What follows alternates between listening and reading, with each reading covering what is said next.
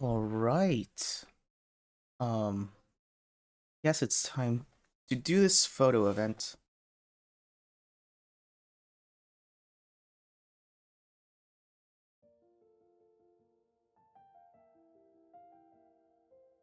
I have no idea what it is, but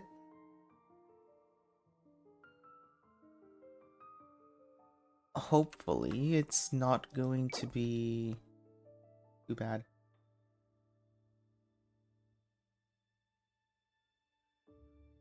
Wait, these are just story quests, right? Tribal crime.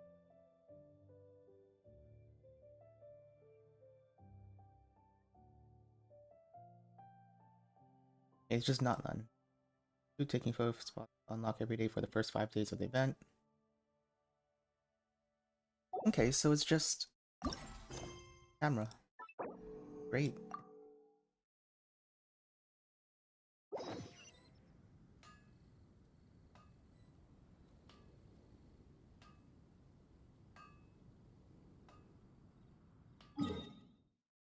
So where are we gonna start off?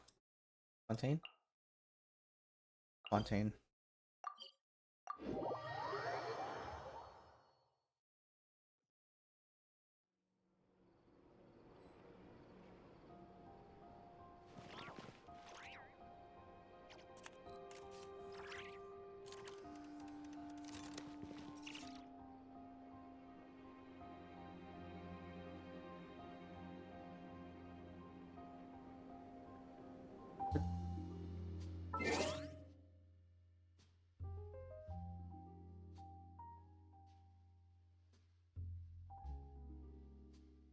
Hold up.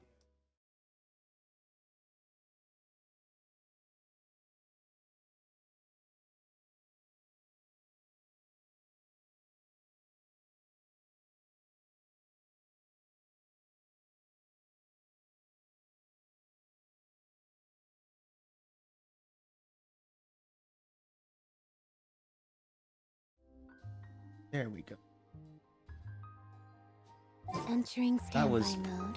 a bit large. I hope nobody disturbs Let's me. see. Oh, wait, she's right here? Alright. Camera. Even one master mentioned? And here traveler in that flying fairy dressed in white.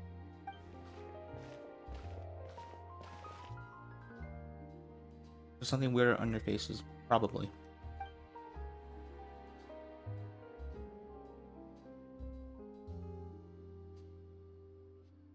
Happening?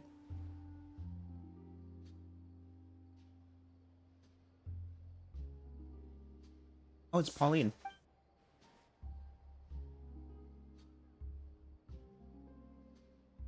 I'm pretty sure like we did photos for her as well, right?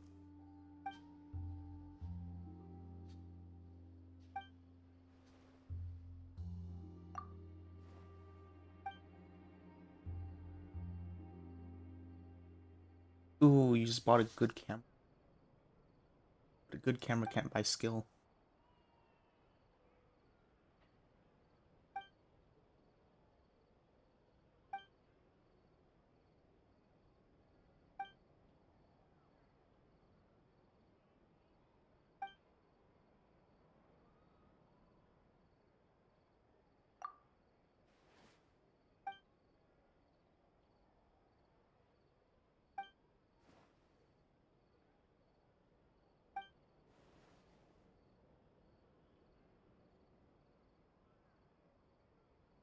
I'm guessing it's like 3 photos. Like we're taking pictures of like every 10 frames, I guess.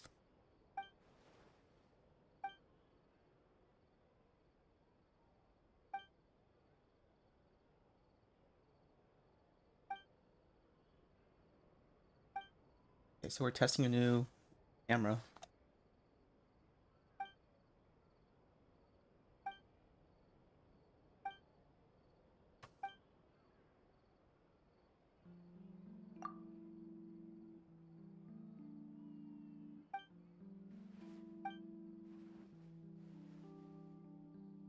I think her arms just went weird for a moment.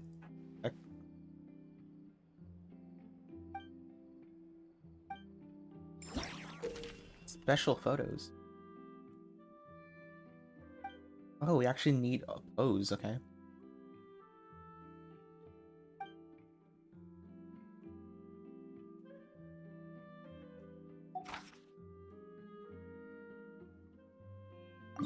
Alright, taking photos time. So, Knights of Favonius. We're gonna talk with Noelle. We actually get teleported here, okay.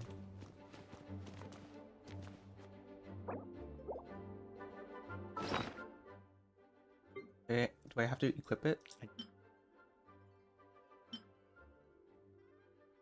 Or not. Okay. Hey there. Are you busy?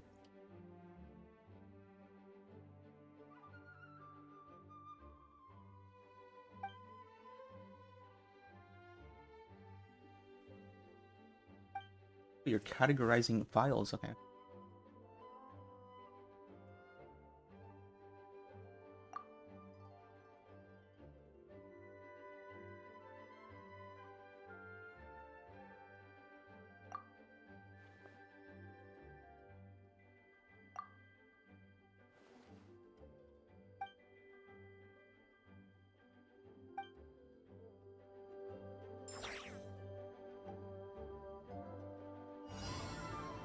Trigger. Oh, we.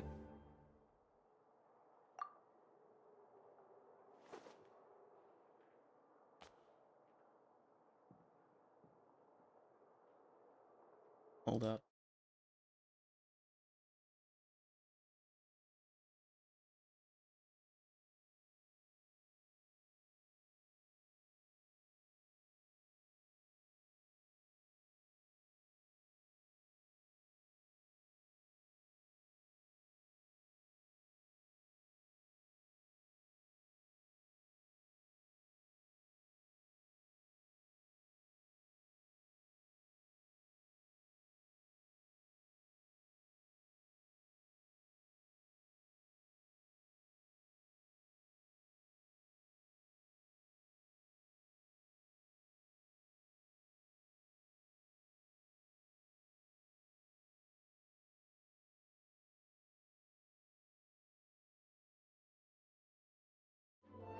Okay, I thought like I could just easily take a picture. No, it's like really difficult.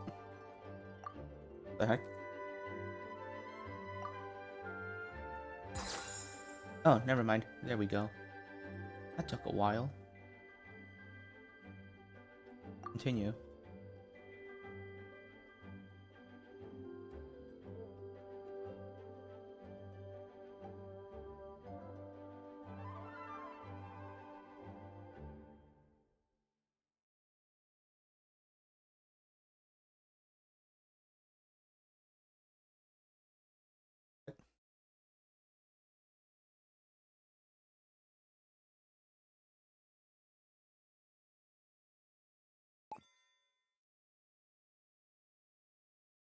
Huh?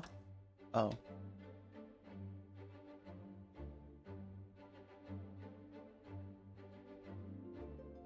Alright.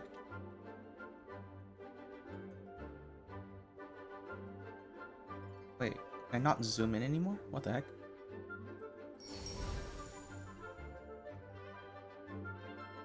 I was like, something's happening.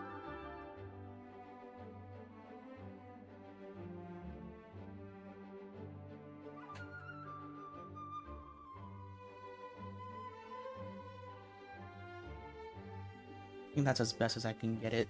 What the heck? Alright. The moment that I said that it was difficult, it just decided, yeah. They're just going to do it.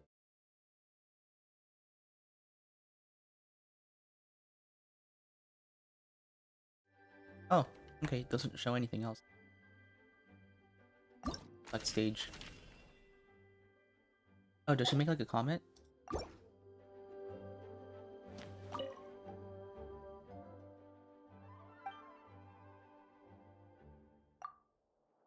Oh, she doesn't. Okay. Photo taking reward. Target to Villa.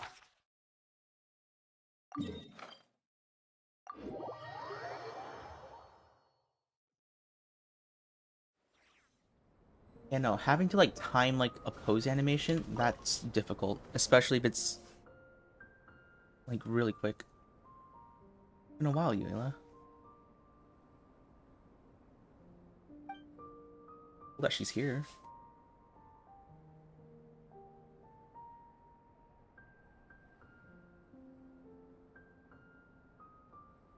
I guess the knights just don't really have anything big to do. I mean, I guess like the last thing that they did was Durin, right? But I guess like that finished, so they're on like a small break, I guess. Probably.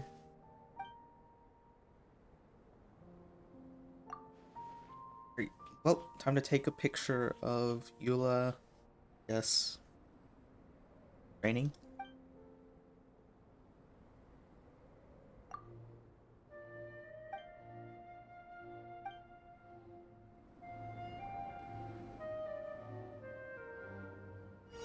Uh.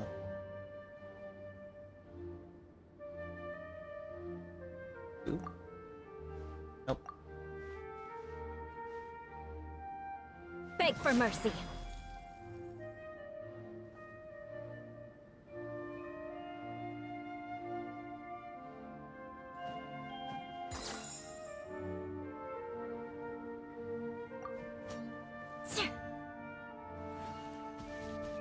Hold up.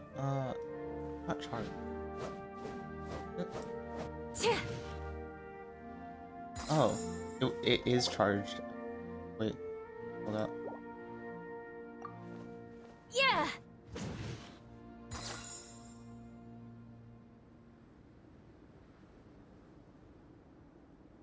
Bruh. What the heck? Okay.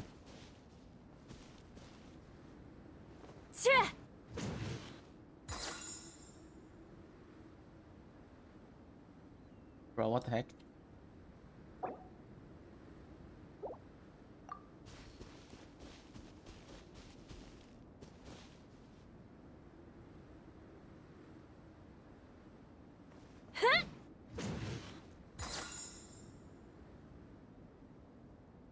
Come on.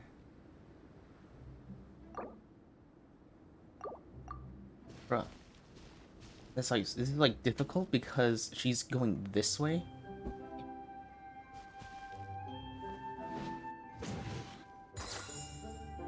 Now I guess it's not. What? Is that not the pose?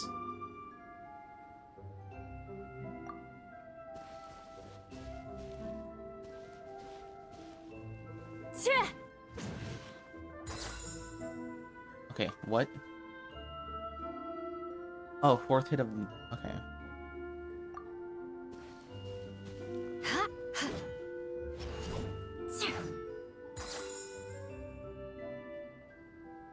Okay.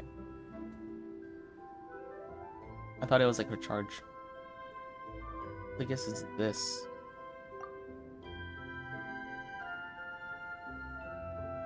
That way.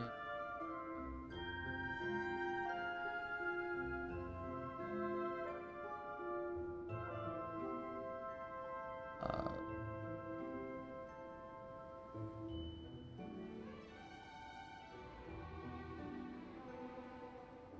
Heck.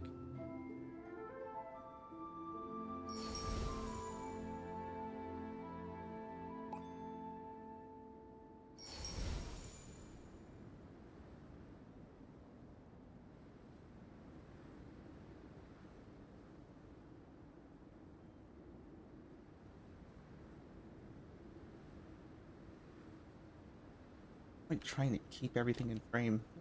Just not. Go this way. Okay.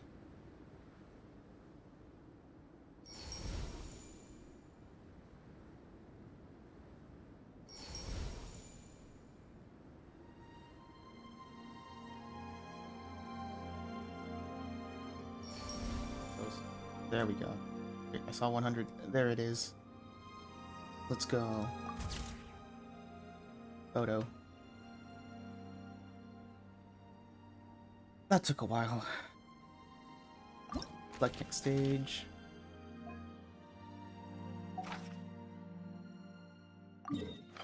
It's Toma.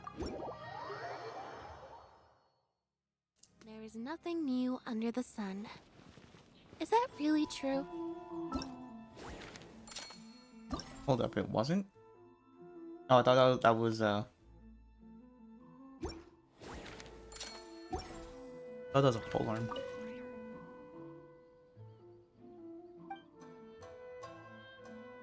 Hello, cousin.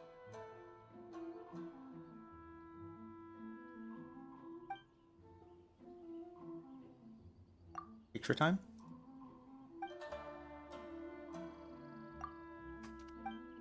Oh, it says dive, right?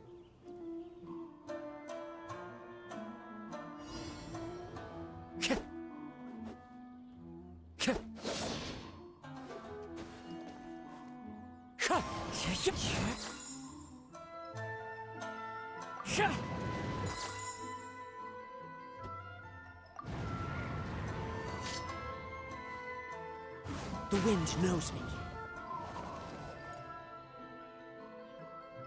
Into the wind.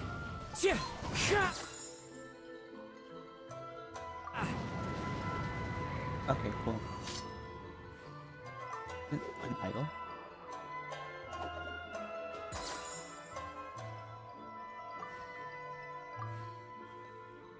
Oh, no.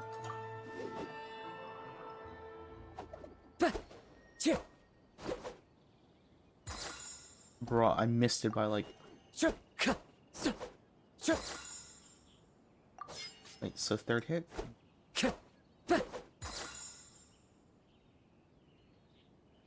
It's not? It is. What the heck? Bruh.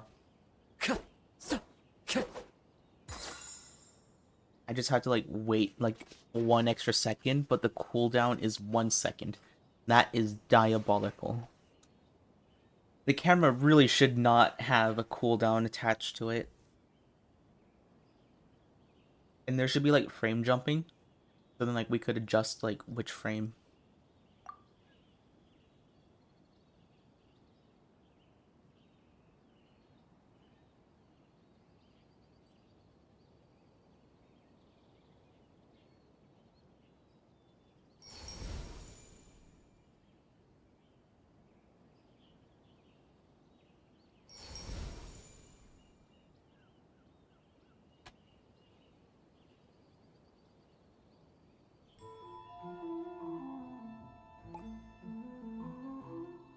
No, I think I got it.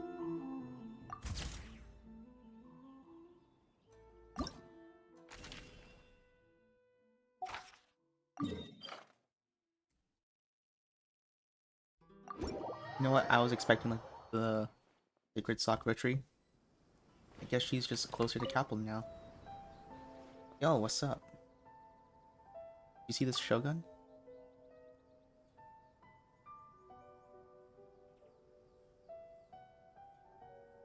Oh, so I guess she's just reading light novels.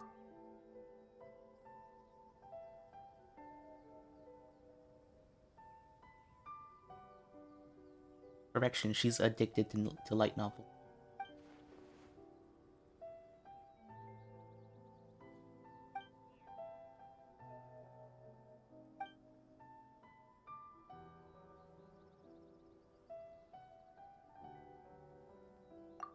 Of remembrance.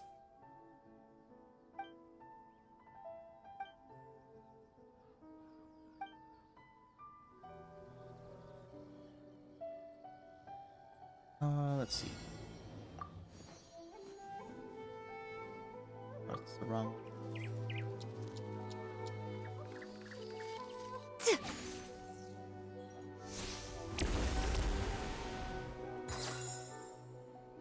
First try, let's go. Continue. Didn't have to. Nope. I do adjust a lot. What the heck? How the heck is that tilted?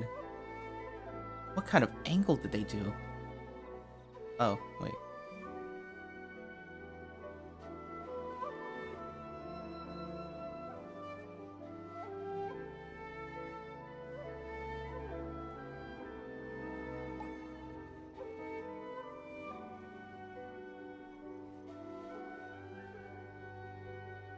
closer there.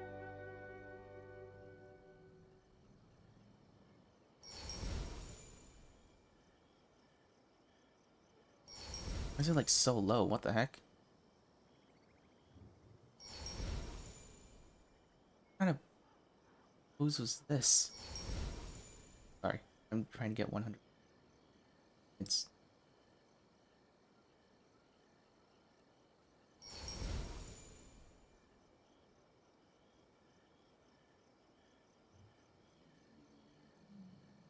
a bit large.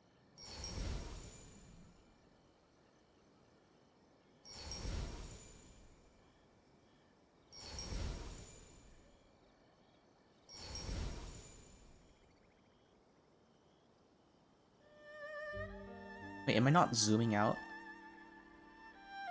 I just realized I'm not zooming out. Oh, that's because I was just...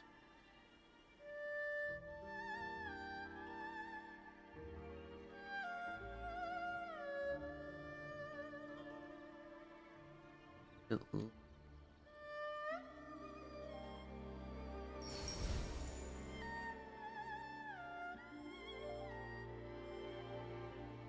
feel like I think it's the same.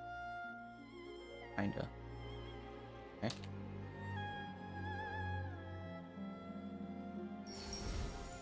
Or it's supposed to be this angle.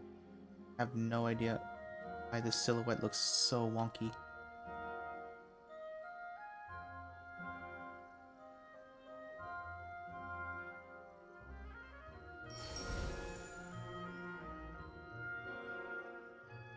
Silhouette is so wonky. I think like the weapon is just not in the right place. I'm pretty sure that's what it is. Definitely like this.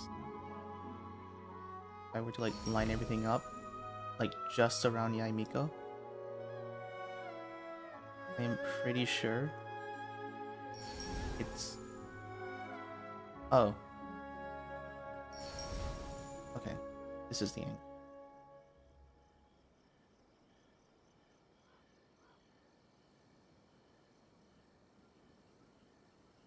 Trying to zoom in and it's...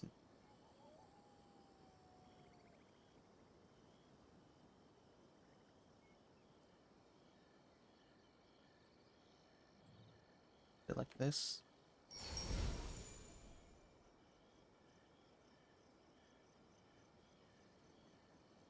So close. So close. So close. Come on. Okay, I'm guessing like it doesn't matter where the weapon is. For some reason this counts as 100%. Why not? I'm gonna take it. Alright, next stage.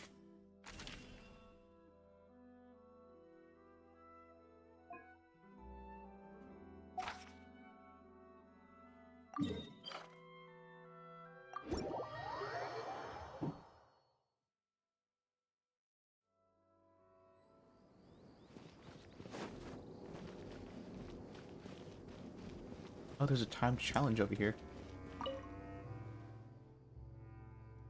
Hey, Sino.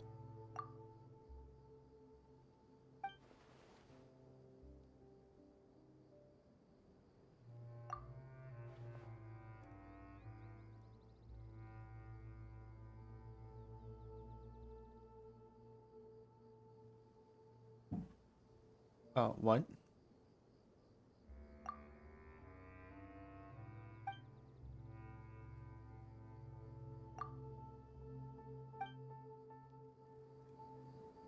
I'm guessing this one's skill? Nope.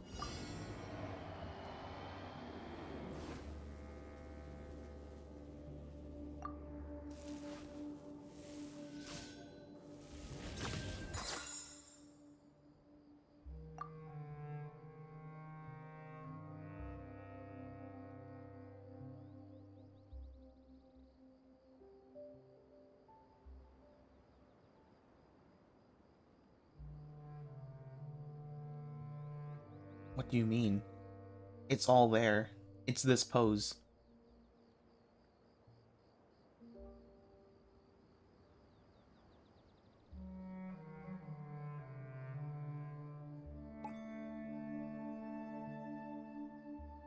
Pose.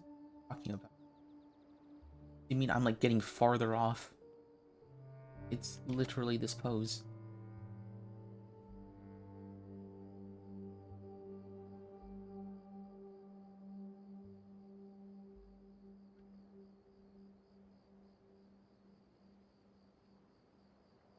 I like a few frames off. If that is that why? Camera tip, upward angle, align with what?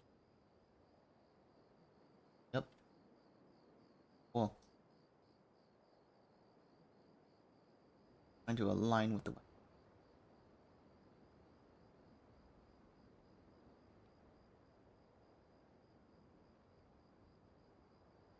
I'm pretty sure I'm like a few frames off. That's my guess. Might actually be like 1 or 2 frames off.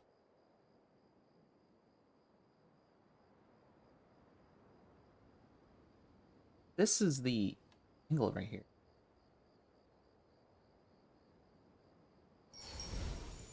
Oh, like this?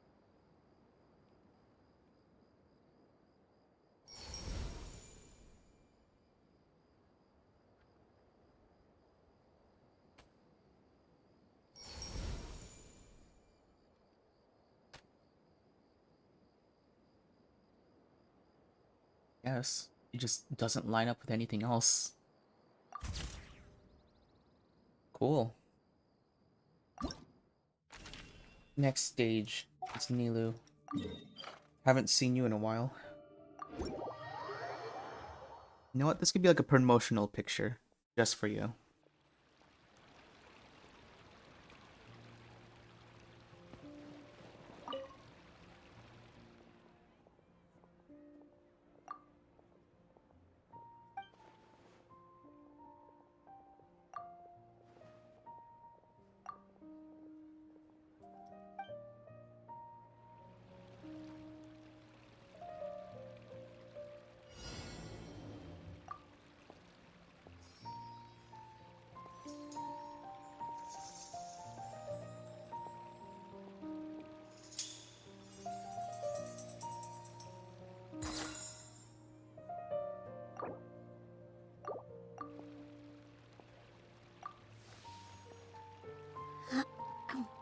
Oh, I thought she was taking out a phone, and I was like, wait, that's not the right game.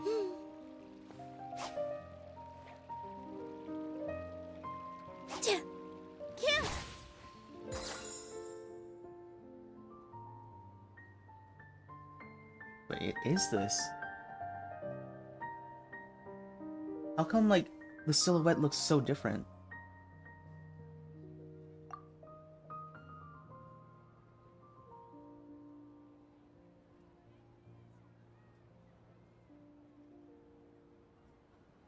Oh.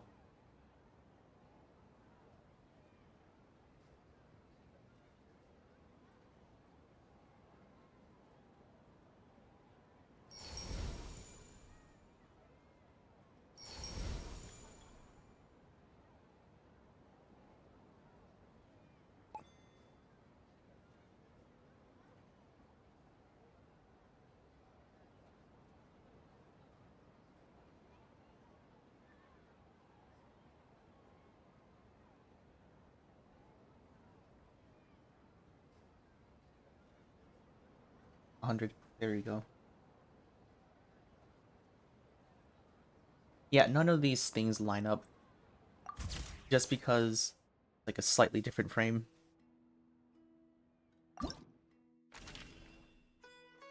I'm guessing, like, the game just tracks, like, the vague angle, as well as whatever pose it is detecting. Which is weird, because, like, for Kazuha, it was the third attack, but I'm guessing it's, like, third attack, wait until, I guess, like, the wind stops. Like, the slashing stops.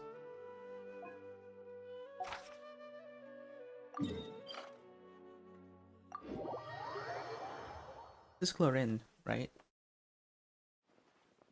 No. I am terrible at silhouettes. New recipe? Oh.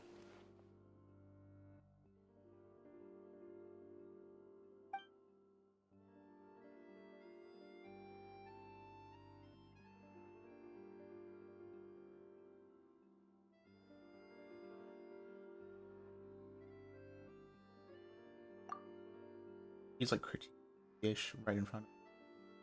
Well, it's surprising that she's able to like pay Civets like a few seconds off. A picture.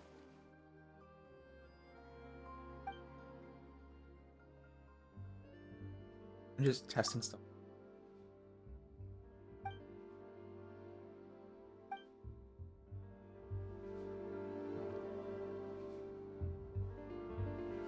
The heck is? Oh wait.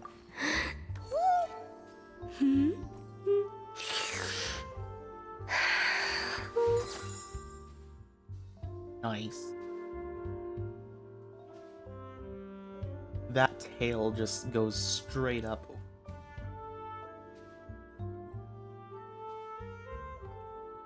But yeah. Continue. Holy. You want us to do what?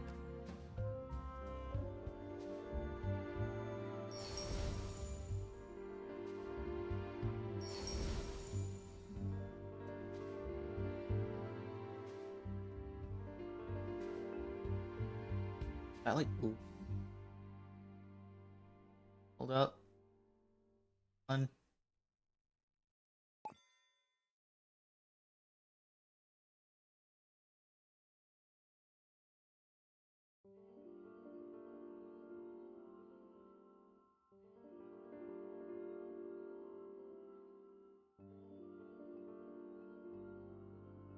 That 100 is there somewhere.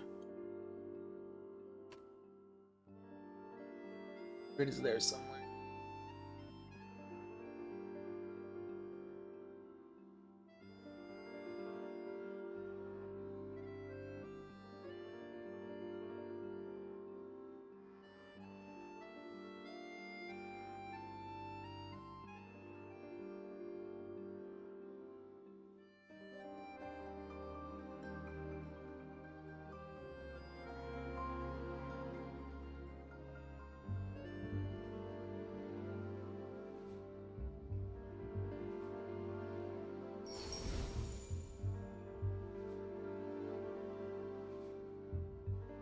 Straight up.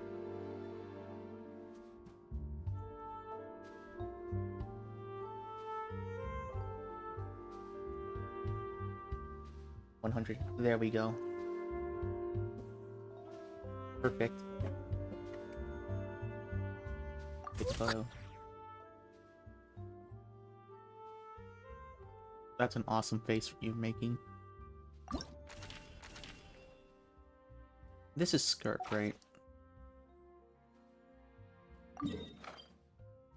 Right?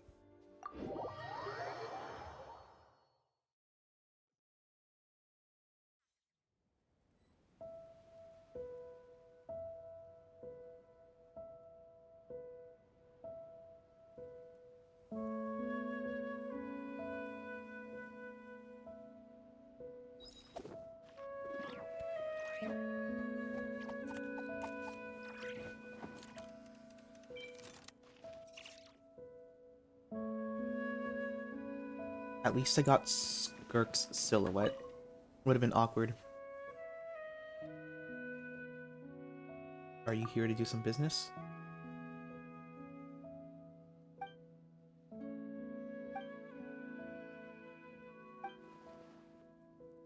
Grown stronger. Yes, kinda. Do you want to take a picture?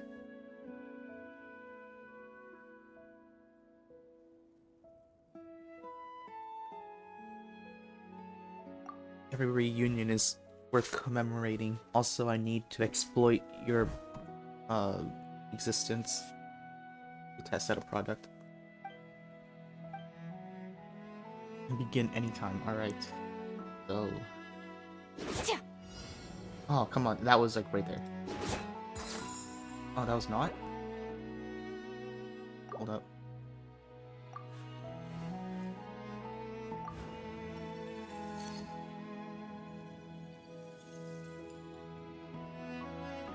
Nope, that's just her sleeping.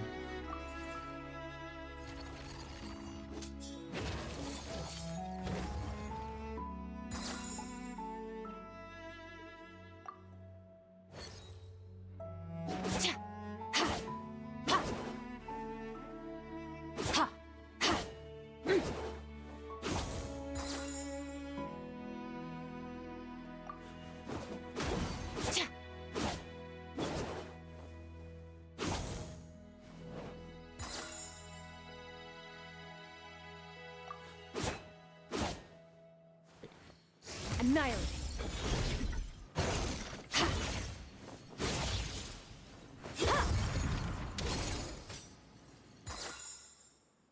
That's not it?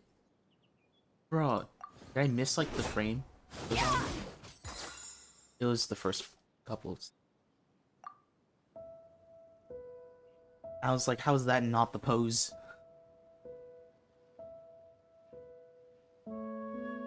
Like, really zoom in.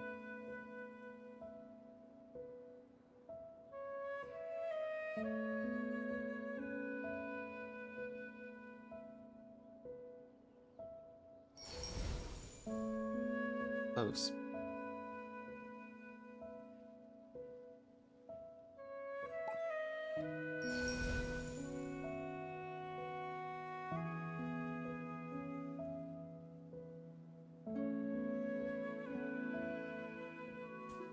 Line up.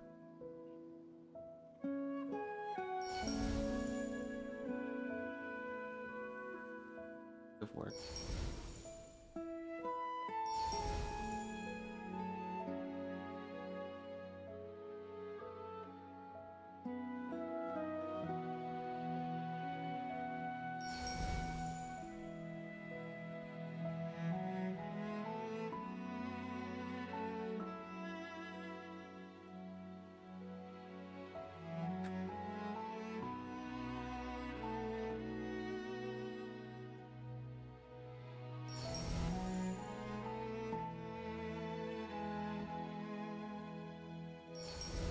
There it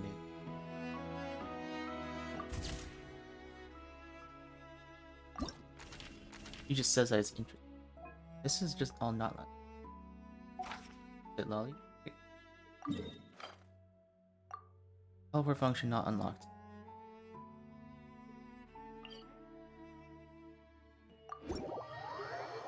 Is it because it's not uncovered?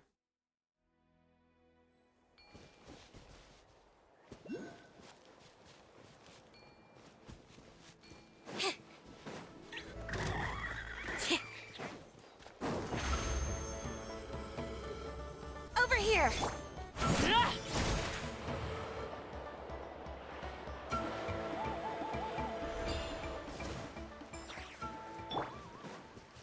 I am pretty sure it's because I didn't unlock the statue of 7 here.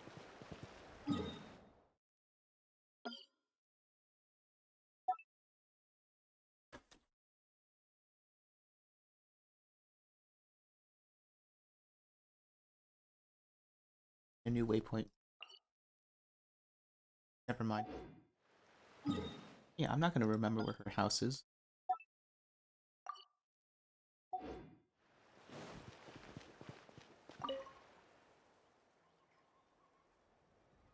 Sleeping cool.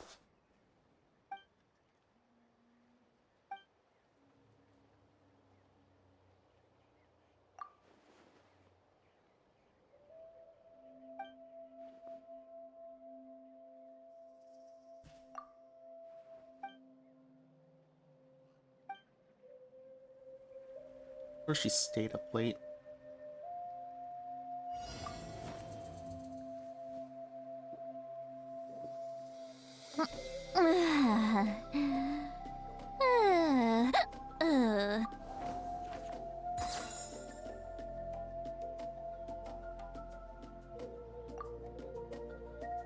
Okay.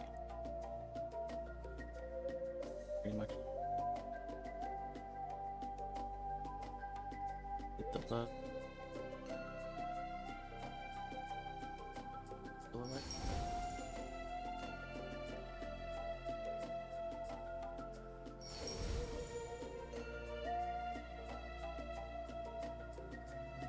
With the book. Oh. Gosh. 99. What the heck?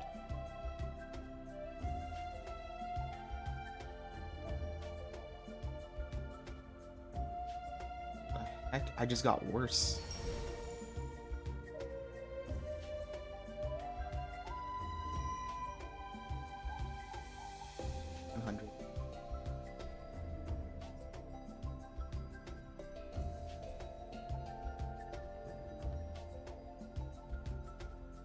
course I meant.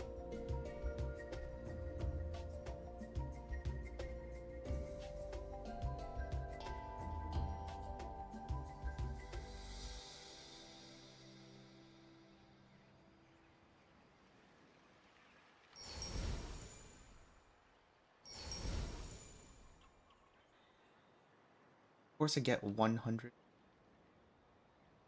Oh wait, this.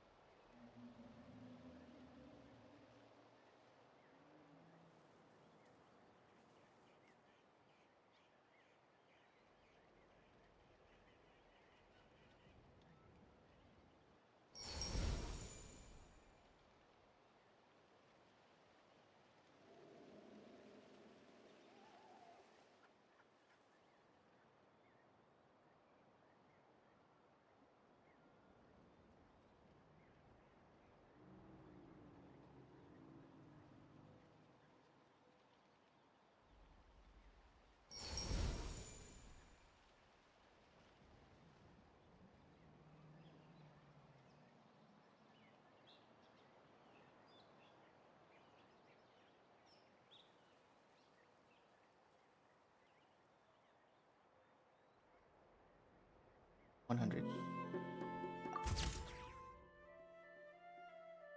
For some reason that worked. Next stage, and it's Kachin. Teleport. Yeah, I'm pretty sure I have to unlock the Statue of 7 in order to teleport there.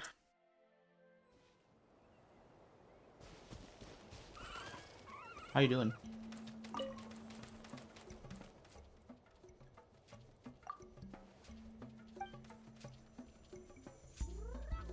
Oh, you found a gemstone? That's cool.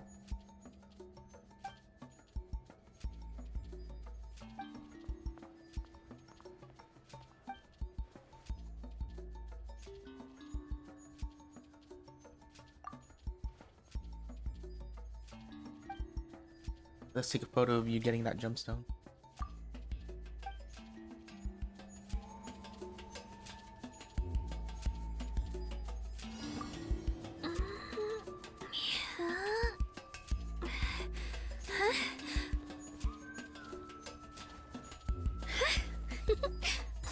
Nope.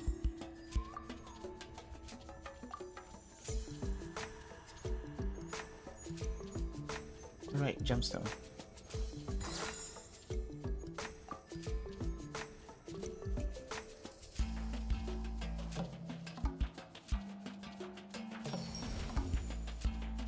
Oh, what the heck?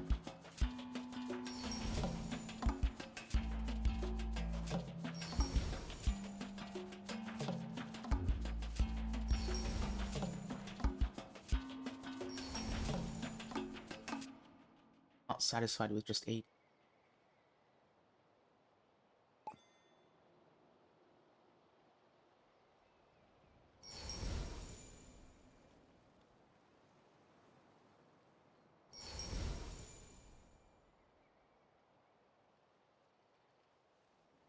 Zoom in close.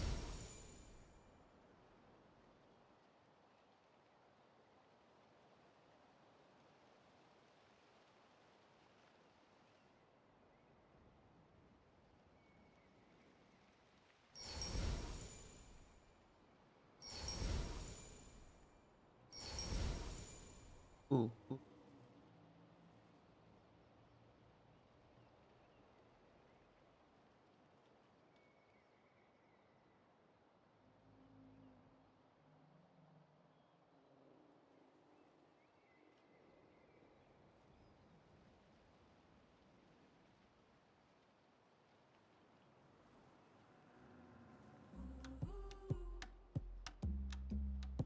And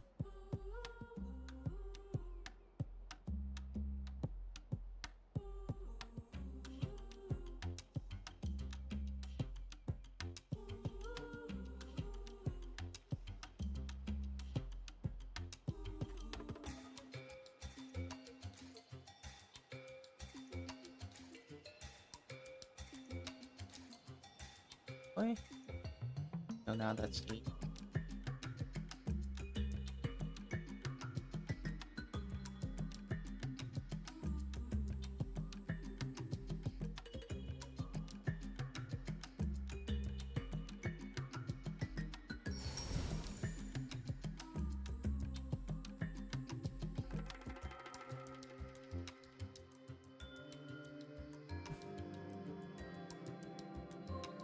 Hmm. Hmm.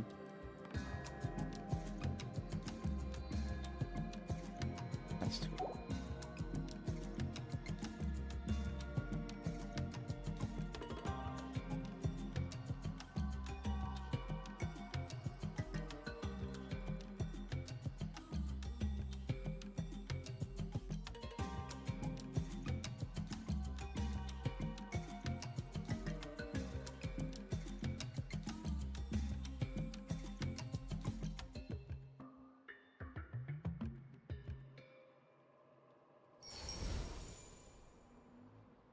Like this.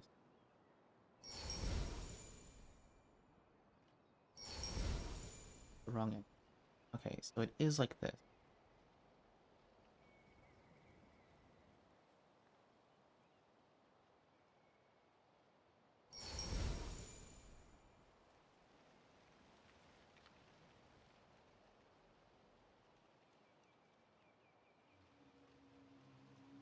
No, her arm looks kind of small.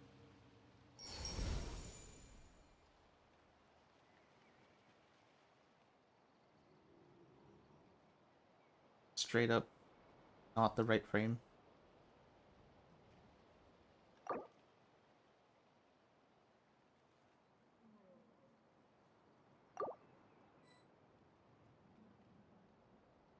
Heck.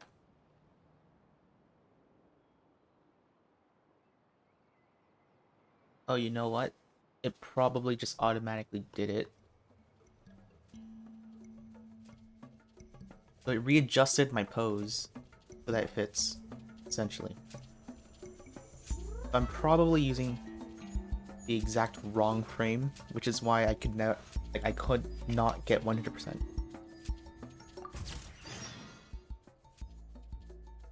Alright, select stage. I got all of them. End photo session, yes. I should have gotten it.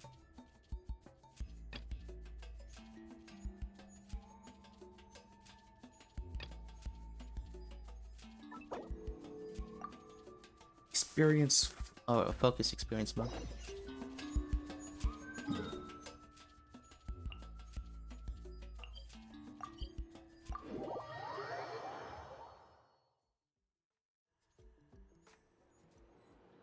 Got cool looking photos for you now.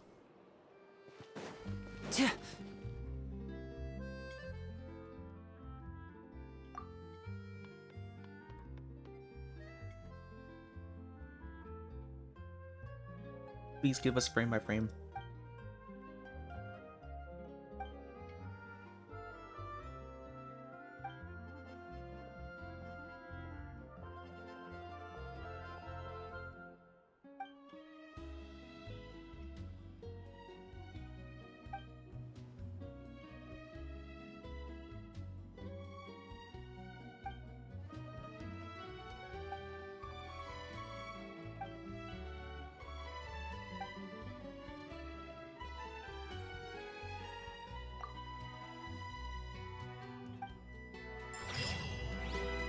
Okay, so they're teasing another event.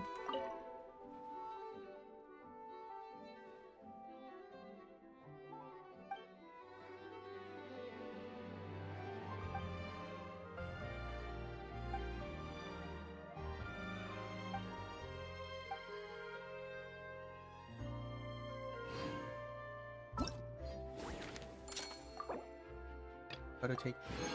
Got all of them.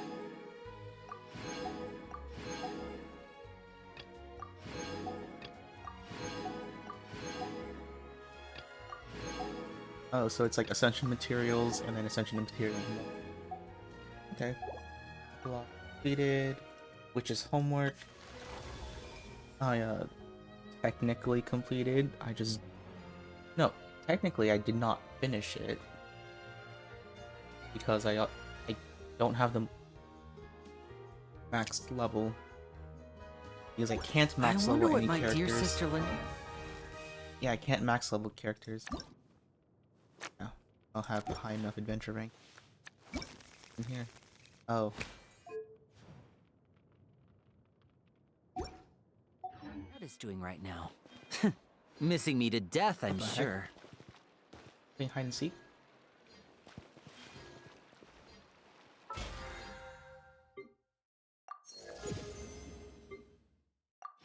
That. Oh, you're hiding. And you're seeking. Right. Well then, I guess it's time to do the Archon quest.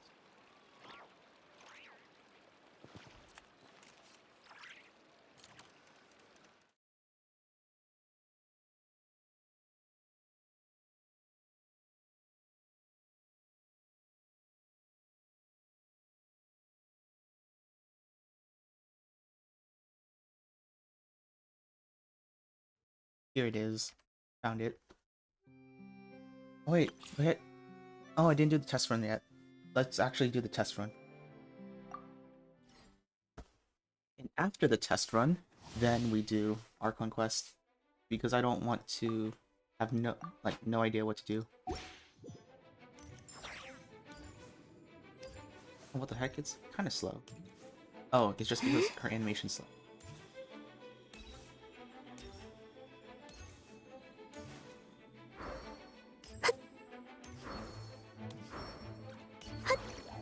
Yeah, she could run on water.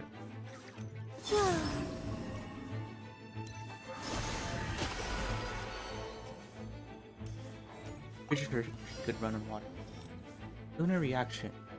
Accumulate gravity to trigger gravity.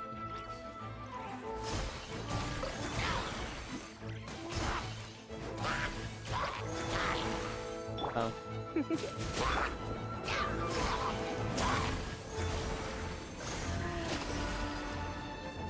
Wait.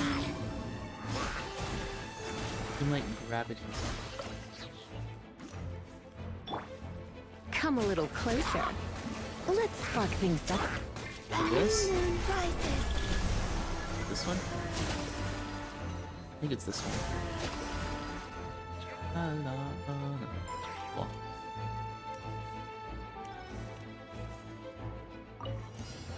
Surge. Change of plan.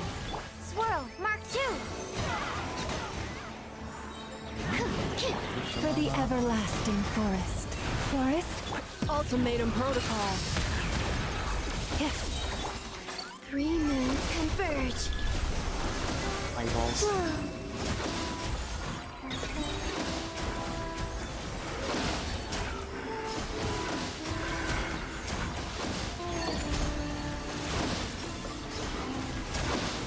A moonlit night for all. Preparing for dust up. I don't know why, Defensive but mode it engaged. feels slightly off. Just because Surge. she's singing in her normal attacks, and it's like super soft, and then her voice just comes in at like normal volume. So it's like slightly off.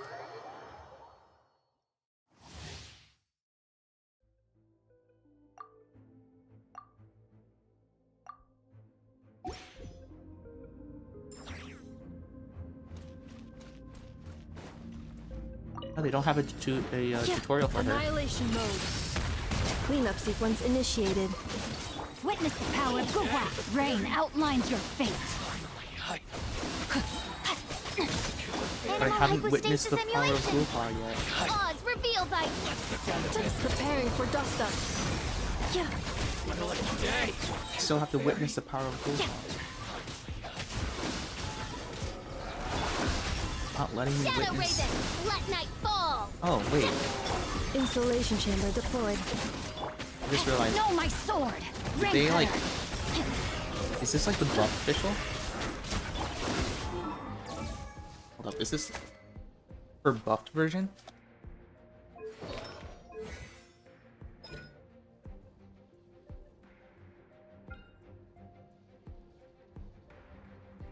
Yes, it is. Oh, but he doesn't have a second Hexerite. Oh no, yeah, no, never mind. She has Sucrose.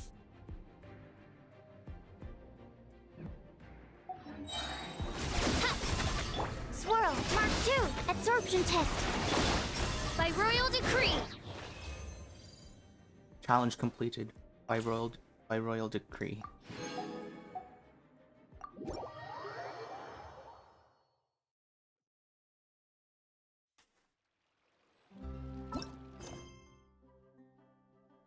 Right then. Let's go.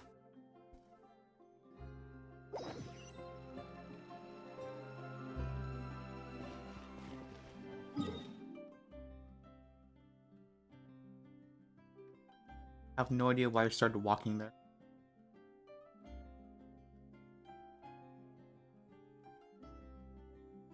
Oh, Mika's here.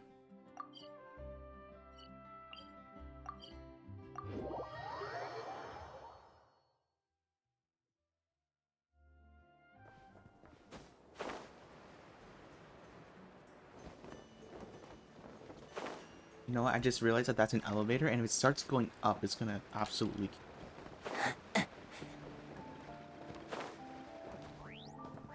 Oh, okay, it's not automatic.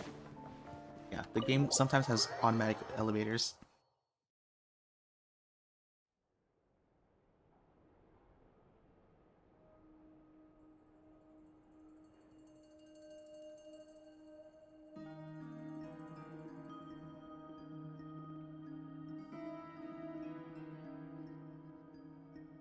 Looks like the gang's all here!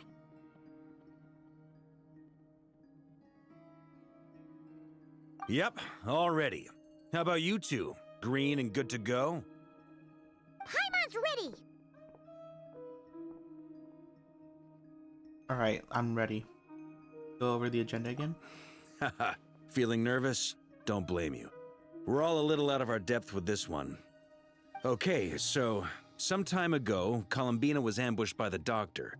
It all happened pretty fast, and the last thing you saw was her vanishing into the moon's reflection. Yes, though at the time, all that the rest of us saw was the Doctor using some kind of power.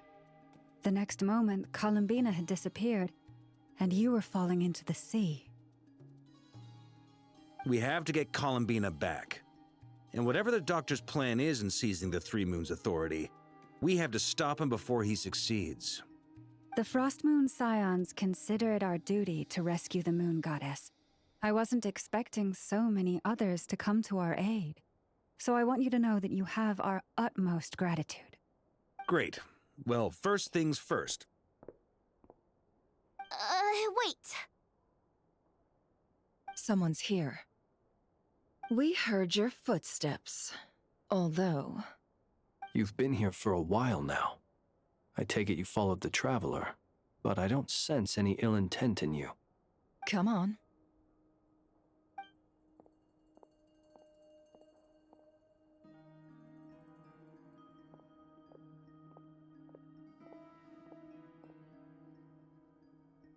I figured it wouldn't take you long to notice me.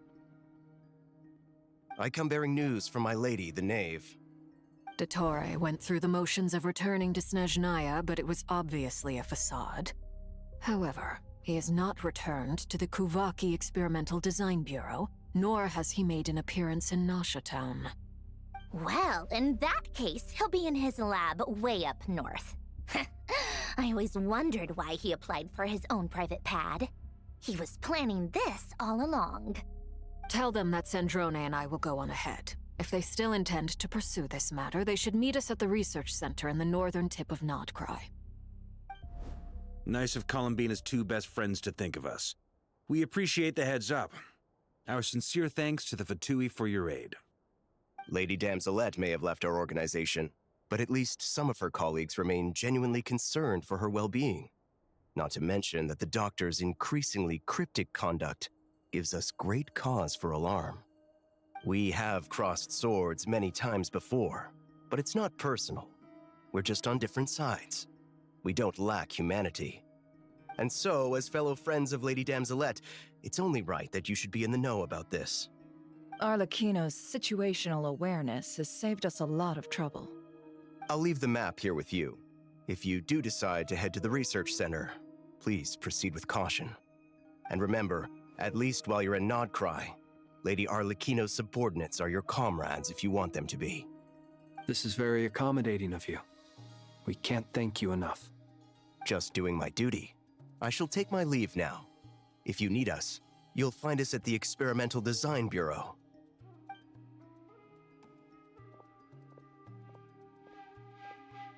So, The doctors left the Experimental Design Bureau and headed to some research center up north. Marionette seems to think he's been planning this for a long time. But when did it start? Before he even arrived in Nod-Krai? It seems his loyalty to the Tsaritsa is lip service at most. Behind the scenes, he may even be working against her. Whatever his motives, we know that he's decisive and incredibly ruthless. Facing him unprepared would be a recipe for disaster.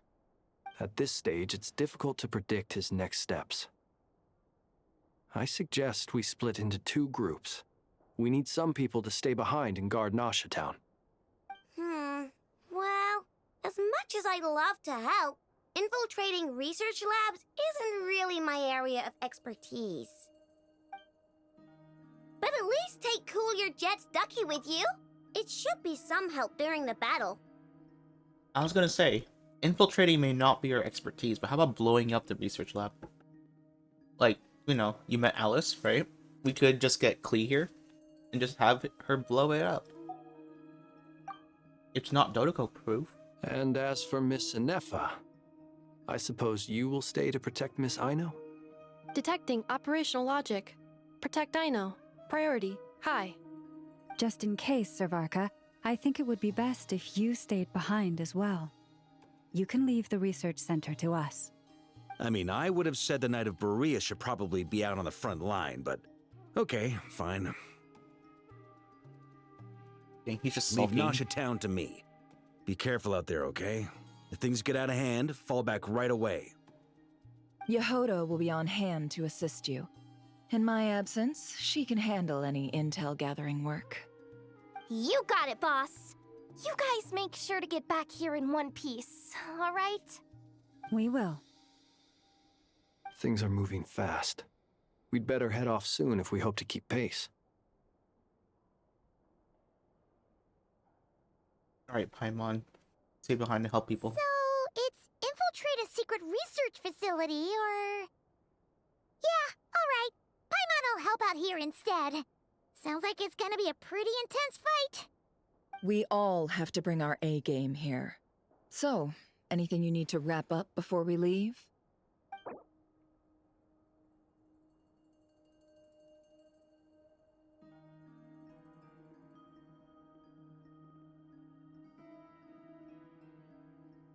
Next part of the story, you have to have ample time.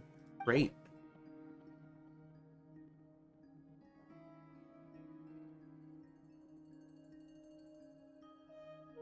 A few things, Okay. actually. Well, we'll be good to go as soon as you're ready.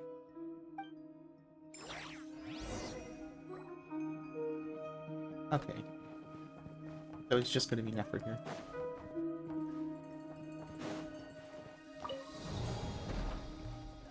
Heck, we could go in.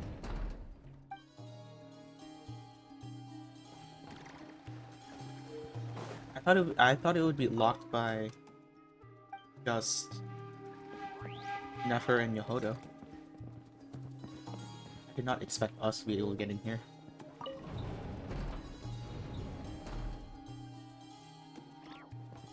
Hey, I just need to check something real quick. Just be right back.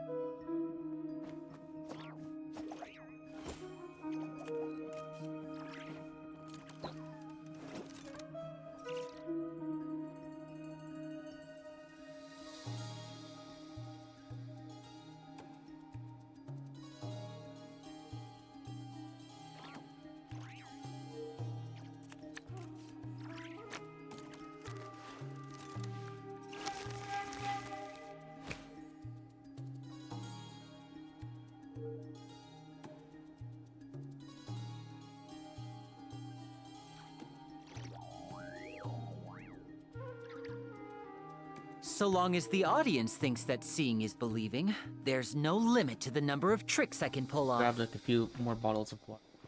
We all have to bring our A. So I'm good to go now. Then you'd better get going. Very well.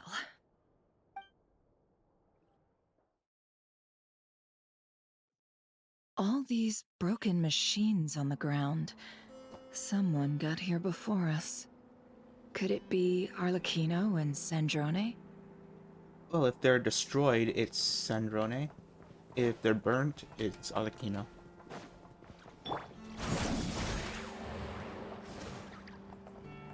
Yeah, this was Arlecchino.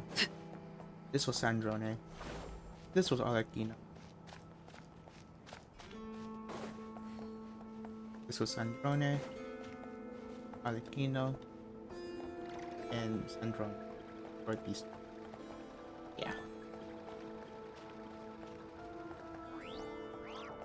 Oh. Oh. Good flower. Oh, secret. Enter facility.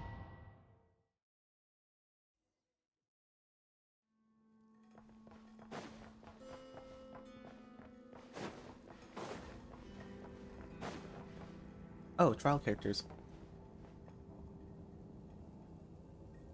I didn't even react. Ooh. What is this? Spiderwebs? Kuvaki?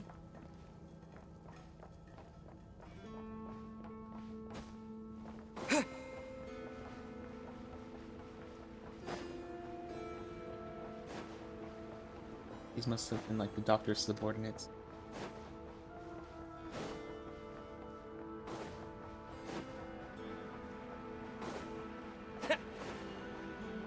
Sprint up here.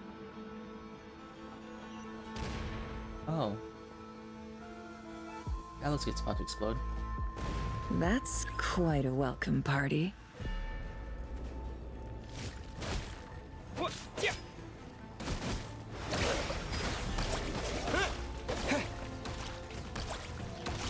Like, we could spawn that thing now? That's cool. Leave this place.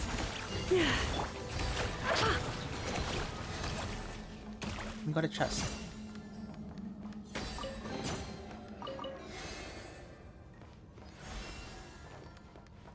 Hold up, can I check my bag? I can.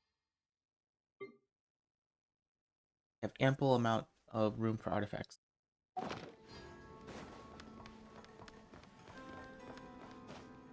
I can't go in there?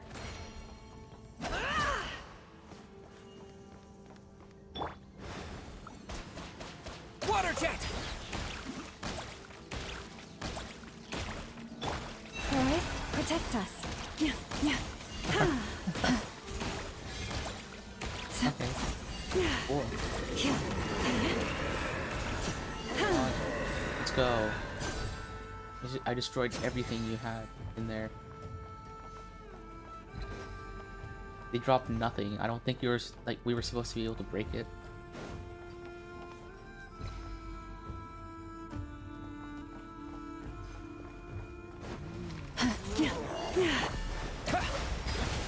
Be silent.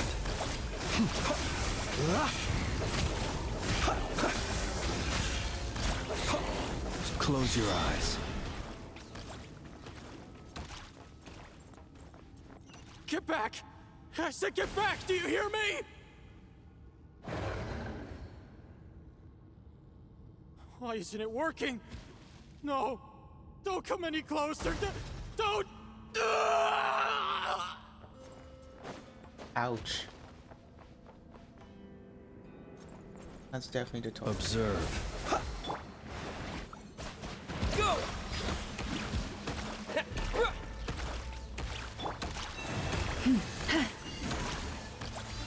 I guess it doesn't reach all the way. Doesn't reach all the way. Yeah.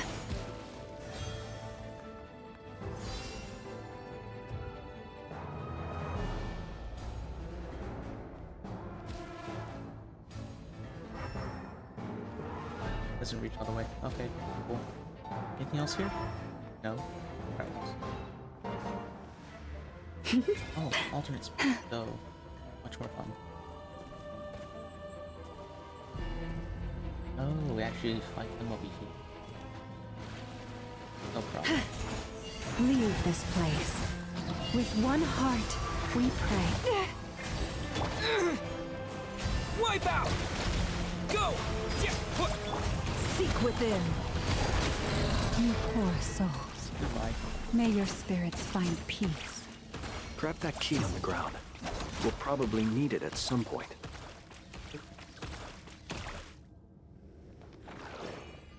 Just... It's like 1 meter.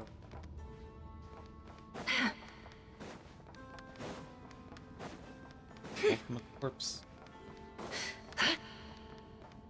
Oh. Over here? Yeah. Can we retrieve it or no? We probably shouldn't retrieve it so that we don't... Oh. Watch out. Ugh, there's no way Oh, through. what the heck? Let's That's a go lot of around. elements of energy. What else is here? Nothing else. Alright. Alright, Flynn's. Could fly, right?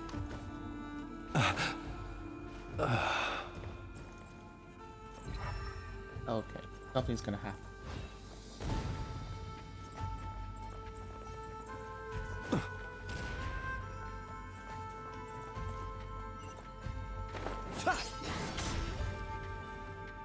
Oh, cutscene?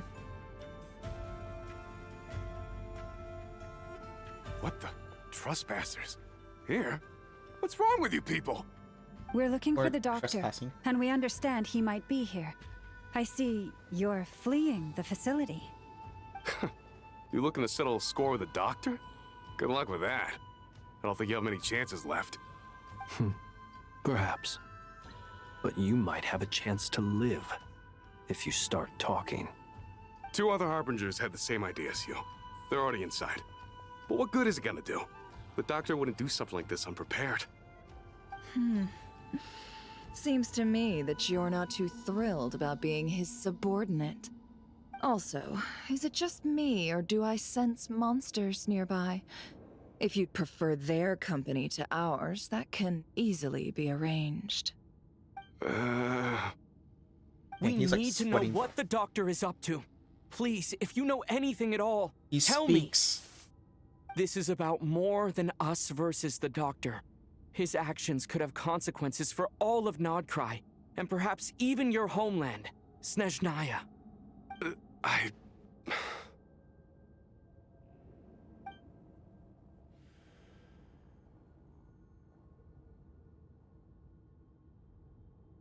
He's building something. Ambitious doesn't even begin to describe it. Feels like this could be the big one. God knows how long he's been planning it. A while back, he told us he'd be returning to Snezhnaya. We weren't expecting him back so soon. This time he brought some gemstones with him, or something. 2 of them. The moon marrow spheres. He stole them from their rightful owner, Columbina. Oh, Lady Damselat? Last I heard, she left the Fatui. Before she went, she told us she'd finished what Her Majesty asked of her, and wished to focus on some personal matters. I remember thinking that leaving us might not be the best choice. I mean, I always looked up to the captain the most, and... Back when this all started, the higher-ups dispatched 3 units to Nod-Krai to execute their plan. They were led by the Doctor, Marionette, and the Damselet, respectively. I was a part of the Damselet's unit to begin with. She never really interacted with us much. In fact, she seemed sort of detached from everything. Not because she was distracted, just felt like she was indifferent to the world around her. Like she had no stake in anything that happened. She always seemed like she was staring off into the distance. Almost as if she didn't see anything worth living for in the present, so she had to look further afield. That's right. She always used to stare up at the sky. The doctor used to stand nearby and watch her. Apparently they got along well at first, but somewhere along the way, she grew wary of him. Started avoiding him as much as possible. After she left, everyone in our unit merged with the doctors. He's similarly indifferent to the world, except when it comes to the moons. He seems to have big plans for them. Right now, obtaining the 3 moons is his #1 priority. He even said if he can only get his hands on 2 of them, he'll create a 3rd one himself. How would he create an artificial moon marrow? Maybe the knowledge he gained from the Hyperborean phantoms has something to do with it. Thank you for cooperating. We appreciate the level of detail. I get the sense that you'd serve under Columbina again if you had the chance. Would that be fair? No, she's no longer a harbinger.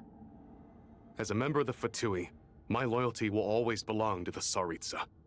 I'm only telling you all this because I don't completely trust the doctor. His actions do not align with the goals that first brought us to Nod-Krai. I understand. We'll do everything within our power to stop him. The Knave's unit is based at the Kuvaki Experimental Design Bureau. Maybe you can seek refuge with them.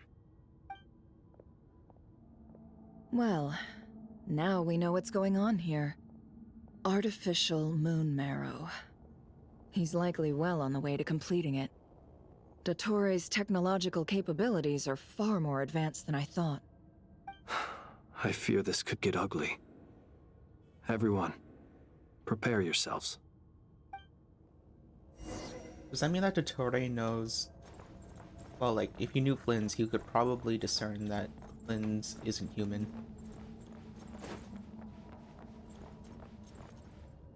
Yeah, Nicole would have also known that Flynn was not human.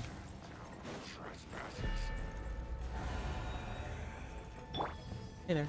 Go! Be silent. Close your eyes. Be silent. Do you fear the dark? Gone. Anything else? Ooh, we could jump down. And hey there. Close your eyes. Observe. Yeah! It all adds up. Yeah.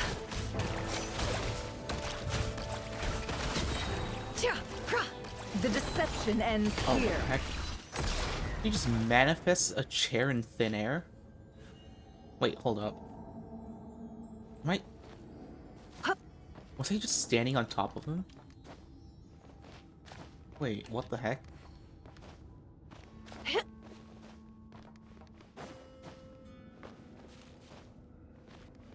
was accident. I somehow ended up on top of him. The heck?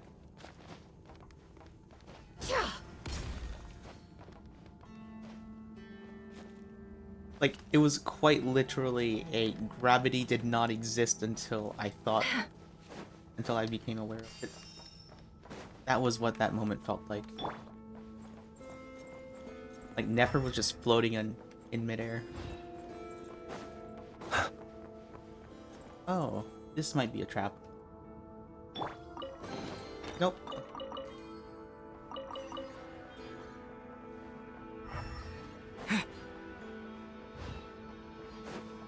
Else here?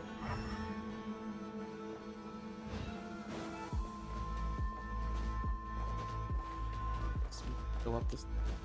You can't climb anything.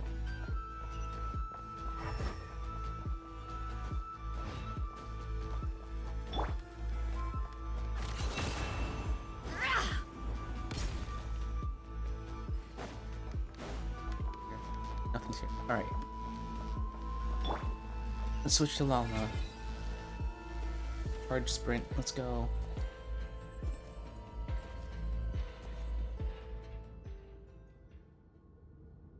Alright, we're here to punch you in the face. Welcome, one and all. I've been expecting you. I hope my humble research facility is to your liking.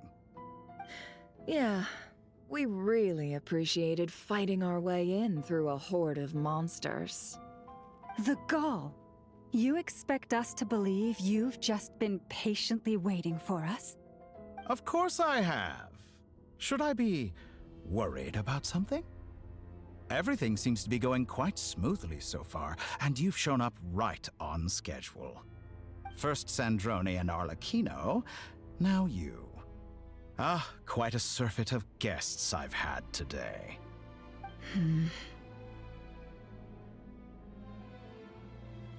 If you were looking for them, I should probably mention that Arlecchino disappeared as soon as she entered the facility. As for Sandrone, why, she stood right here only moments ago demanding answers from me at the top of her voice. Hardly out of character. She never was one for basic courtesy. But I have to admit, I was a little surprised to see her showing concern for someone besides herself. Does everyone you associate with undergo such a change in temperament? Speaking as a researcher, I have to say, it is not a change for the better. It threatens one's ability to remain objective. And where is Sandrone? Well, since you ask... Oh, she in that, test tube behind. So you've got your hands on the moon marrow, and now you're claiming godhood. Don't you think that's a bit of a stretch, Dottore? I must protest what you are insinuating with that phrase, claiming godhood. I am not claiming anything. I am stating a fact. You're a researcher. I'm sure you appreciate the distinction between the two. Huh? Wait, you really think you're all that? You'll excuse me if I'm not being a polite little lady for you. We're colleagues. We both know what kind of person you are. By the same token, I knew you'd respond along those lines. You and I both understand that facts speak louder than words. To that end, I've had my people send you a small gift. It should go some way toward helping you understand my present position. What gift?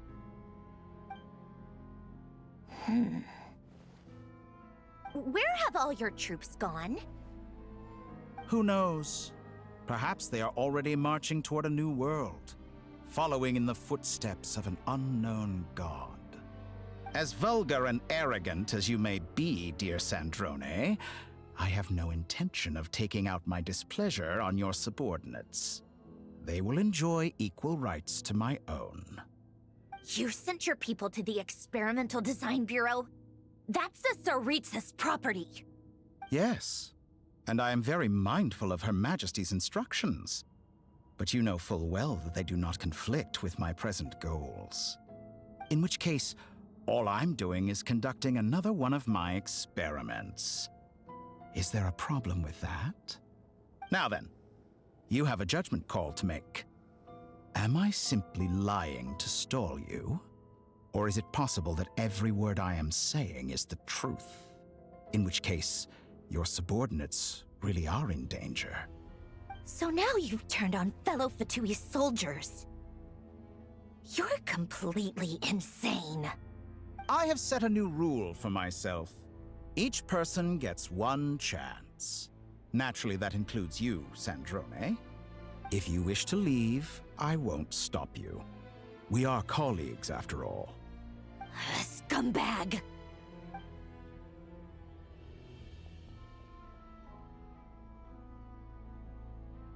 Still, I hadn't counted on Sandrone sparing any thought for the people of this world.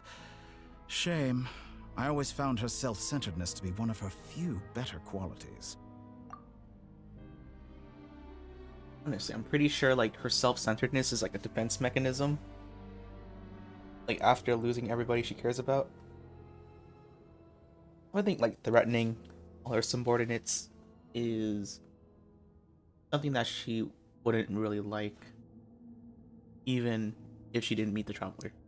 How can she ever hope to achieve greatness when she's so obsessed with protecting her little design bureau? It's more than a little disingenuous to speak of achieving greatness while taking hostages. Or does honor no longer mean anything to you? Honor? I have the marrow of 2 moons in my possession and will soon complete the construction of a 3rd. I will be the god of a new world. And you speak to me of honor? How charmingly naive. Those are sacred relics. You do not deserve them. In my view, many in this world do not deserve to be alive. And yet, I mercifully permit them to go on living, do I not? You'll come to regret your actions. Will I now? Let's see if you can make me.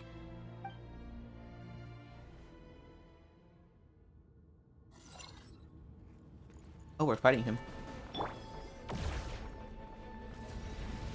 Oh, is he gonna clone himself? Target acquired.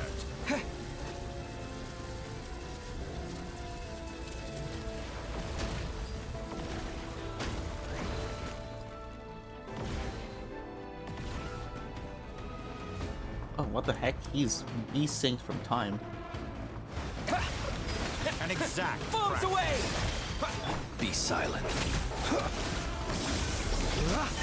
Observe. Do you fear the dark? By the frost moon of Target old. acquired. Seek within. No more lies.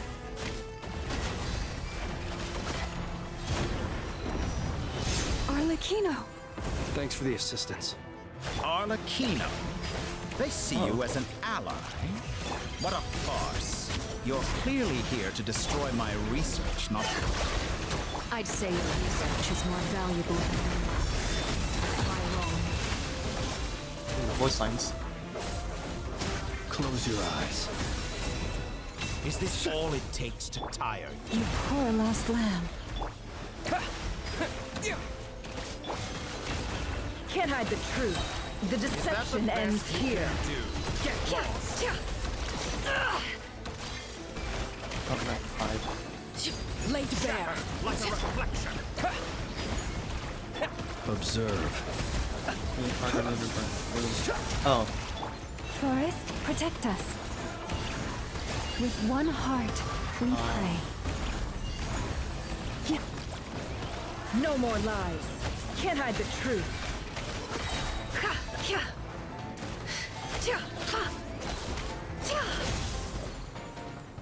okay, that's how it works. Oh, hold up. This is where you fall. Oh, does it instantly charge up? Water jet! Oh. Yeah! Is there a constellation? Close your eyes. Is that why? To dust. Yeah, I can't check. Leave I'm pretty this sure place. it's. I forgot which one. No more But it's lies. one of Seek the within. constellations that lets Dottore it is so too that powerful you don't with the have artificial to let it moon marrow in charge. his arsenal. Fighting him is futile. Quickly.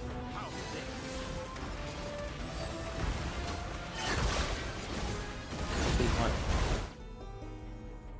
Oh, cutscene. Let's go. I've always thought it is wiser to flee than surrender.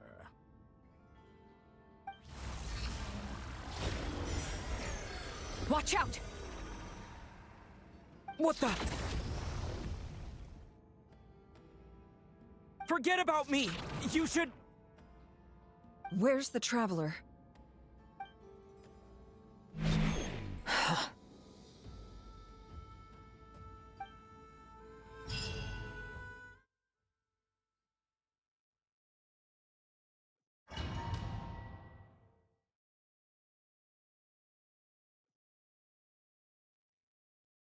Okay.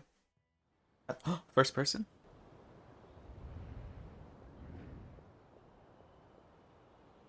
Where are we?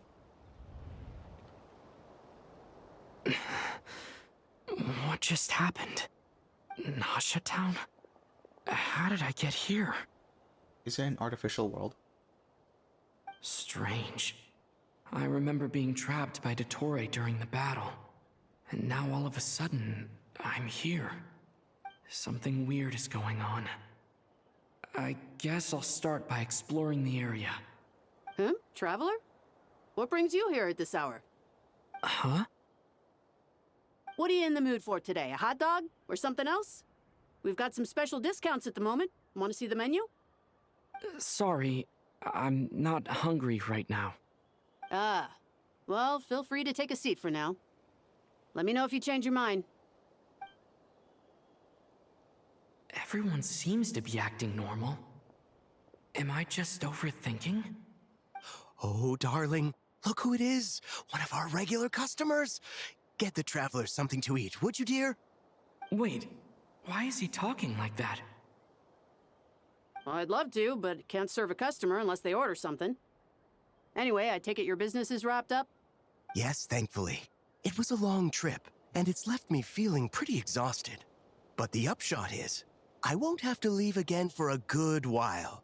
We can have some quality time to ourselves. Wait, these two are a couple? I see some kids around too. I didn't know they had a family. Hey there! I haven't seen you in ages! What's keeping you so busy? I've been looking forward to playing with you again. Have we met? You forgot already? You're silly. Daddy brought you over to our house recently. We had some snacks together. What is she talking about? We've had a lot of customers over the last few days, so we've been real busy. And like my mom always says, some people are more than just customers. They're friends. Oh, another customer's arrived. I better go see what they want. This is all wrong. I never once heard the owner of this restaurant talk about their family. It certainly isn't a family-run business. And that child? I don't recognize her at all. Could this be a false memory? Very good. I knew you had it in you. Dottore. Aren't you going to try the house special? When did he show up? It's a simulated No. world. None of this is real. You don't seem to like it here. That's fine. We can change venues.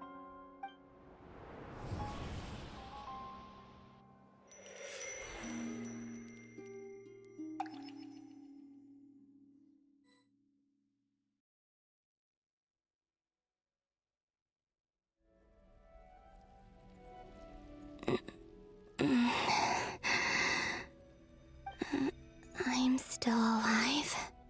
Where is this place? It took all my strength to open the moon gate, and then I leapt into it. So this is the moon's reflection? The mysterious realm beyond the gate? You've been ripped to shreds. How do you feel? I can't sense anything. I guess I could try opening the gate once more.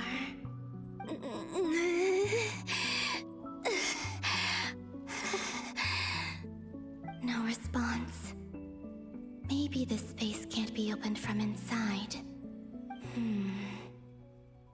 If this was the space that killed both Revier and his lover, then why am I unscathed?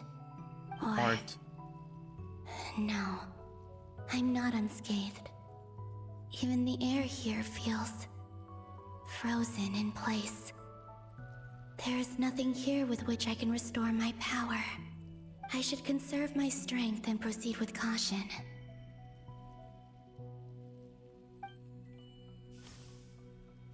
I don't believe Dottore's scheming will stop just because I escaped.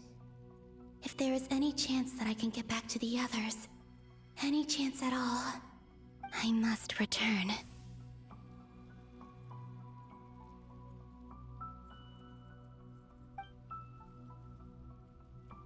Emptiness, silence. What is this place? Or maybe the real question is, what is it for? What's this? Looks like it responds to my power.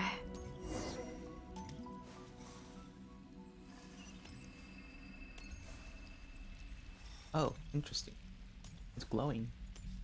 Slightly different color. What is that? Golden. Oh. Like Kuvaki. Is it some sort of guide? And does it feel so familiar? I might as well follow it.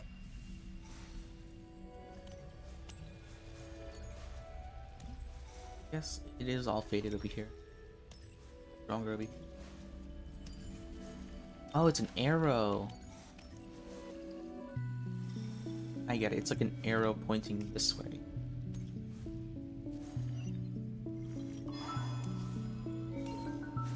Oh, what the heck? Where does this lead? Could it be the exit?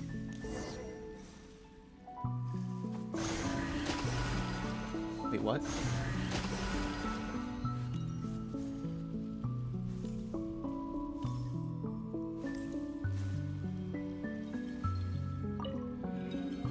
Probably like some sort of memory.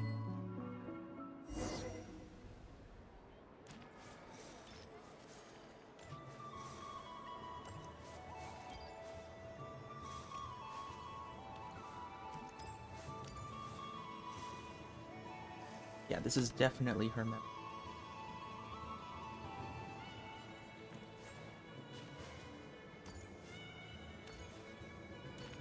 Oh, Sandrone's not here. Welcome home, Moon Goddess. Is this Nasha Town? But isn't Moon Prayer Night over already?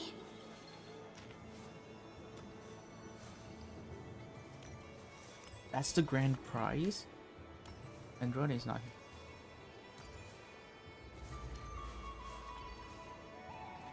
A lot of the other places aren't here. Wait, Aino's here. Aino and Nefa.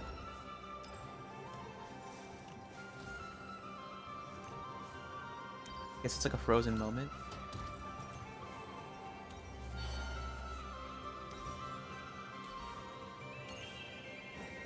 A frozen moment. Goodbye for now, Columbina.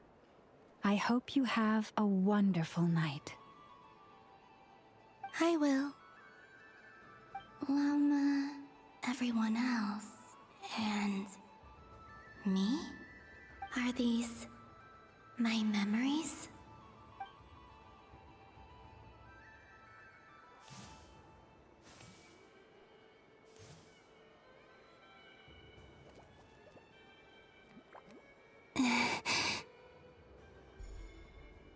I can't touch them. It's as if we're separated by some impenetrable power.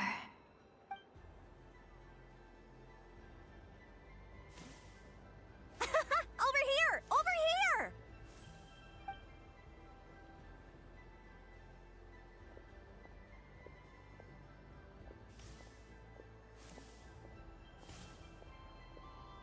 But the people in these memories pass right through me.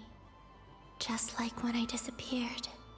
If only I had known what would come to pass after that. Even so, I should still take a look around. Just being back here. It gives me the strength to keep going. This memory fills you with determination.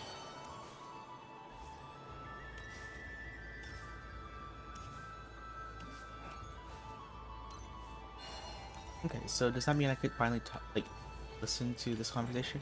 No? It's just, I know, like, whining about how Neff is cheating.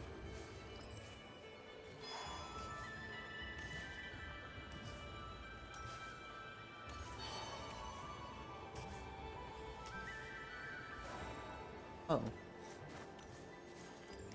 Oh, and I can't do it. Can't interact with it. Bro, she said like people pass through her, but like you can't pass through people.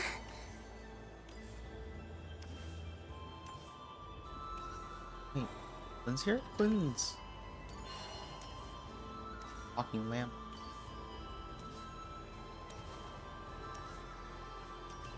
Welcome home, Moon Goddess. Oh. Oh, you're the genuine article. Alice was right. This Moon Prayer Night was worth watching after all. Wait a second. Oh. Yes. That was the fortune-telling stall run by Barbeloth from the Hexen Circle. Hold up. Hold up, I'm getting flashbacks. Oh gosh. Are we really gonna go back in time? I think that's what's gonna happen. They're going to reveal, like, Columbina's now going to go back in time and, like, do things like protect like the Frost Moon Scions and like reveal the death card. Please, draw the first lunar arcana. This represents destiny and is the foundation for the divination as a whole.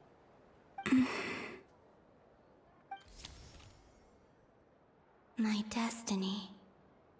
I believe the card I drew was the moon. Now that I think about it, Barbalot's divination was absolutely right.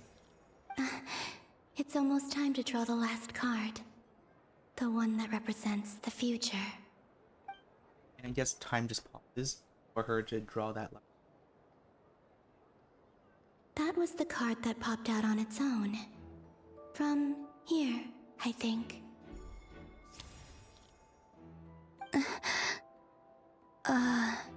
Kuvaki Pulse? What? Fascinating. I've never encountered this before in my role as a diviner. So what's going on? Did that card leave the deck because of my influence? So, they're pulling this, like, I think a third time. Where a character's going back in time to influence the past. To set in motion the future. All I did was try to touch it, and then... Maybe this memory space is not untouchable after all. Are there weak points in the barrier? Or is it possible that there's more to this space than my memories alone? This card is death. I need to get to the bottom of this. I'll try touching something else.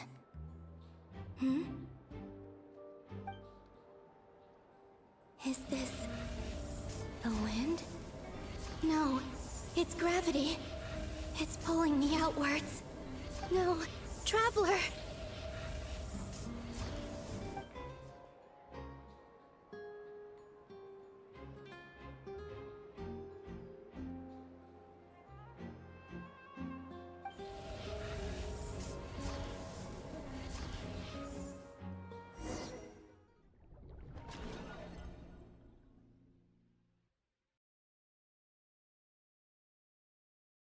I guess she's now sinking deeper into the past.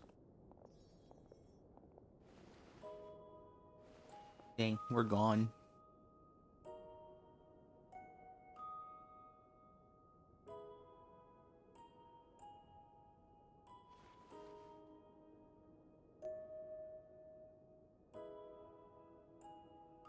Haimon, listen to me. From the bottom of our hearts, we are so sorry. We completely understand how you must feel. The Traveler is trapped, and we all feel responsible for it. Don't say that! Paimon's not a little kid! You didn't leave him behind on purpose! There was nothing you could do! But... He's all alone in there! What if something happens to him? What are we gonna do then? We've barely spent any time apart since we met. Is he gonna... die? We must find a way to rescue him. We were all involved in the operation where he was captured, and we do not abandon our comrades. That being said, it won't be easy. Through conversation with the others on our return, we've arrived at a basic idea of what we're up against. Dottore's lab has clearly been in operation for a lot longer than we realized.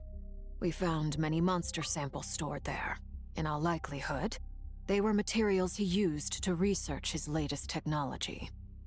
Cool. So what we're going to do is that we're going to send Lynette into the facility and just have her touch every single screw she sees. Cause, you know, apparently she could just destroy machines just by touching them.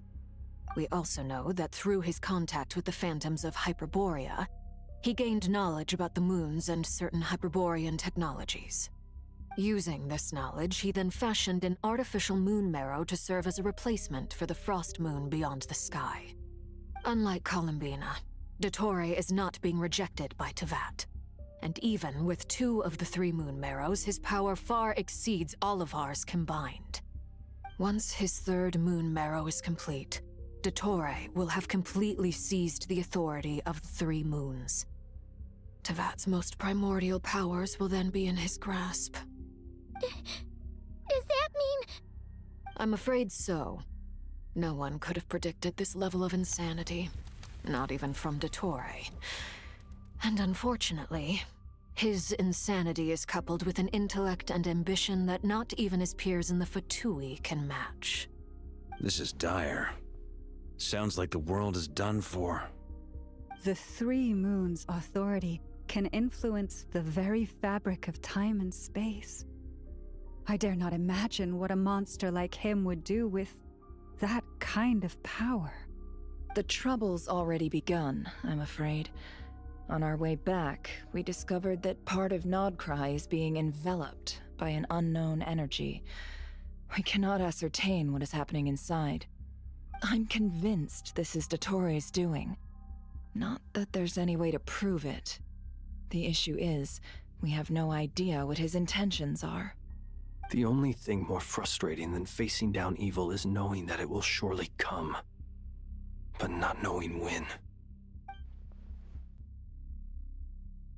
The Doctor is guilty of numerous crimes at Mondstadt as well. One of our knights, well, former knights, his father was murdered by Dottore. Oh, it was Dottore. His ideology and methodology are a danger to everything in his path, from individuals to entire nations. He does not feel guilt, even when he acts against his own people. He doesn't see them as his own people, that's why. People like him see everyone else as beneath them. Right. He views other people only in terms of how they can benefit him.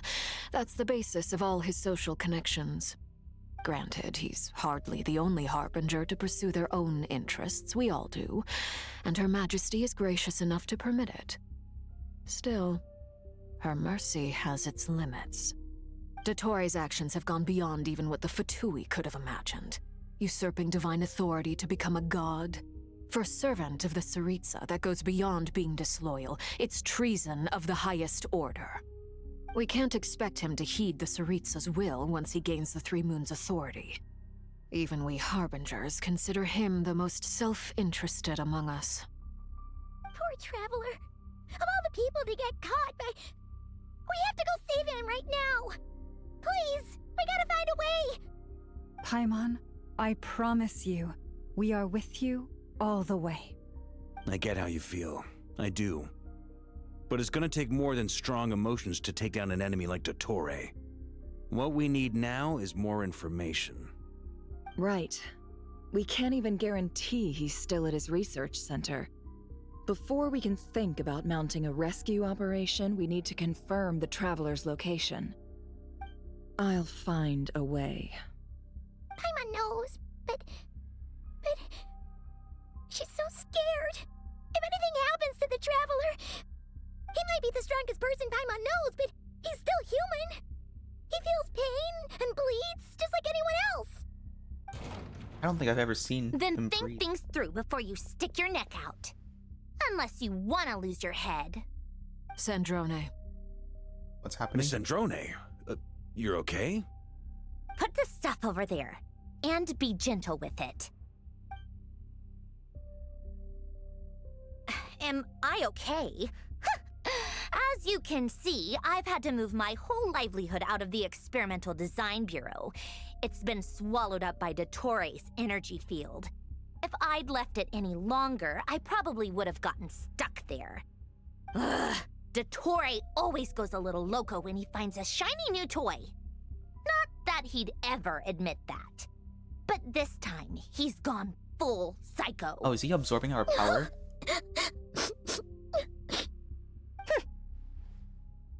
Just go ahead and cry already. Yeah, because not only is he getting 3 moons, he also now has, like, a descender in his arsenal. Sorry. Paimon's not trying to make it seem. It's just... She can't. Oh, Paimon. Let it all out. There's no shame in it.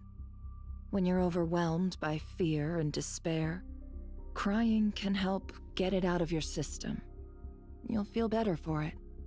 Okay then, while the baby of the group is having a moment, how about the grown-ups get to work? Give me your hand. You've made a discovery? Polonia, scan.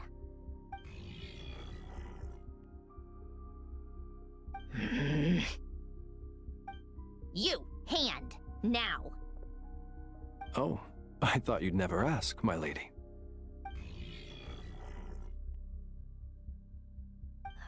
Curses! You're next, then you.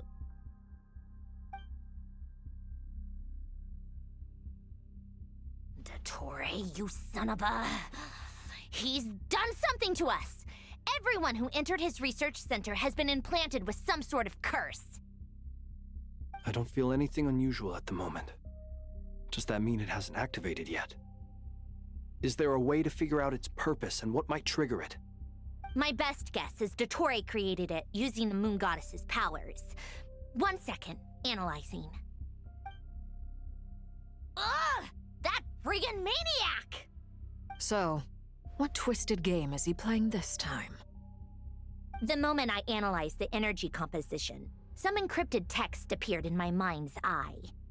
And when I deciphered it according to the Fatui standard encryption protocol, I got the following message. Feel free to run, or you will perish in Nod-Krai.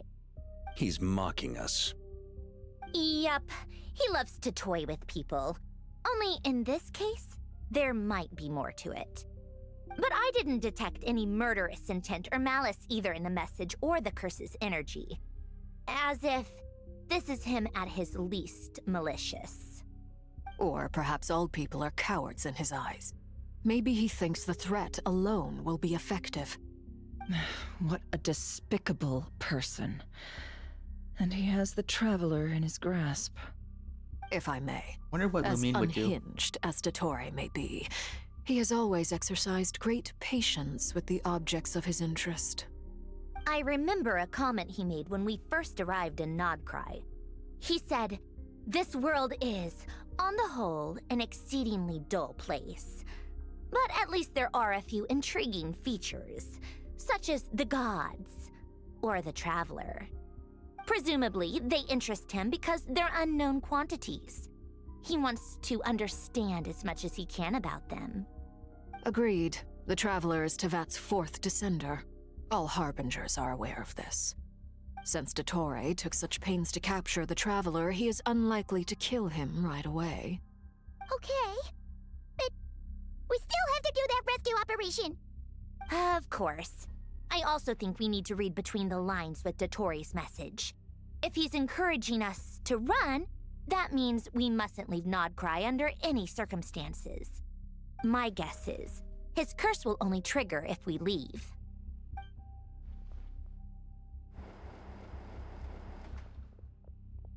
We've discovered multiple energy fields. Albedo is still attempting to analyze their structure. He told me to report back first. Each field is slowly growing, swallowing up more of the surrounding area in the process. And the pace of their expansion has increased since we first examined them. He's probably trying to swallow Nod-Krai whole.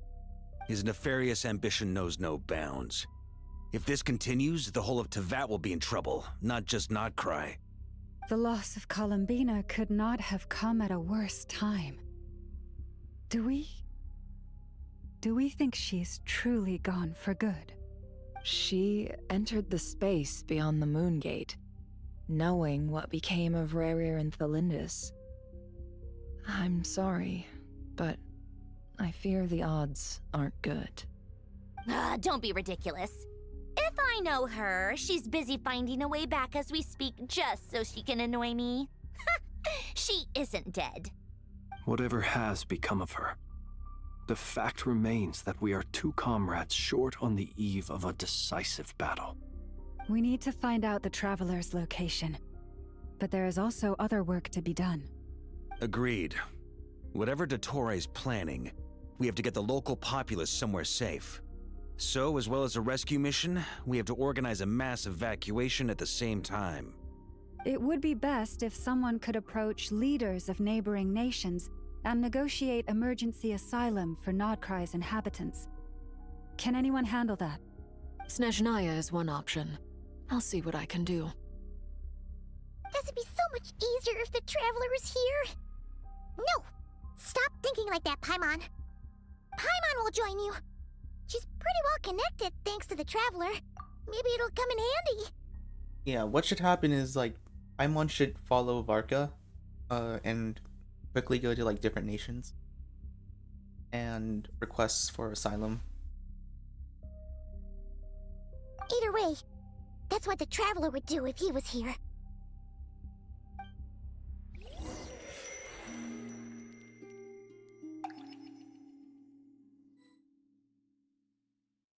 Okay, this is the next moment in the Archon quest when Back here Kuvaki again. happened. That gravitational force that pulled me back. Is this where it came from? When I saw that memory of Moon Prayer Night, I think I influenced reality. Was it just a coincidence?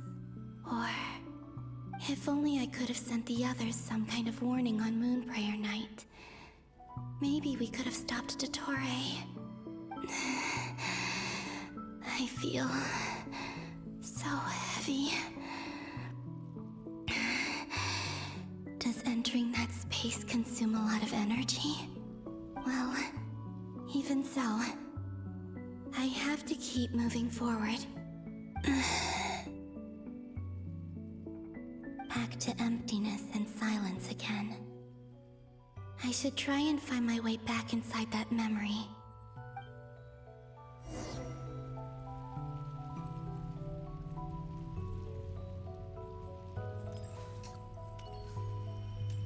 So basically, power of remembering. But she doesn't have pink hair. Oh, I almost forgot about the charge attack.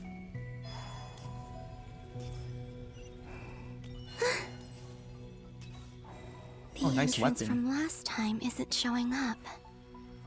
What am I missing?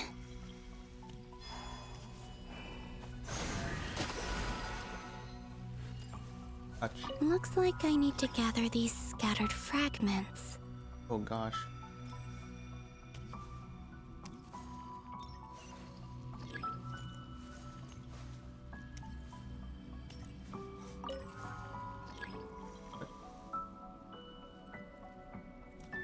As in, oh.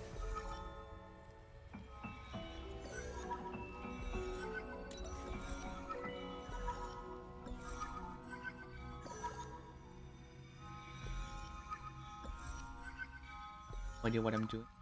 Figured it out. It worked! Whoa, what the heck? Hopefully I can stay inside for a bit longer this time. Oh, that's when they launched the beam and Columbina protected Rosman Scions.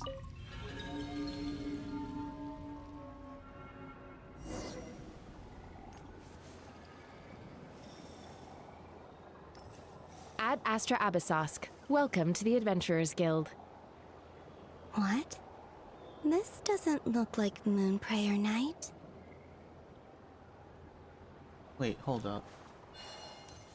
What? Extra, extra!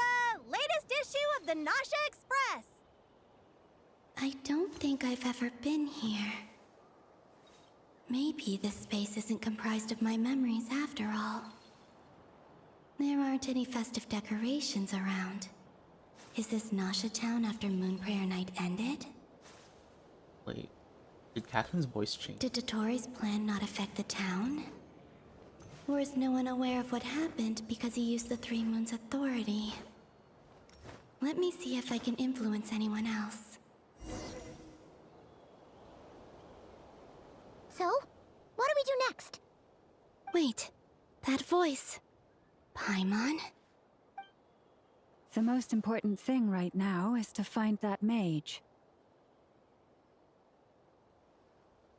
Lauma the Traveler and Mr. Varga are here too. I'd better go pay the Fatui a visit. Traveler!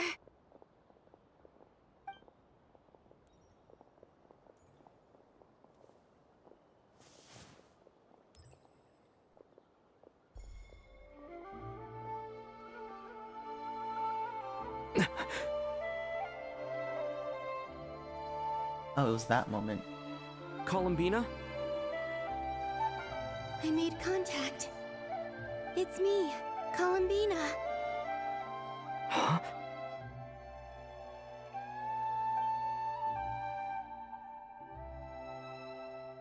Traveler? Oh, she probably now remembers what this moment Time to was. be spacing out. And there's another voice line here. Huh? Wait a moment. This has happened before. Huh? This is what happened when I disappeared. I stood right over there, thinking that no one would ever find me again. It was only when he called my name that I decided to follow them. But did he turn around because he sensed my touch just now? Is it really possible that from in here, I can change the past? If I keep following them, maybe... Huh? It's that gravity again.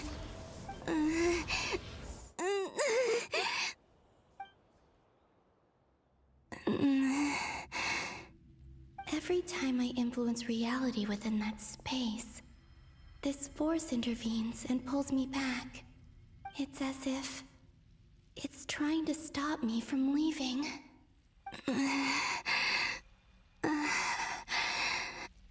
I'm getting weaker and weaker.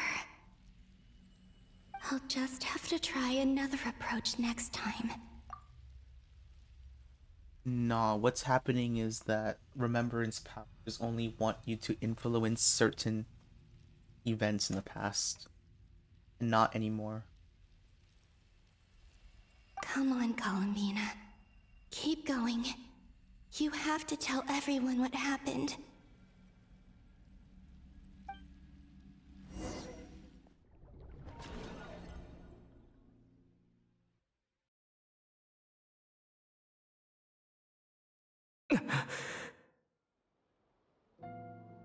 Suddenly, I've been plunged into darkness.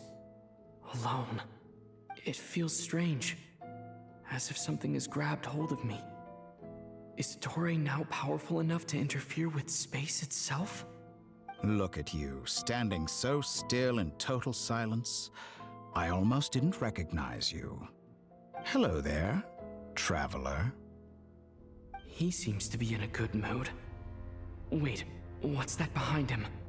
Ah, so you noticed. This is the completed Trilune. 2 primordial moon marrows and 1 artificial specimen. You are wary of it. Good.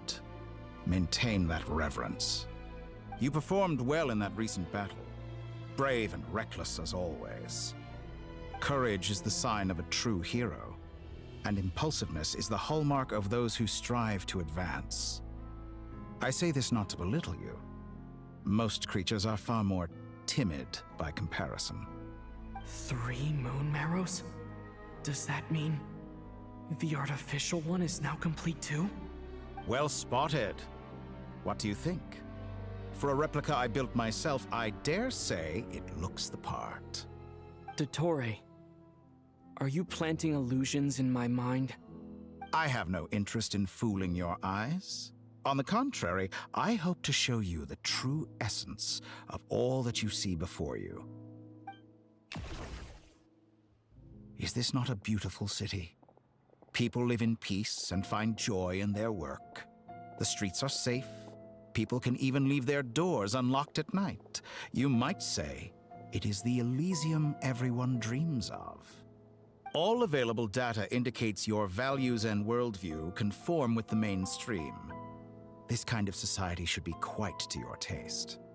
False beauty is deceitful. Lies are to no one's taste. I wonder, is it your moral standards that are too high? Or your expectations of reality? Answer me this. If someone existed in a sweet dream from the moment they were born, a dream in which they never once felt pain, which do you think they would consider superior?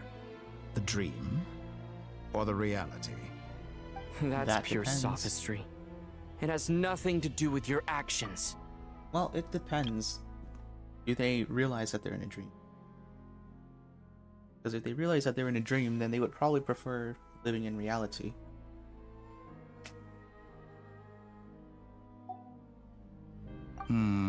As I suspected. You have yet to understand all of this for what it really is. What do you want from me? You sound impatient.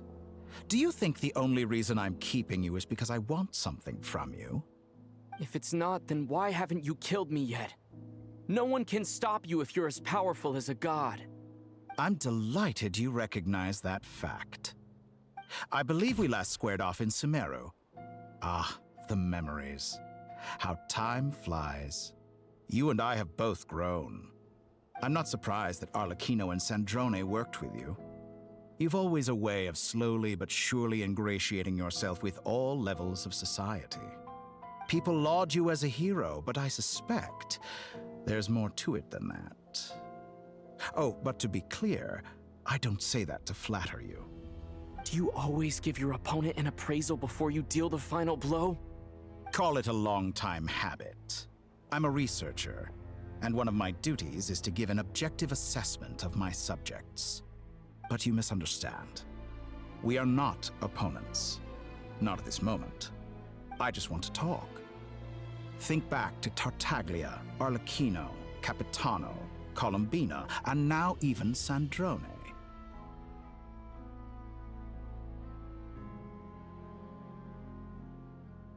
You've worked with each of them in the past. I believe you can work with me as well. What makes you so sure? Well, why not? Should the good associate only with the good and the bad befriend only the bad? I like to think we could have a more mature relationship than that. Surely you don't think all your relationships are grounded in friendship or shared ideals? People come together because it benefits them to do so.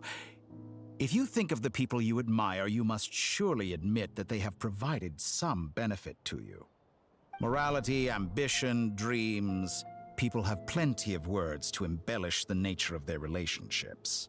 But once you break free from those ethical frameworks, you will see that the only thing connecting the two of you is mutual benefit. Upside down. And that is what I'd like to talk to you about.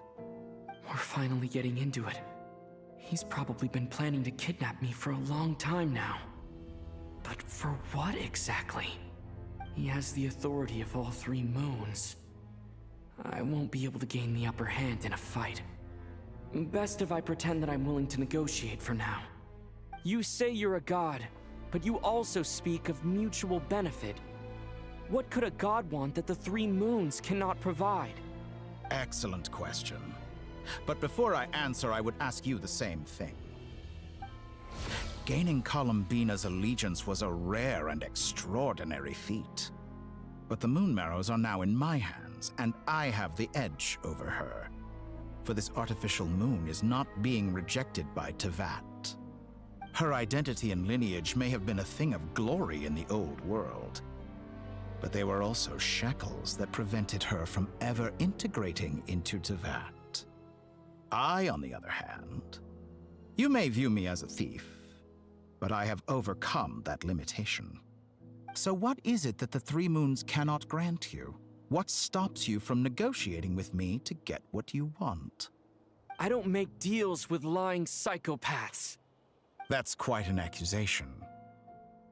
Are you expecting me to get angry with you?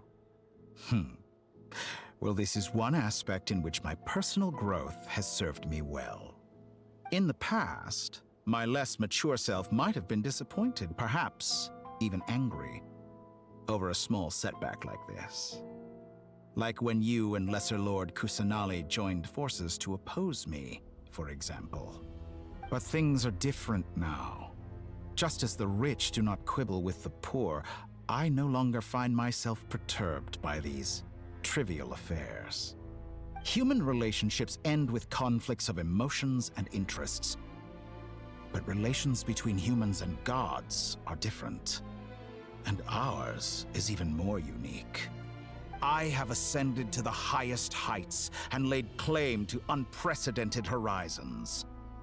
And you were no ordinary person to begin with.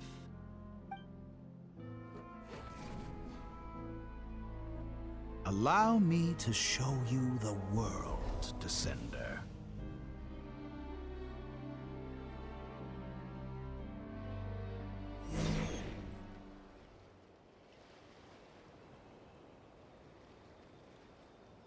I was gonna slash his face, but sure. He can't do anything to me if I run away.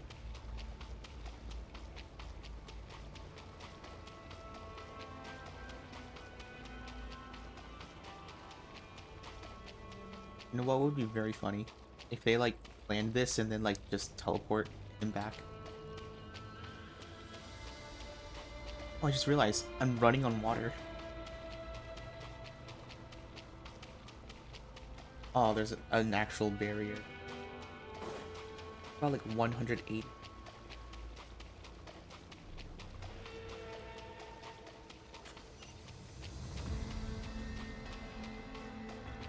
Okay, running all the way back is gonna take a while.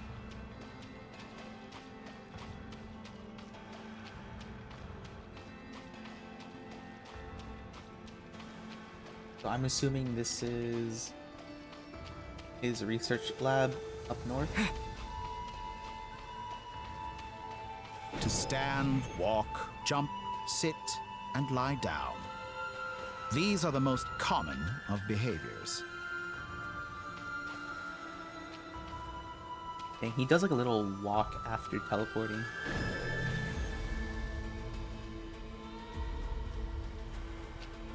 It seems like he could manipulate space.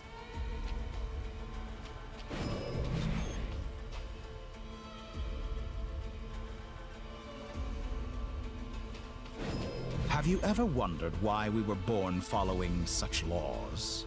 Who stipulated that we could not fly instead of walk?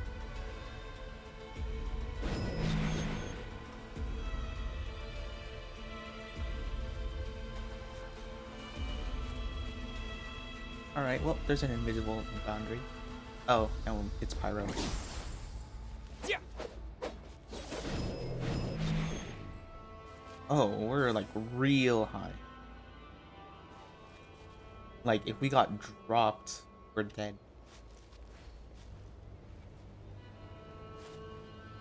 Is that a wolf head? Looks like a wolf head. Oh.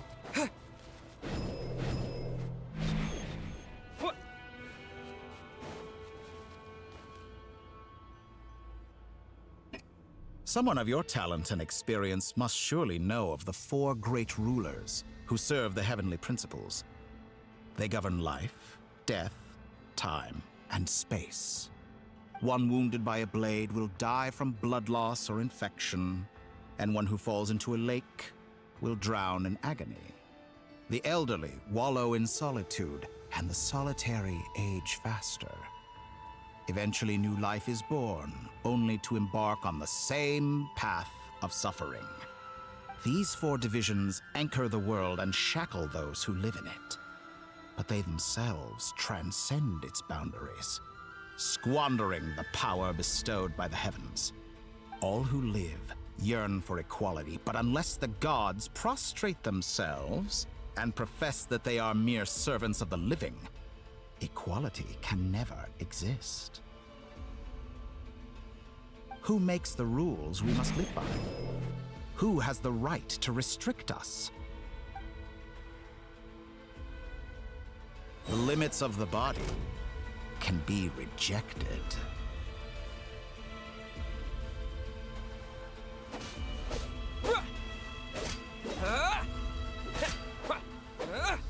If we just refuse to use power? Or is it going to like automatically reset?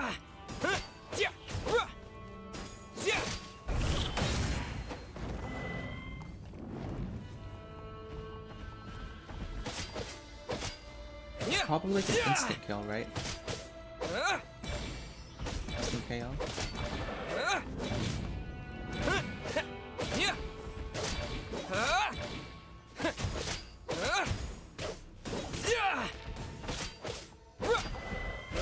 Oh, there's an actual time limit. I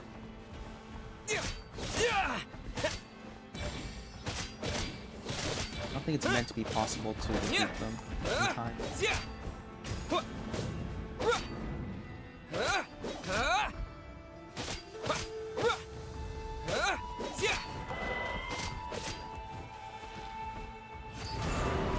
I prefer to not use.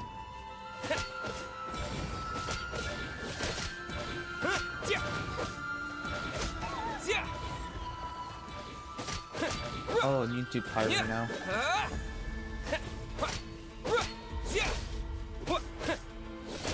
Oh, it's because they're not aggro. That's why.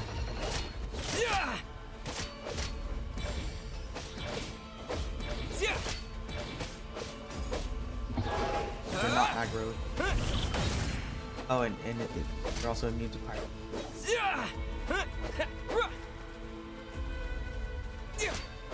No, come on. Oh, there we go. There we go, you're aggroed. Let's go. Radiant Moon.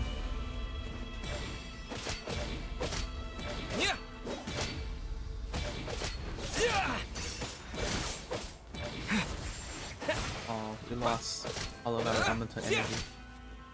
But as long as you're aggroed, it means your health won't reset, which is a good thing. How does it feel to be among those with absolute power? I didn't use your power. Well, you cannot conceive the extent to which your flesh hinders your mind and spirit.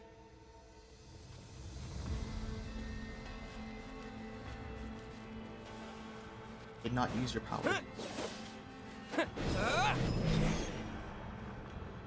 Oh, we're flying again. What the heck? Only by discarding our useless, primitive eyes can we perceive a new world. How narrow-minded we all were in the past.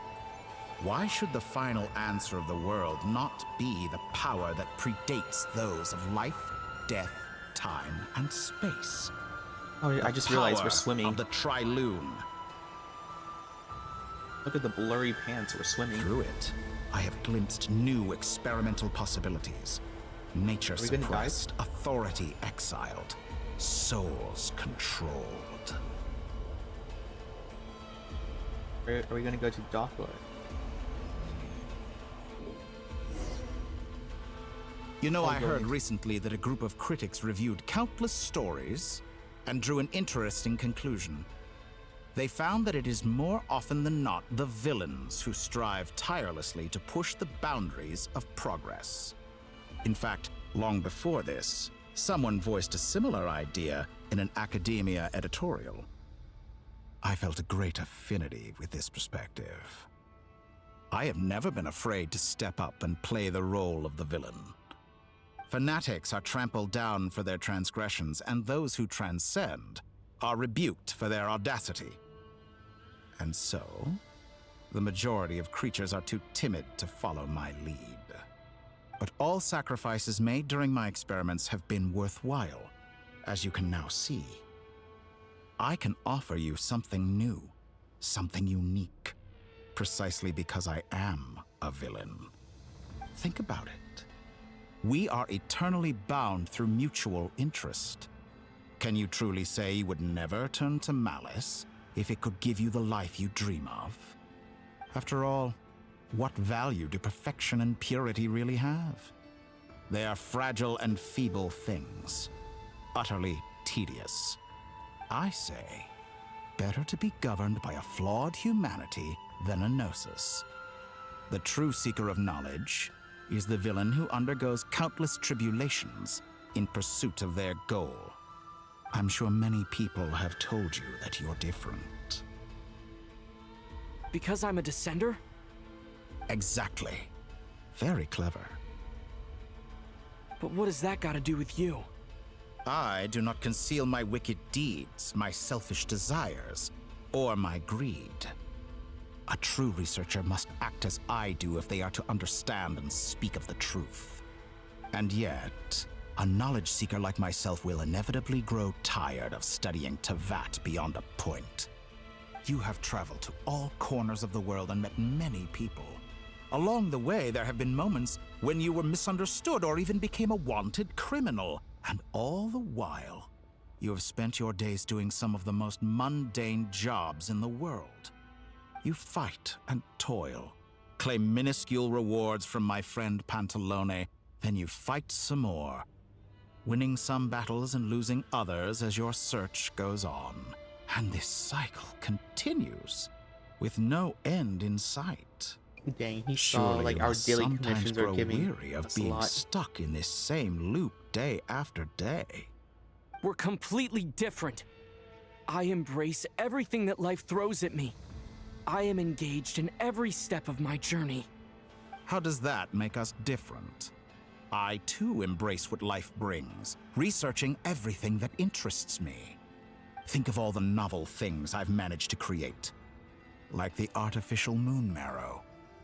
Don't you see? As unique a specimen as she was, even Columbina is not irreplaceable. Take that back! She's gone because of your actions! I didn't say that to anger you. Though admittedly, I don't see what there is to be angry about. Anything Columbina could do for you, I can do better. I know what your ultimate goal is. You wish to walk the path your sister walked, and seek answers from her at the end of that journey, don't you? Someone like you could never understand what it feels like to care about another person the way I care about her. Perhaps not. But that doesn't mean I can't so they know help. about his journey. I could find your sister right now, bring her before you, and make her give you the answers you seek. Don't be so presumptuous.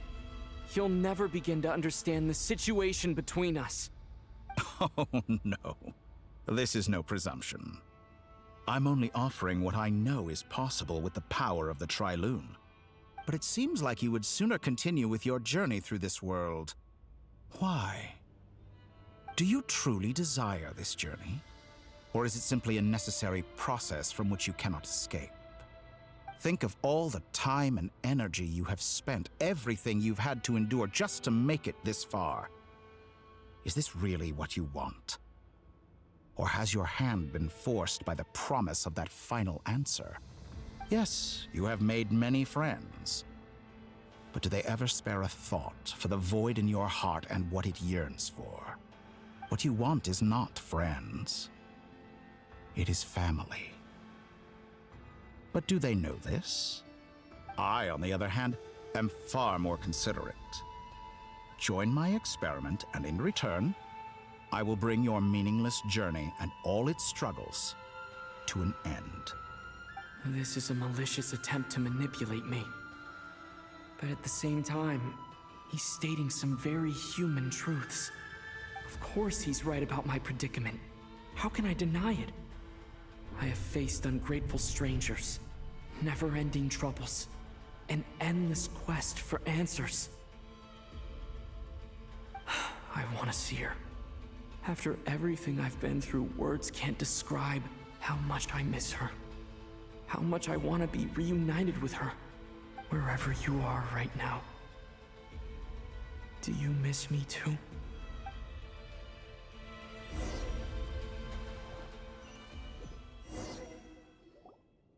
All right, everyone. Our next mission is clear. We need to contact all the major organizations, explain the situation to the public, and then begin the evacuation. The residents of Nod-Krai are quite dispersed. The two most populated areas are the Southern Isles and Pyramida. Miss Lauma, I will leave Hisi Island and Nasha Town in your hands. I will liaise with the Fatui and Pyramida. Agreed. We will reach out to Natlan and Snezhnaya. Anyone found north of the Experimental Design Bureau should follow the Fatui to Snezhnaya. As for those dwelling south of that line, I will ask the Voynich Guild to help persuade them to leave. Then I, Mr. Varka, and the Frostmoon Scions will escort them to Natlan. The Voynich Guild has dealings with the Curatorium of Secrets. I will send them a letter vouching for your credibility. Yehoda, you should help Lauma. This is too big of a task for one person. My wish has come true. You're willingly lending me your most capable employee for the day. Well, good for you if all this only takes a day. Of course, if it takes any longer, I'll be charging a fee. Boss, wait! Don't I get a say in this? Oh, I'm sorry. Something to add, Yehoda? Well, no one's more important to me than you, boss. And remember how Lauma healed your eyes after that big battle? I think that's worth at least 2 or 3 days' work for the Frostmoon Scions. Are you completely incapable of acting in your own self-interest? Or do you simply devalue your own labor? Are you sure you don't want to come with us? Who will see to our other work if we're all busy evacuating residents? Sandrone insists that Columbina is still alive, and we have a traveler to rescue. There's much to be done. But boss, I'm just worried that... Well, Nefer, I'll link up with you once my tasks are complete. What makes you think I'd need you to do that? I'll need it. And considering the way you approach certain matters, I think you'll be better off with me present. That's quite enough. Just focus on your work first. I bet we're in for an uphill battle here. But we can help out too. Inefa and I are gonna help Nasha Town's residents carry their stuff. Loading schedule. Store essential local research data and technology samples, then escort the people to Natlan. Understood. I will execute this to the best of my abilities. Great stuff. Thank you, ladies. I've contacted the Lightkeepers. A colleague of mine will join us shortly.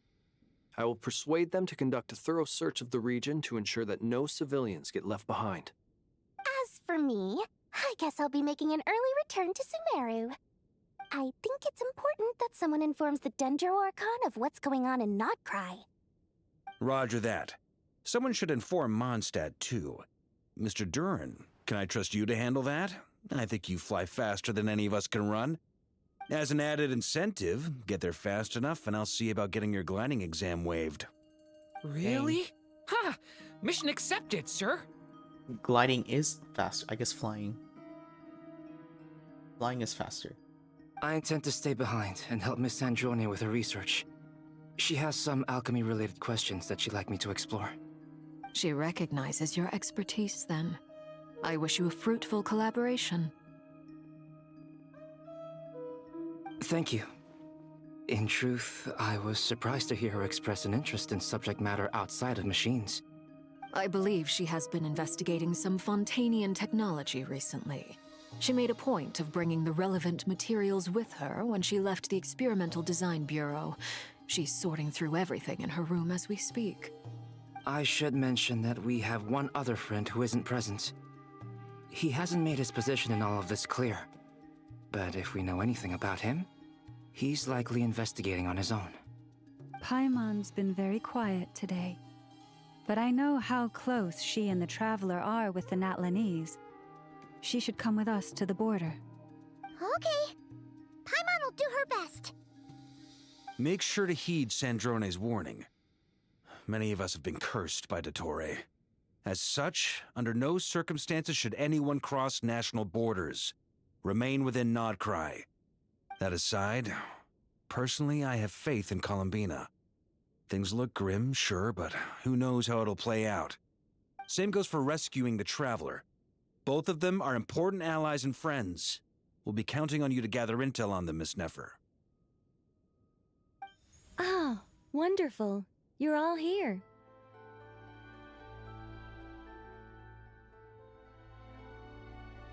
I mean, most of us are here. And then I know, just confused. That voice again! Nicole? Whoa, that was loud! And it came out of nowhere. So mysterious. Sorry, this is the only way I can speak to you all right now. Please accept my apology. Anyway, time is short. I'll cut to the chase. We're still facing quite a catastrophe here at the world's borders. Alice has roped in every Hexenzirkel member she can get a hold of, except for me. She told me I had to come and help you all out as a matter of urgency.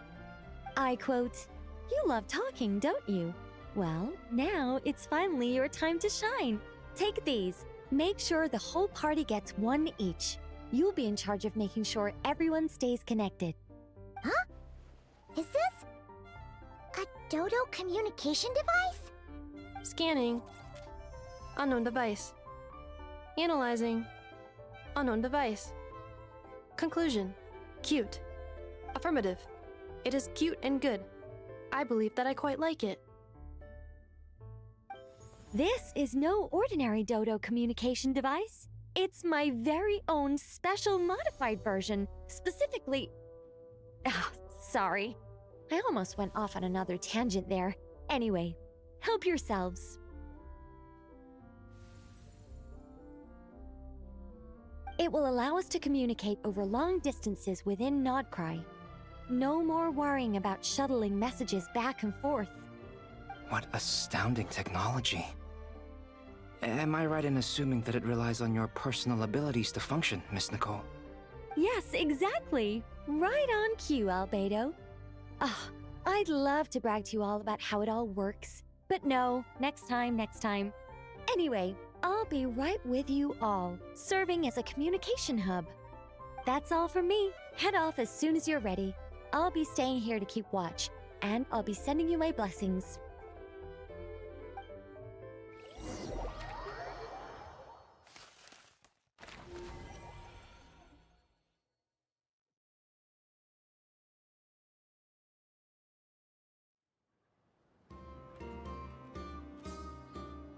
Cool.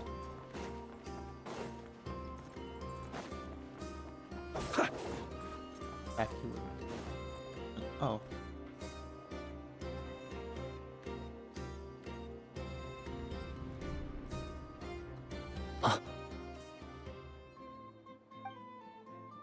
Sir Flint. Perfect timing. I just arrived myself. You are most considerate, Master Ilua. But in fact, I know you have been sitting here for quite some time. If you saw me, why didn't you say something? I was curious to see how long you could sit still for. Also, shouldn't you have managed to sense me approaching? That would be a first. You always seem to appear out of thin air without making a peep. Also, how many times do I have to tell you not to address me as master? I don't qualify. I beg to differ. Why should a young man so well versed in social graces as yourself not be worthy of that title? Please, Lord Flint's... Sir Flint's. I'm begging you, don't flatter me into complacency like you do with everyone else. You understand me better than most. My newest acquaintances tell me I love complimenting others. What do you think? I think they don't understand why you do it. You just love puffing people up till they're a big, happy ball of hot air that floats away into the sky. In all sincerity, I can only hope that they bring good tidings when they come back down to Earth. Is the situation that bad? We just held a strategy meeting. Let me fill you in.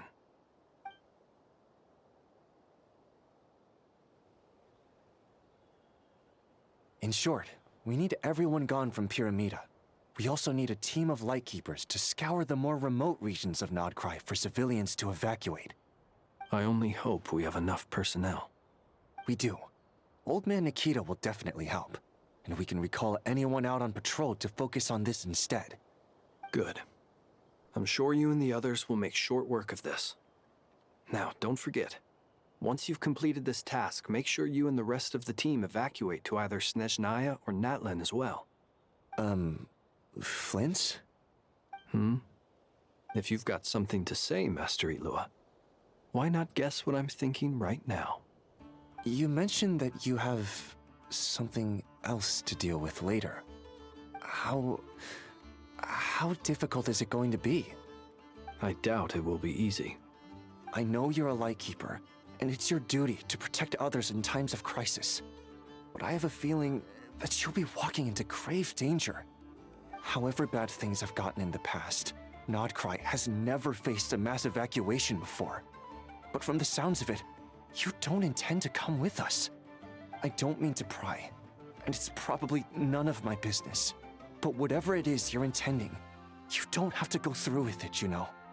I've been afflicted with some sort of curse, and I'm told it may well trigger if I set foot outside of Nod-Krai. As such, I cannot leave. I have to act, if for no other reason than to fight this curse. What? No. Why? Why would anyone want to curse you? There are plenty of people out there willing to trample over others in pursuit of their own goals. Frankly, Sir Flint, I am furious. You're making light of what is an incredibly serious situation. Indeed I am.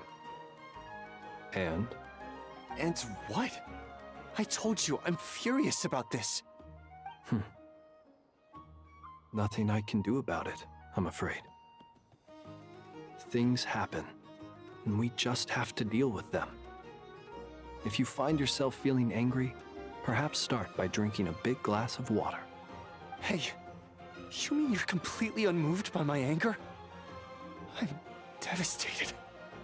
Then allow me to express my sincerest regret. Come by the lighthouse sometime. We'll catch ourselves a few fish, have a little barbecue, play some cards, and bask in the sun. Maybe I need to spell this out. Lean in a little, Flint. Oh my, this doesn't bode well. Word is that you were caught up in a real horror show recently. People were amazed that you returned safe and sound. They've been debating whether you're even human. I've returned safe and sound from plenty of crises. When you say people, do you mean other people? Or do you just mean you? Fine. I'll be frank. You're not human, are you? Heavens. Now that's a horrifying thought. You know what? Forget it. We'll revisit this once it's all over. A sound plan. Albeit a little ominous sounding. Just promise me you'll come back in one piece, all right? For you, Master Ilua. How could I refuse? Also, please pass my regards on to our colleagues. Tell them, thank you all for your assistance. Please put safety first as you proceed with the operation.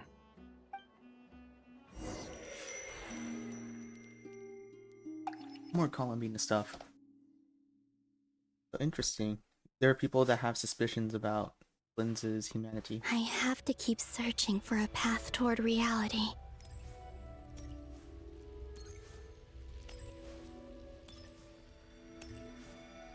Clink, clink.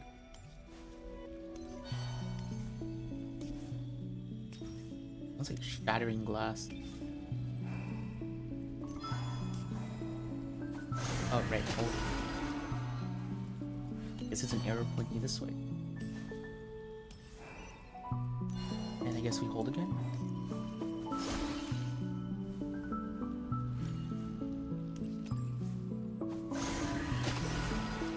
Oh, never mind. This one.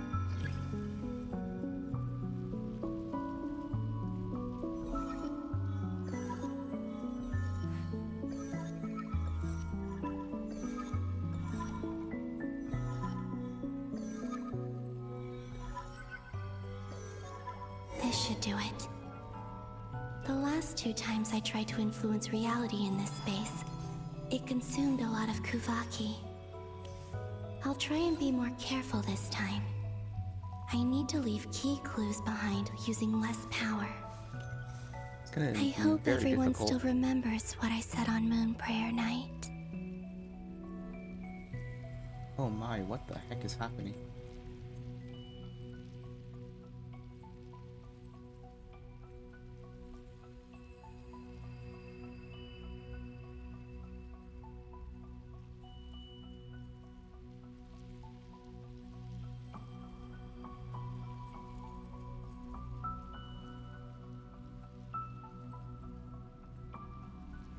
I think everything's okay. Everything should be fine. I think. Is everything fine? Probably. Maybe. Okay. I have no idea why my ping is so high. What the heck?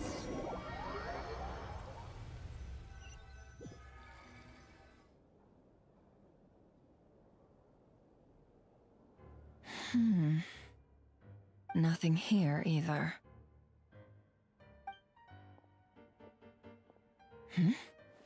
Flints? Ah, Miss Nefer. What are you doing here? Unless... I just spoke with Itlua about arrangements for the search and came for a walk nearby. As for you, why would... Huh. It appears we think along similar lines. And neither of us likes to accept things at face value.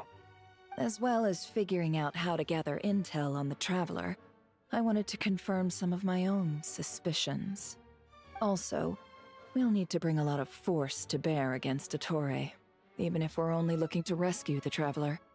We can't leave anything to chance. You don't think Columbina perished either, do you?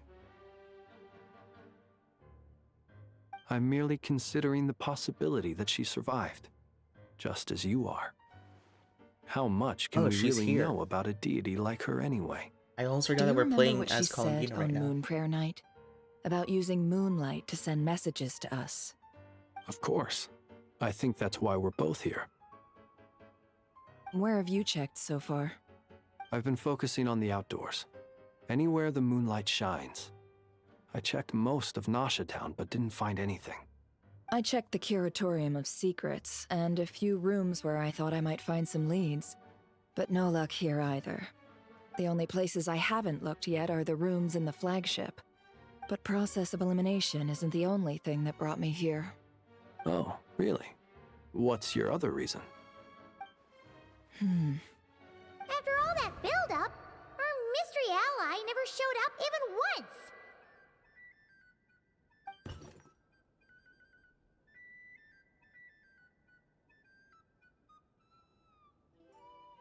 Huh? Am I imagining things?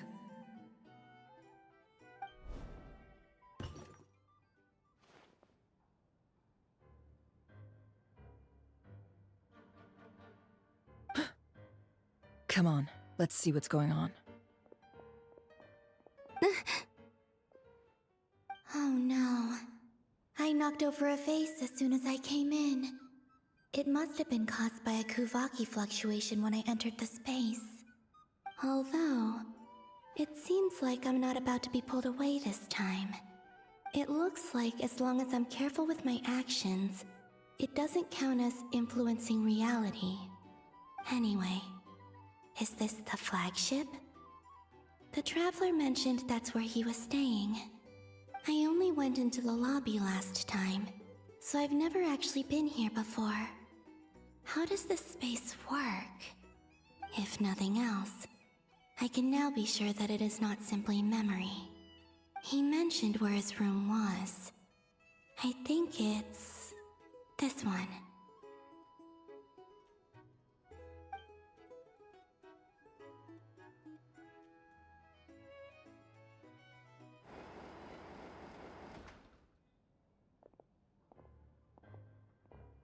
The door is closed. But if this is anything like when I disappeared, then maybe...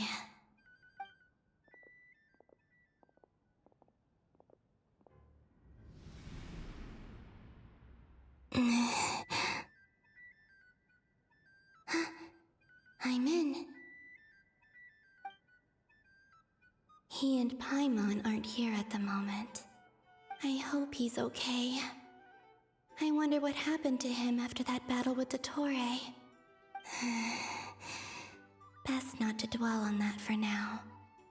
I need to try and leave them some clues. If only she knew. She's gonna find out eventually. Please, Traveler. I really hope you find this.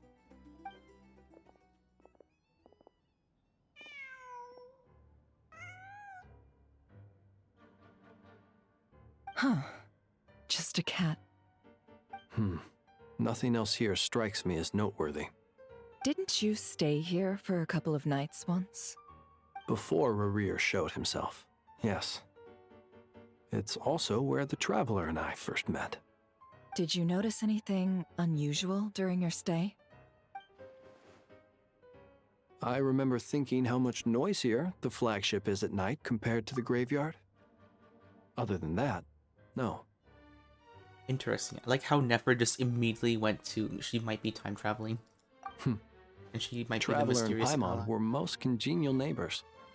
This is where they've been staying, yes? Over here? That's right.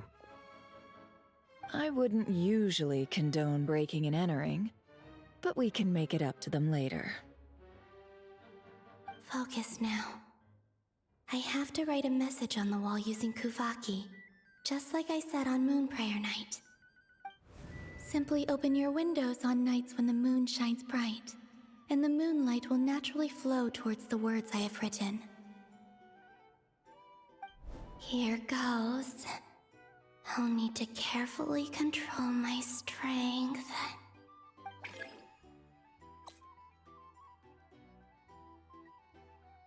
Oh, interesting. She has a little bow.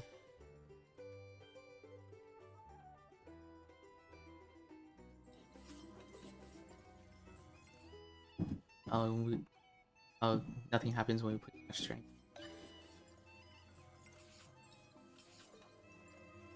Has to be like.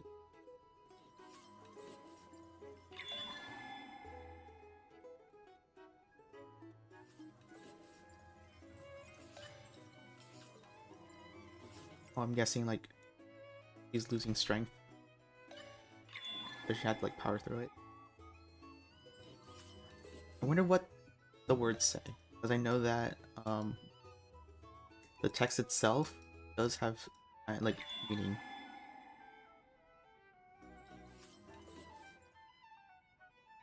Or it might be like gibberish this time, because like I know that like some. Oh, it might be gibberish actually. It looks like it's just repeating two things. Because I know like when they put like in-game scripts, it's all going to be like decipherable.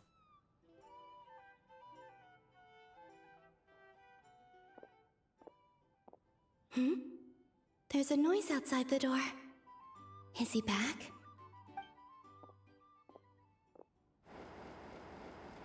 Please, you have to see these words.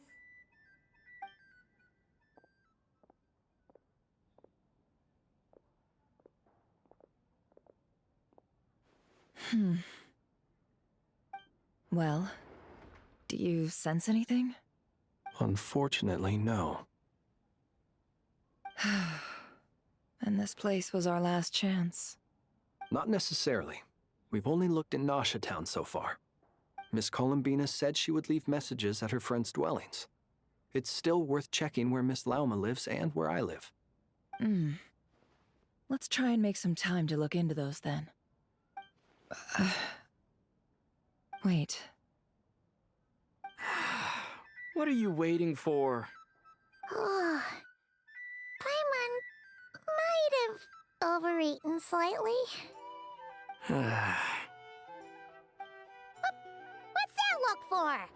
This is a victory feast. It's normal to eat a little more than usual. The Traveler in Paimon. It's really you. But why are they talking about a victory feast? Huh. You worried Paimon sick while you were out there fighting Rare, so this is your chance to make it up to her, alright? Wait. So this is the night after the battle against Rare. How did I end up here? That's quite a long time ago now. Wait. Time. That's it. Every time I've entered reality within this space, it's been at an earlier point in time. Every one of those points has been before I fell into the moon's reflection. And everything I've done to affect reality really did happen in the past. Does this mean that within the moon's reflection, time flows backwards? Starting from the moment I fell in? Not long till Moon Prayer Night now. It's gonna be even livelier than tonight. Although, it's gonna be sad saying goodbye to the damselette. She seems like a really nice person. Paimon. No, I can't. Even if I make contact, they probably won't understand what's going on. And in any case, I'll likely get pulled away again if I do. Instead, I have to find a way to get them to notice what I've written using the moonlight. Wait, even I hadn't thought of doing that before Moon Prayer Night. They'd never conceive of that possibility. Is there truly no other way? Don't lose heart. We'll find a way somehow. Huh? Oh, you say that, but the Frost Moon is beyond the fall sky. If we wanted to go visit her, how would we make it through to the other side? We might not have all the answers now, but I'm sure we'll find a way one day. Huh. Guess someone's gotta be the optimist. The present. The future. That's right. There are still things I can do. What's your plan? Flins, when you were staying next door, did you ever open the window? No. The rooms here are dark and damp. And there's such a buildup of dust on the windows that the moonlight can't even get in. I didn't think it was worth the trouble. The moonlight? Ah, I think I see where you're going. One moment. I'll see if the owner is available. Don't bother. Time is of the essence.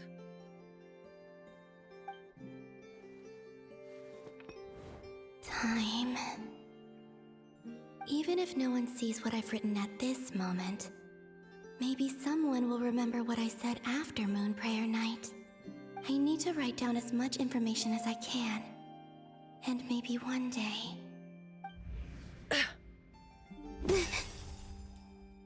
Huh? What's up with you? You can't even hold your cup steady. Are you getting tired? A little. Well, you should probably hit the hay then. You've had a really tough couple of days for you.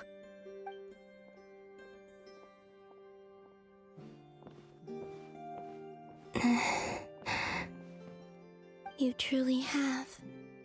You helped Is defeat it Rare, possible that she might helped reveal me that reclaim she's my traveling name, back in time? and you helped the others organize Moon Prayer Night.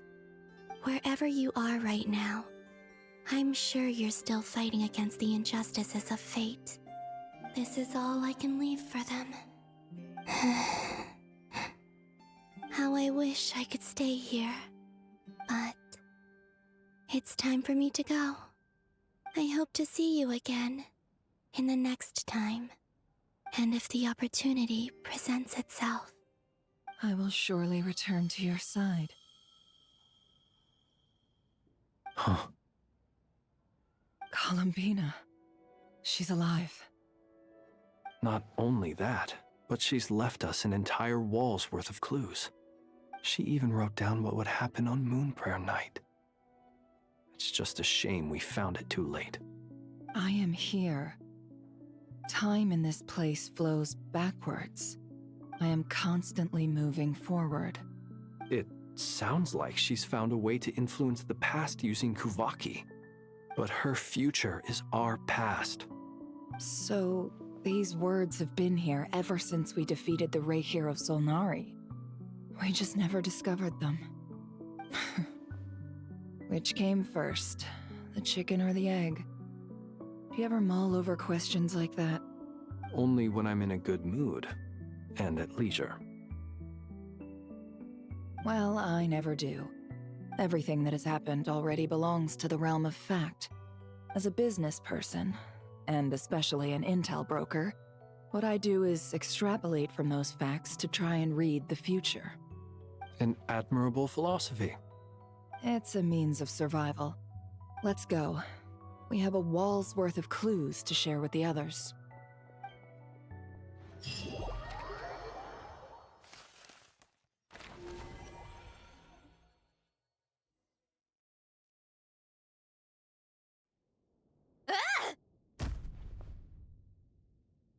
It appears that the Doctor's energy signature has changed to something similar to Kuvaki, but not like the Kuvaki we're used to.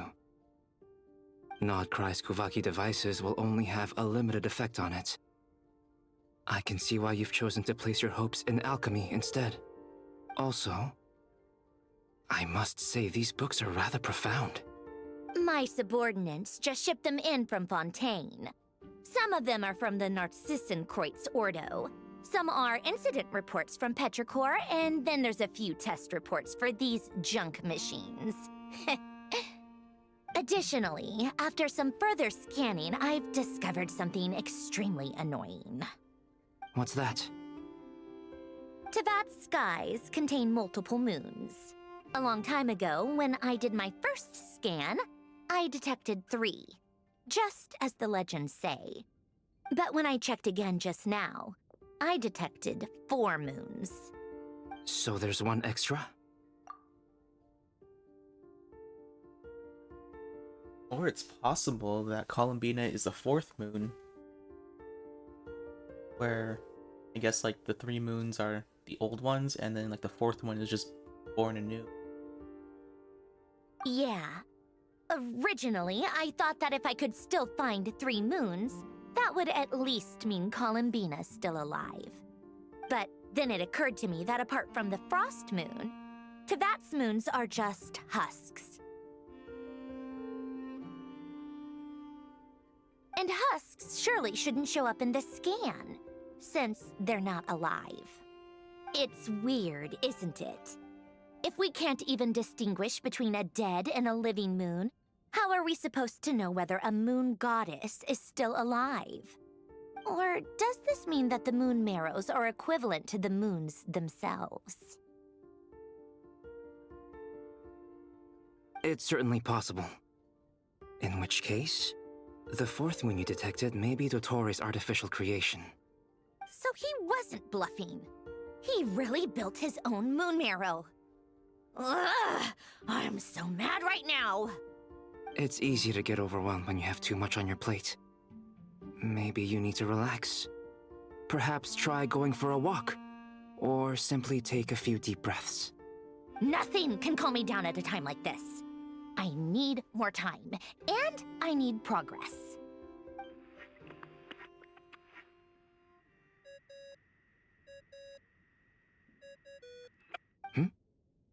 It's Mr. Flynn's. I really hate that ringing tone. Ugh. First the 4 orthants of the Narcissenkreuz, then moon marrows. Now what? Oh, sorry if we're disturbing you. Might I ask what's troubling you? What do you want? We're busy. Are you still at the Curatorium of Secrets? Yeah. Look, everyone else is still out, so there's no hurry. Plus, I'm busy, so I would appreciate if you gave me some space. Even though we have crucial intel to share? Fine, I'm listening.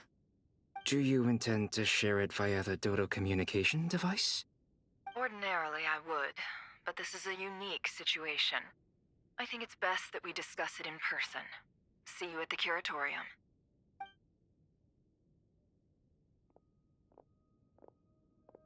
All right then. So, what's the situation? The rest of the team is still out working on their missions and evacuations, but we've decided to fill you in on the most crucial information first. Sandrone, you were right. Columbina is most likely still alive.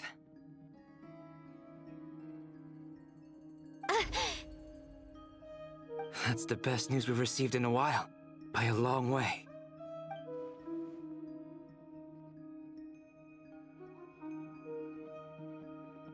Random locations. Appearing in reverse order? Are you serious? So not dying isn't enough for the Moon Goddess, huh? She has to show off too. Anyway, does this mean we can deduce her condition from the Moon Marrows? Miss Androne, there's nothing wrong with simply admitting that you're happy to hear the good news. I'm not. And she's the least of our problems. We're facing a huge crisis. If she can't control the flow of time in there, she's just gonna keep moving backwards. Different points in time won't intersect, and she'll never find a way out. Let's say life begins with a drop of water. When did time begin? The moment this planet came into being? No, that's not right.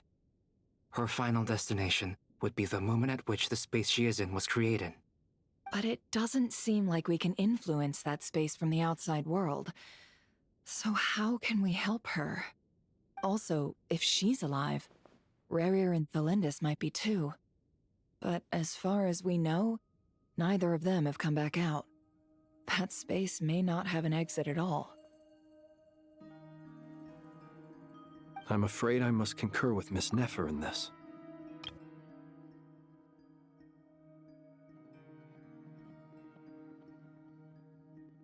Wait, that's interesting. Does that mean time moves backwards and forwards at the same time? Because if you think about it, if time flows backwards in the moon's reflection, right? Like, they fell in, like, pretty much, like, really early on, right? So if they were to move backwards, then they wouldn't appear in the future. But if they moved backwards to, like, the beginning of that space and then move forward in time, then that's probably how they managed to escape. But it's gonna take a long time.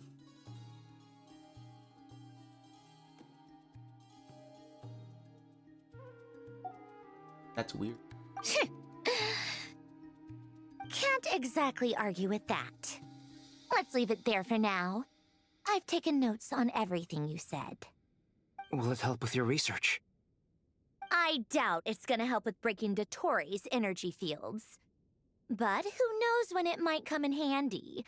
Better to have it all written down than try to remember everything when I need it.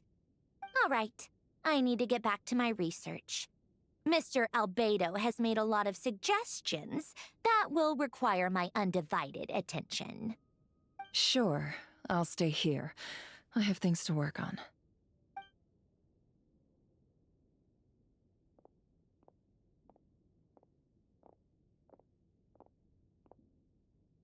Paimon, are you there? Oh, right. She went with Varka to Natlan, didn't she? Good thing we've moved her and the Traveler's luggage in here. Speaking of the Traveler, where could they be? There's a note from Paimon. Paimon here.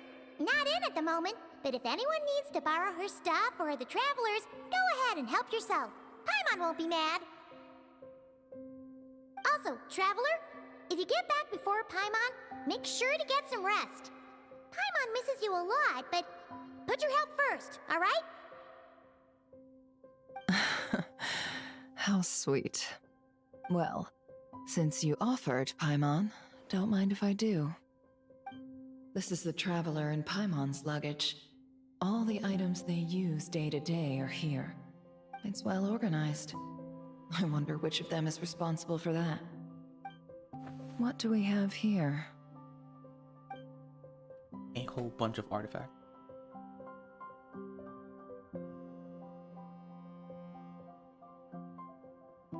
The camera captured a special moment that can only occur between people who are close to one another. You can really sense how the photographer feels about their subject. I wonder why this picture was placed outside. Is it because Paimon recently looked at it? No, who is the photographer then? Question. Record of our achievements. I haven't claimed a lot of my achievements yet. I think I'm still like level 8 in the Adventurer's Handbook. Because I'm pretty sure I just reached a level. This must belong to the Traveler. Perfect. I'll use this. Hang in there. We'll find you.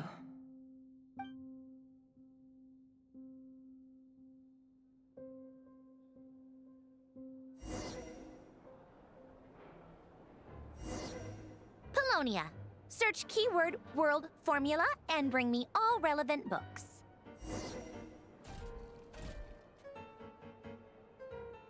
Good. Focus. That's so cool. Bro, I wish it was playable. Like, imagine like being able to like pilot him and like you just have like physical punches. Like somewhat similar to like Risley, but if you're like holding down like range. Like you could like swap to like ranged and melee.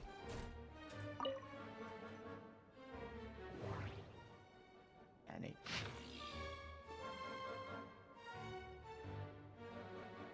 World formula.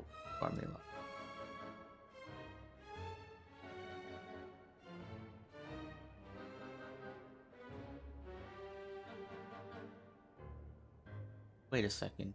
The diary?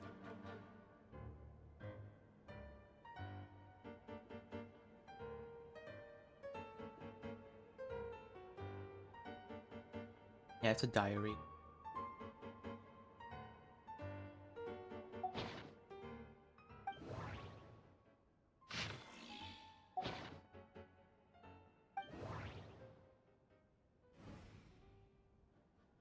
I can actually like look back and forth.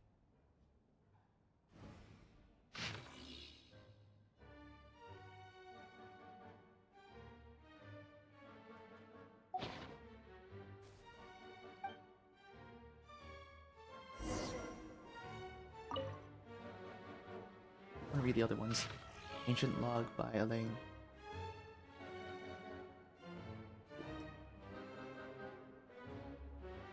Oh, these are all research log.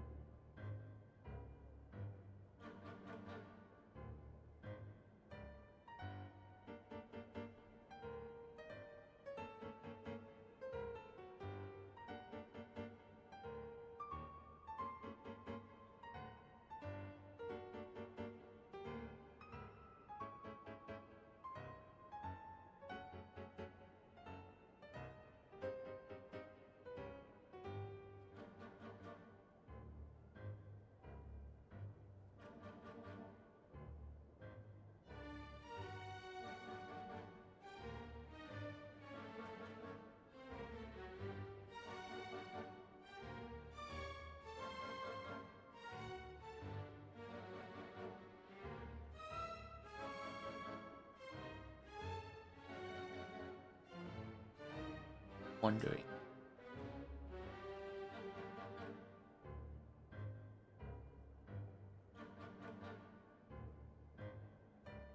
You know what? I haven't played the World Quest.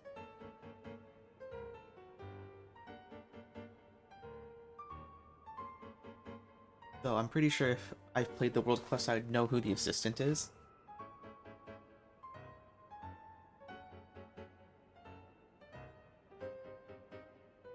That's interesting.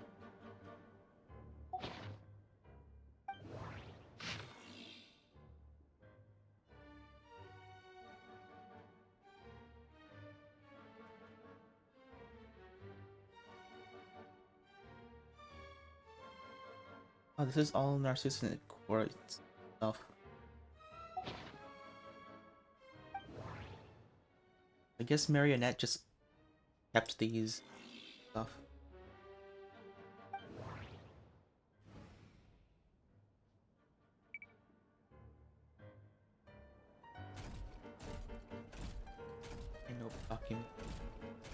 Wait a second, am I carrying a book? I'm carrying the book. Oh, that's so cool. Place. Let's see. This one is on Tonki's sermon dictation concerning the apocalypse.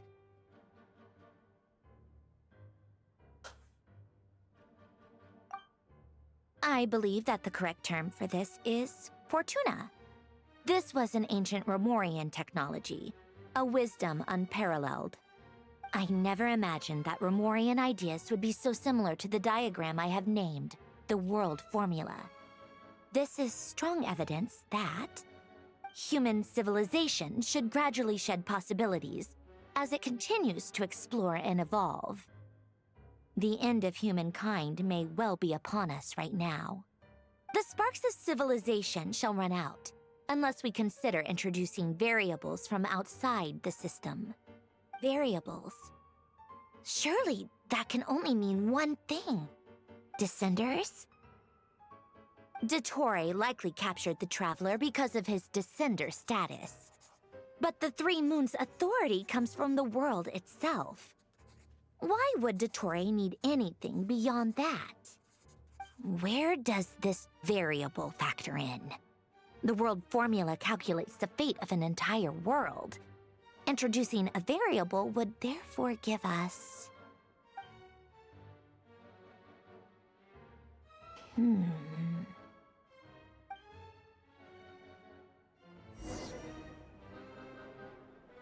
Polonia, search keyword pathway and bring me all relevant books. So my assumption is that Dottore captured us because if he were to recreate the world by himself, then it would come to a finite conclusion and his artificial world will end. However, with the Descender's power, it gives us, like, I guess, endless possibilities. That might be why. Oh, more logs.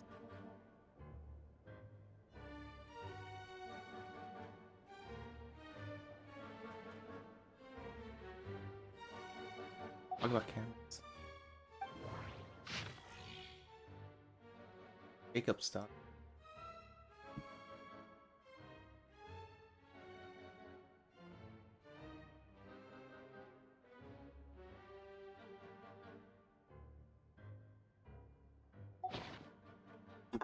Look.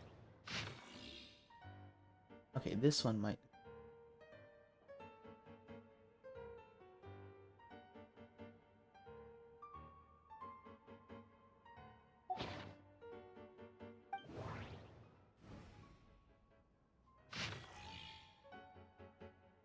I think this one is it.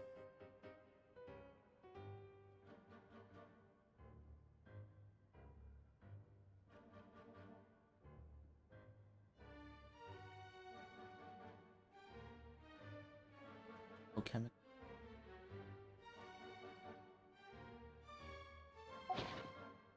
Would not.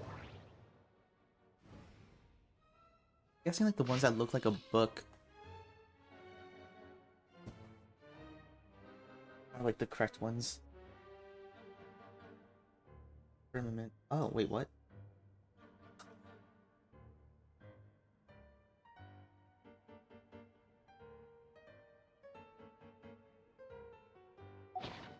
I like both of these.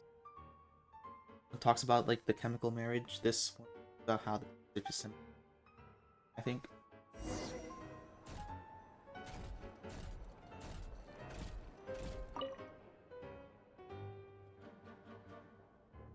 Otonki Sermon Dictation. Explications on the chemical marriage. These titles are pretty esoteric.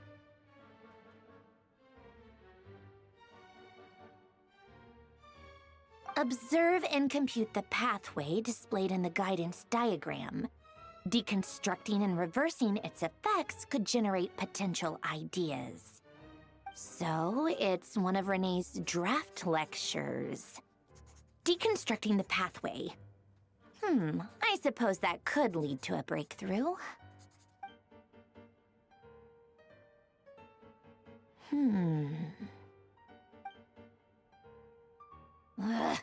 so long. This guy sure loves showing off his knowledge.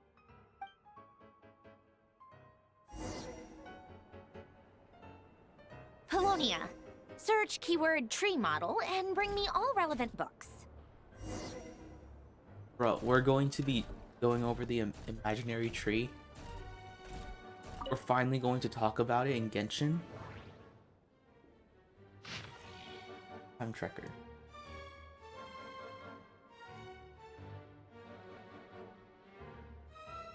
I think it would be interesting if we did find sources about like the imaginary in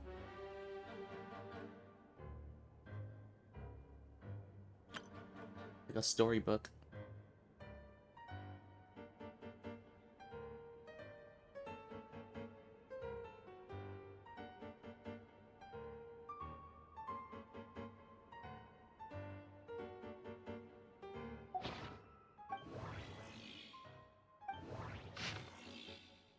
Oh.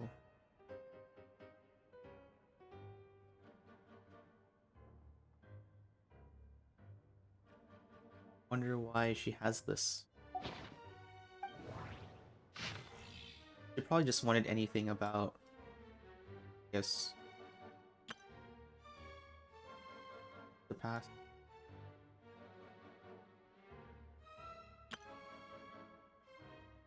Remain. Interesting. Talks about a...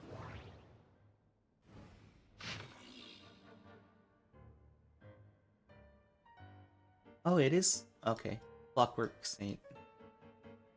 Okay, so basically it was hiding inside a storybook.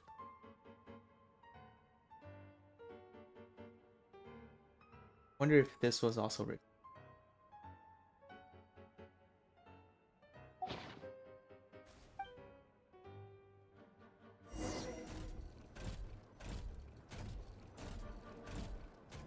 I wonder if Marionette knows about allegories within storybooks. Most of the experimental devices proposed by the Lilia Crucis Ordo are built based on the simple and basic logical structure of a tree model. Lilia Crucis. Guess they were trying to cover up the name of the Nod-Krai Ordo? When Duke St. Germanus departed, he said, "It seems that there's no going back." Alas, he is only a genius when it comes to machines. In all other things, he is but ordinary. Excuse me? I'm sorry. That's just ridiculous. What kind of book is this? Great Detective Herlock, The Alchemist and the Clockwork Saint? Isn't this a novel? Come on. Still, the author swears that they knew Renee well. Whatever. I guess it's not beyond the realms of possibility that Renee would say nonsense like that on occasion. Memory, wishes, souls, and persona. Frankly, this sounds more like occultism, but if Albedo vouches for it, I suppose there must be some alchemical basis to these techniques. The way Alain Guillotin saw it, the world was comprised of machines. The universe needed machines, and thus his technologies were created. That's why I was born. Renee, his full name was Renee de Petrichor, if I recall correctly. Sounds like he and the town must be intricately connected. That place was also the source of most of our information regarding Remurian civilization. Seems like some of his projects were based on their technology. The cutting of souls and storing them in vessels. These seemingly unrelated techniques underpinned Renee's research. Assuming that the four orthants correspond to alchemical categories. The chemical marriage model? Alain would have scoffed at that. He never would have let those theories or parameters anywhere near his mathematical formulas.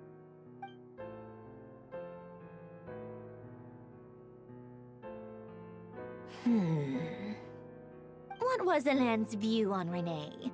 I know he mentioned the name, albeit very rarely. Oh, now I remember.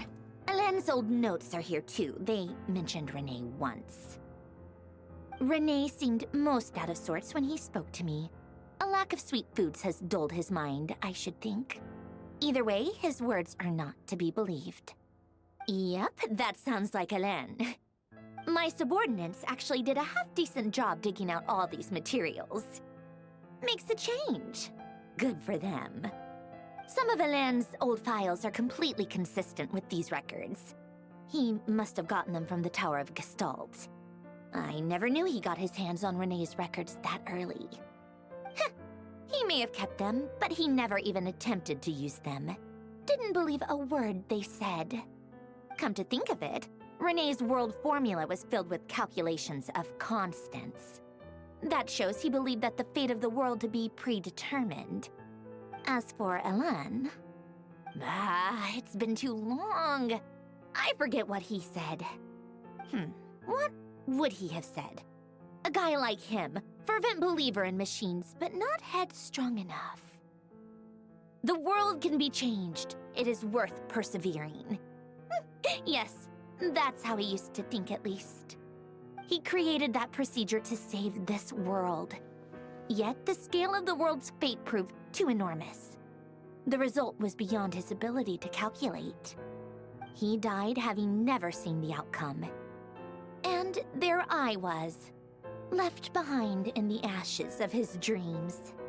Did you really never take a close look at Renee's research?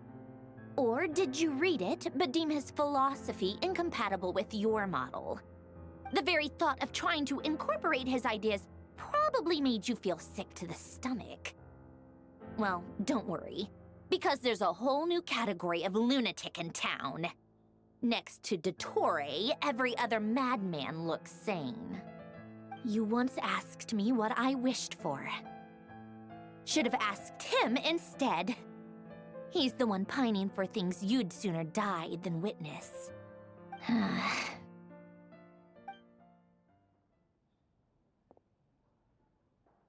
Even the tiniest variable can make big waves in the present.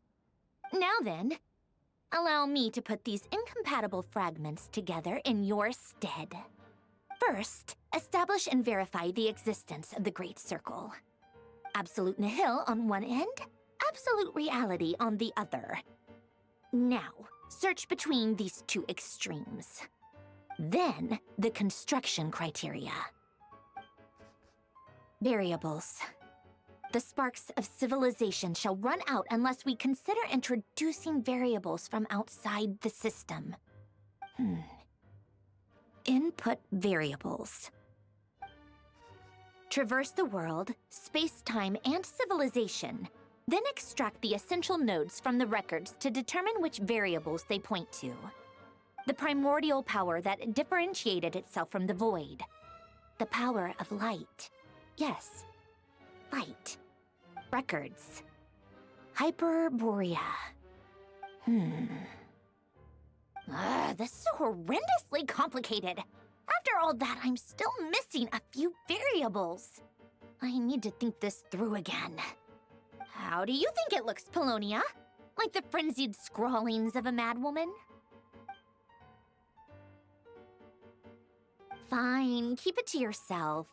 It's not like you can talk anyway. I'll assume you gave it a passing grade. I jest. But true madness does often start with trying to save the world. What would Arlecchino and Columbina think if they saw this incomprehensible hen scratch? They'd probably have me institutionalized. So would Rosaline. She's been dead for a while now. When I close my eyes and think back, I can still see her face. And that enormous dress she used to wear. Such a bizarre choice. What possessed her? Oh, and the clack-clack of those heels used to drive me insane. No one's asking me, obviously, but I hope you all know that I never wanted to save the world. I'm not crazy. I don't have delusional ambitions, and that's a clinical fact. The world needs a solution, but I don't need the world's validation. It's the world begging me for answers, not the other way around.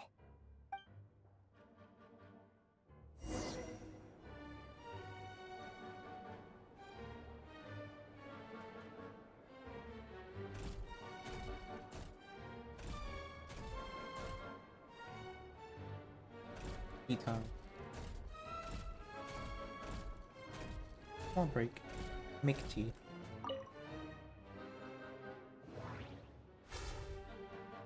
Oh. Tea.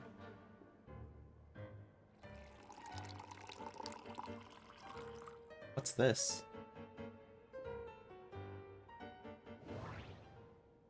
Oh, refreshment. Fortune cookies? Really? Okay.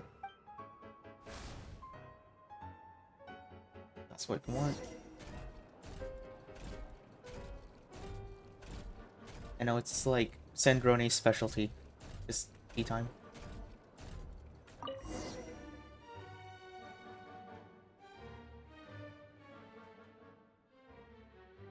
Oh, cookies to go with the tea. Let's see. They must be from that person who brought those documents. I see they're from Hotel de Boer. Something's written on the box. We are proud to present this homage to the Fortress of Meropede's fun-filled mill collection system. Fortune cookies. Have a lucky start to your day. Sounds like a dumb gimmick to me. Be early to bed and early to rise. Get plenty of sun and drink plenty of water. Then things will surely go well for you. What? Are you kidding me? Somehow I doubt that an early night and a glass of water is magically gonna save a world on the brink of existential peril.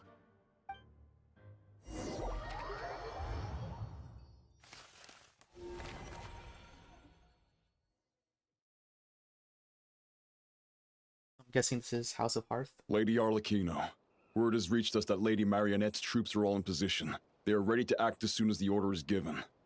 Excellent. The only thing is, they are fewer in number than we expected. It looks like many of them must have lost their lives at the hand of the monsters released by the Doctor. Can't be helped. Allow them to join our ranks and keep in contact. As you wish.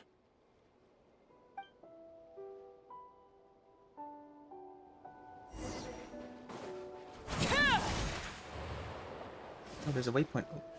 Bruh. It's been a while, Arlecchino. You They're look not well. letting me get the waypoint. Sucks. Oh, Tartaglia's here. Did Dottore really have to build his lab right on the sole path between Snezhnaya and Nod-Krai? Had to go on a huge detour to stay out of its line of sight. Sounds like an arduous journey. I assume you've brought word from Her Majesty? Of course, all part of the job. Firstly, the Tsaritsa has authorized Fatui Internal Affairs to review Dottore's case. They will reach a formal verdict on whether he has turned traitor and whether he poses a threat to Snezhnaya. While they're working on that, I've been ordered to come and receive the refugees from Nod-Krai. They are nearby. My team will escort you to them shortly. Great. Aside from that, Her Majesty has a message for you and Sandrone personally. Huh? Where is Sandrone? She stayed behind to work since I was making the trip anyway. It seemed sensible to have one person on standby at base while the other came out to meet you. All right, guess that's just how she rolls.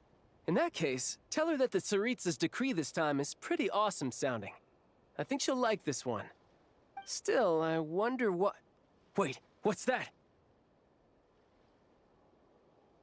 Did one of our troops turn into a monster? Take him out.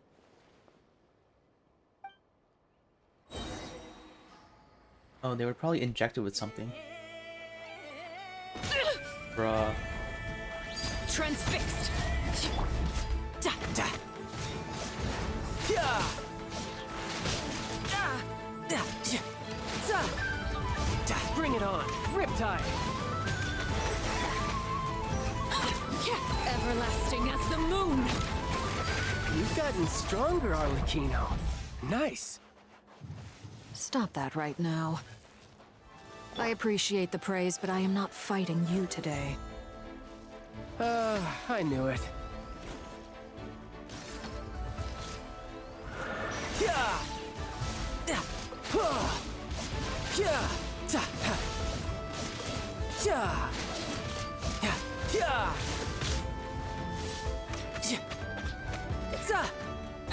Transfixed.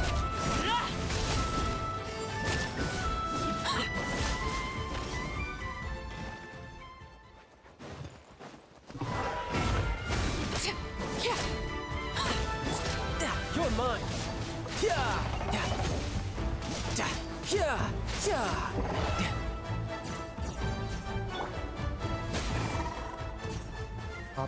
I can't believe it.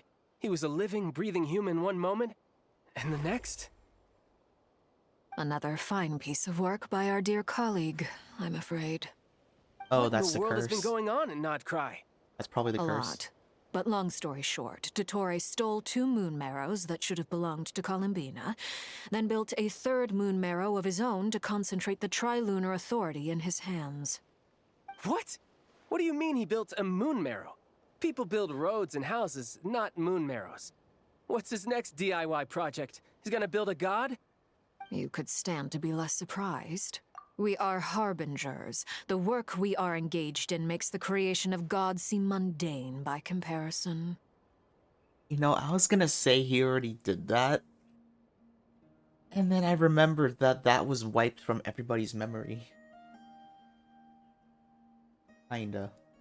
I guess, like, they remembered him building a giant mech, but not an artificial god. Using Wanderer. They probably thought, like, he just built a mech powered by a Gnosis.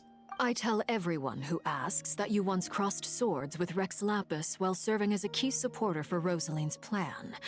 But right now, you're acting like a common adventurer. Thanks for speaking up for me. Those 2 really took me for a ride back then. Then again, surely no common adventurer would manage to get tangled up with them the way I did. That's gotta count in my favor, right? It almost sounds like you wish to repeat the experience. I might have to lower my opinion of you. No. I'll stop talking. Please, go on. Dottore is currently still experimenting with his newfound power in ways that continue to corrode the outside world. As for the human mutation, I believe this is simply a consequence of his experiments, and not a strategic move. You know what those orbs remind me of? They remind me of hollows. Just like special contained areas with distorted space that could corrupt anything.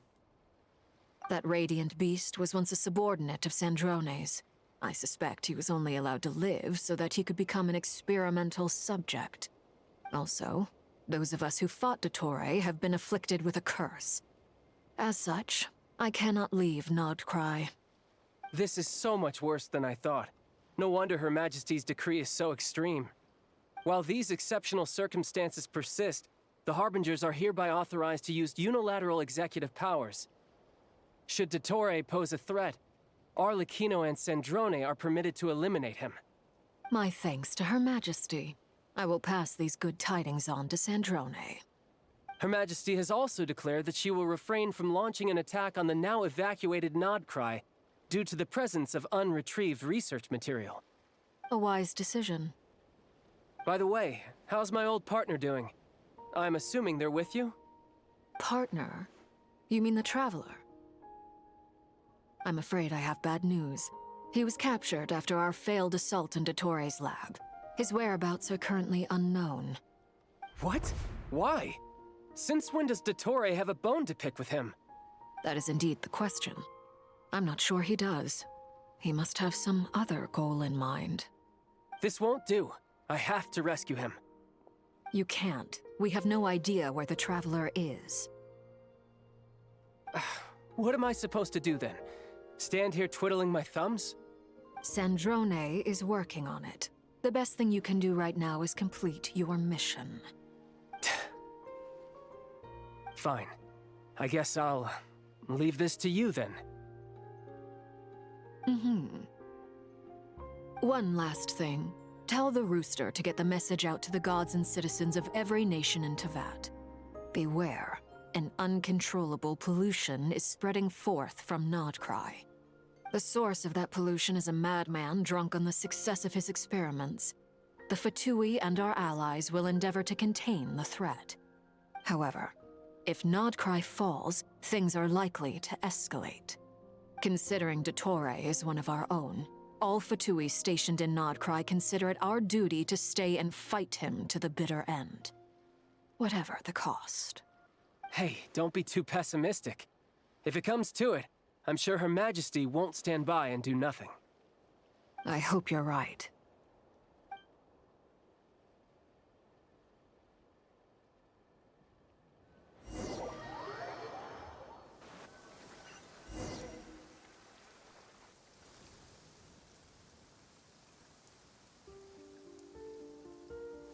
You're right on time.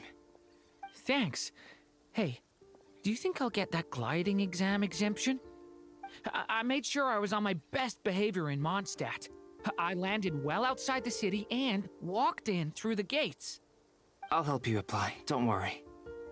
For now, let's see what we have here. What are the Doctor's energy fields even made from? The usual attract and repel principles that govern Kuvaki don't seem to apply to them. They are very mysterious, but ultimately, they appear to be comprised of energies from the three realms. Thanks to research by Master and the Hexen Circle, we know that Tevat's 7 elements are derived from the more primordial power of the Light Realm, which is antagonistic with the power of the Void Realm. Since you have the power of the Dragon Durin within you, I'm sure you can already tell that this energy field contains no abyssal energy. That's true. It's not abyssal energy, it's something pure, wild, and untamed. I've been thinking about something. Do you still remember the device that Dory supplied from the Academia when you and Miss Columbina fought Rarier? That was one of the most marvelous feats of ingenuity I've ever seen. The design, the craftsmanship, the material selection. I couldn't fault any of it. Not to mention the operating principles. Surely the most ingenious feature of all. Dory didn't go into detail on how it functions, but I have a working theory. The clue was that Miss Columbina was somehow able to use the pyro energy that you provided, despite the fact that, as a moon goddess, she should only be able to use Light Realm energy in principle. Now, all elemental energy is, of course, derived from Light Realm energy to begin with. Hence, I suspect that the device works by restoring elemental energy to its original state. This presumes a theoretical model of the 7 elements akin to that of light refracted through a prism. Perhaps it is no mere analogy. Maybe there is indeed a prism in this model. I almost wonder if the idea for the device was conceived based on direct observations of said prism. It would explain how such an ironclad design concept was achieved. It is at once a masterwork of engineering and a groundbreaking application of the Academia's latest elemental theories. I suspect only Lesser Lord Kusanali herself could have devised such an ambitious technology. But back to the energy field before us. If this is pure Light Realm energy, its relation to elemental energy is one of integration versus division. Or you could say that the former contains the latter.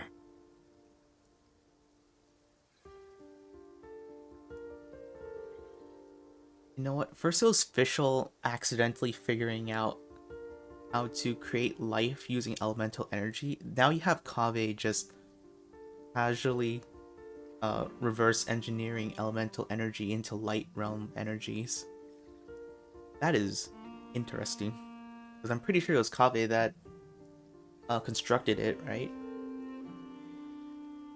Could this mean that elemental energy can dilute the power of the Light Realm? Should we give it a try? We should.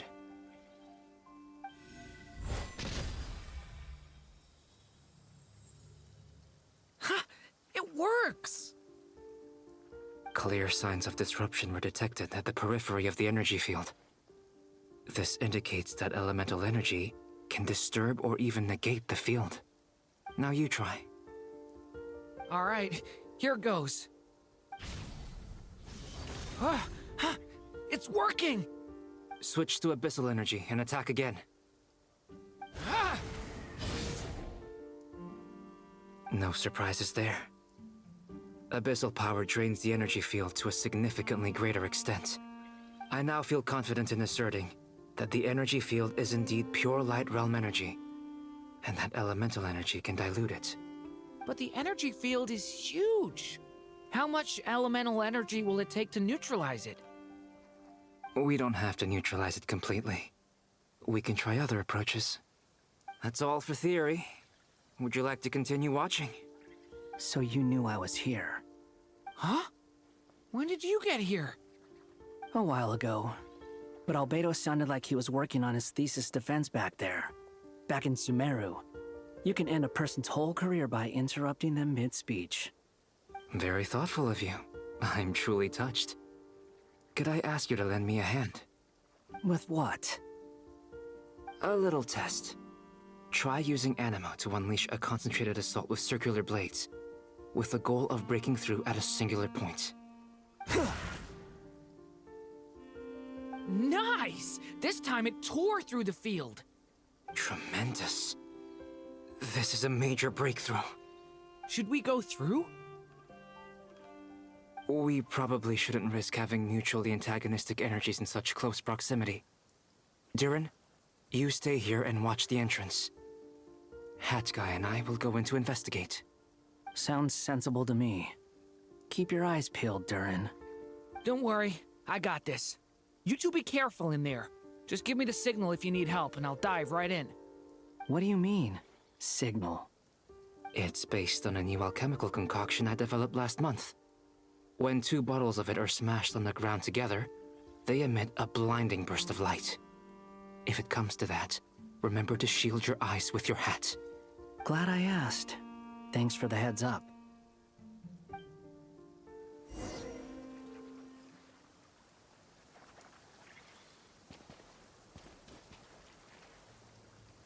Oh, I can't talk to you. Oh, and I didn't get that waypoint. That sucks. Wait, is that another waypoint over there? No, I can't go over there. Oh well. Whatever.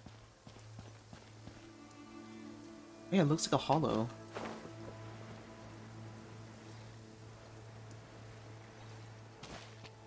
That's...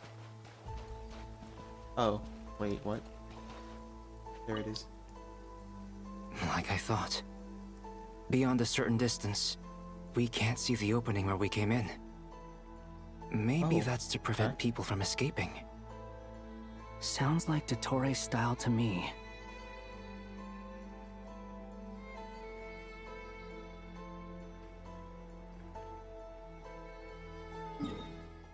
Oh my gosh, that's so cool. I saw like the map and it was like all glitchy and stuff. I'm guessing this is the Irminsul model with like the data, not data, with like the circuits. Oh, this is to leave the energy field. Not much has changed. Things are basically the same here as they were before the energy field appeared.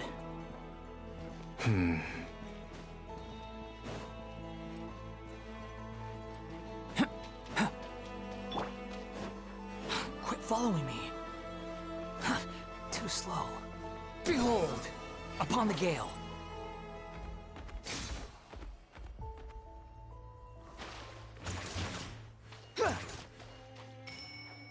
Quit following me. Yeah. Something's supposed to be.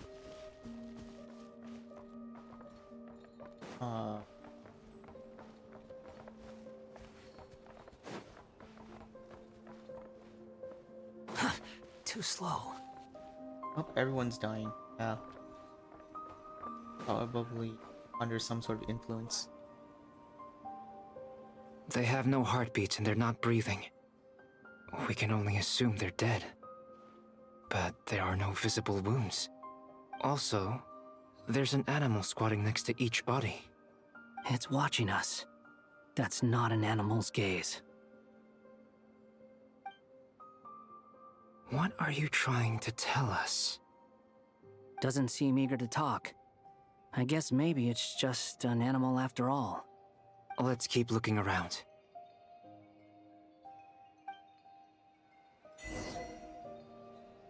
Oh, that's them.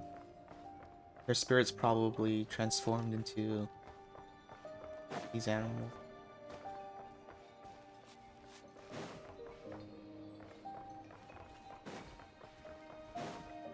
Probably. Quit following me. The wind rises. Oh gosh, no, no. Oh, I fell.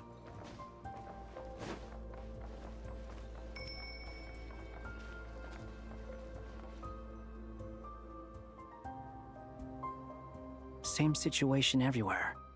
Not a living soul in sight. Just countless bodies with animals standing watch over them. Well, I think we can safely rule out the possibility that they're all pets. Is skirting around the topic your way of showing consideration for other people's feelings? Just being cautious. I don't doubt that you can handle the truth.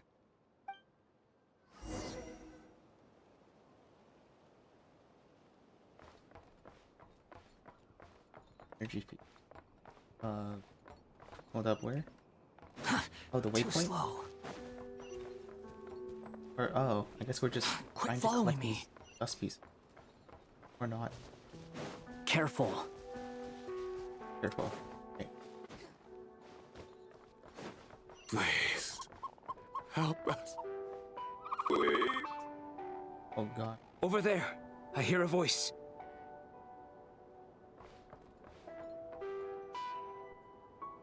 What's happening with the audio? Please. Help us. Please.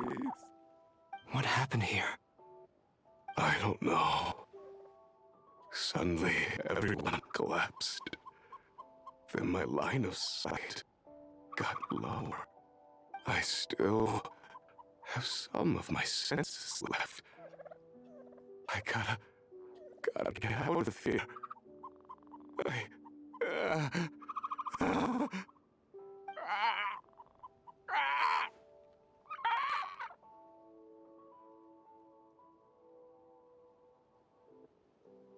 It looks like there's a huge experiment going on inside this energy field.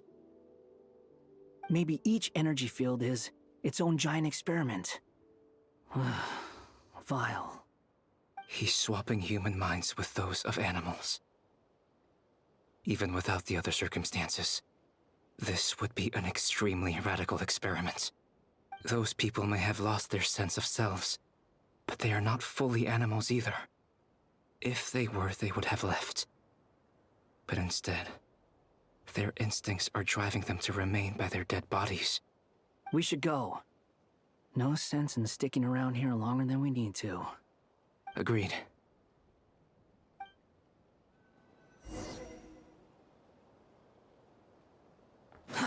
Too slow.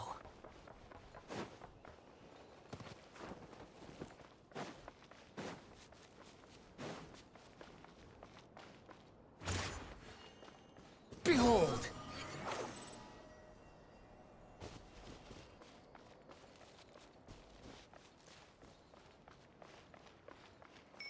The wind rises.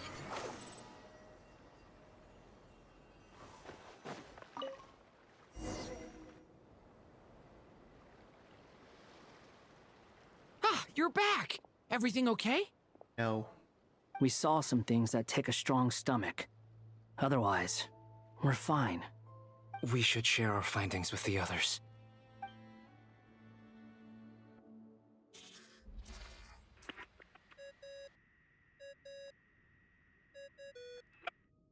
Yes? Who is it? Miss Nefer, it's me, Albedo. We found a way to break through the energy fields. With enough control, it's possible to tear them open using elemental energy. Also, we managed to take a look inside. Dottore is carrying out his cruel experiments on an immense scale. Any residents who have failed to evacuate in time will likely meet a grisly end. Sounds like he's living down to our expectations. Might I ask how things are proceeding on your end? I'm just about to get started. I'll be in touch once I have a result. Understood. Stay safe. I will.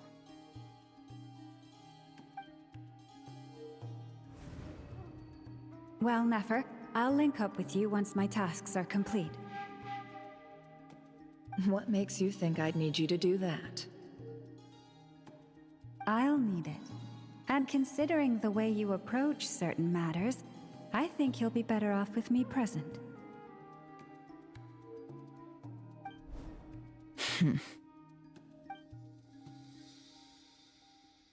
Let's begin. Entering simulation mode. A vast wasteland. Is this the Traveler's inner world? I was expecting something more vibrant, to be honest. Wait, someone's there. What are you looking at? In that case, I'll look at it with you. I want to know all about everything you've seen and experienced. Is there somewhere I should return to? Or should I stay here and be the hero everyone says I am? I don't dislike my current life. Roaming the land, fighting battles, accomplishing missions, earning a living, looking after Paimon. It's not so bad. I guess the only thing that's missing is that you're not here with me. This is the conscious layer, which contains a person's true feelings. It is filled with both longing and kindness. I suppose anyone who lives long enough ends up wishing for someone who can't be there. Maybe it's the only way we can feel truly alive. Time to delve a little deeper.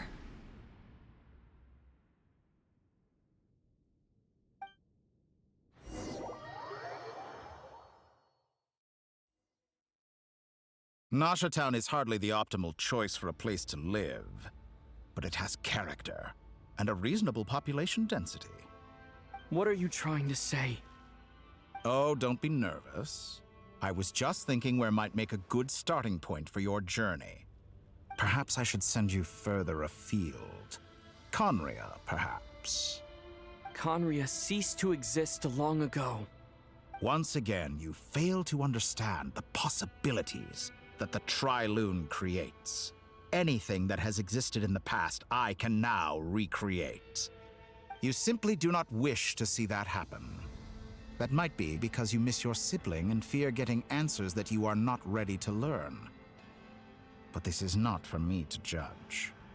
If we are to collaborate, we need to maintain an amicable relationship. In a moment, you will be able to... Oh no. What are you...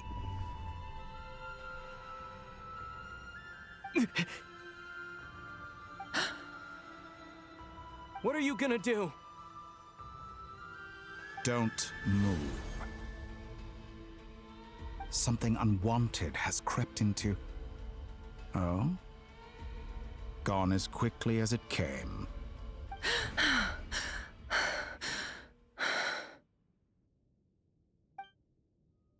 Did you save me? If I hadn't cut the connection, Dottore might have caught you from the other side and destroyed you.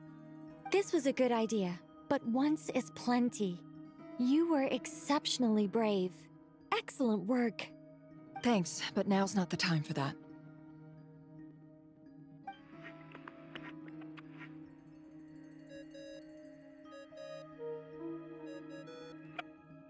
Albedo speaking.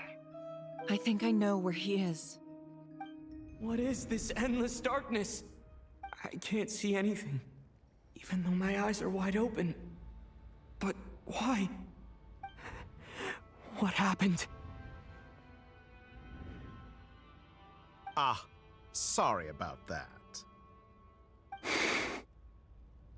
I take it you didn't notice. Just now, a friend of yours took a little peek into your mind. Could it be Nefer? How did she do it? Did she use something as a medium to connect to me? Do you think she's aware of your current circumstances?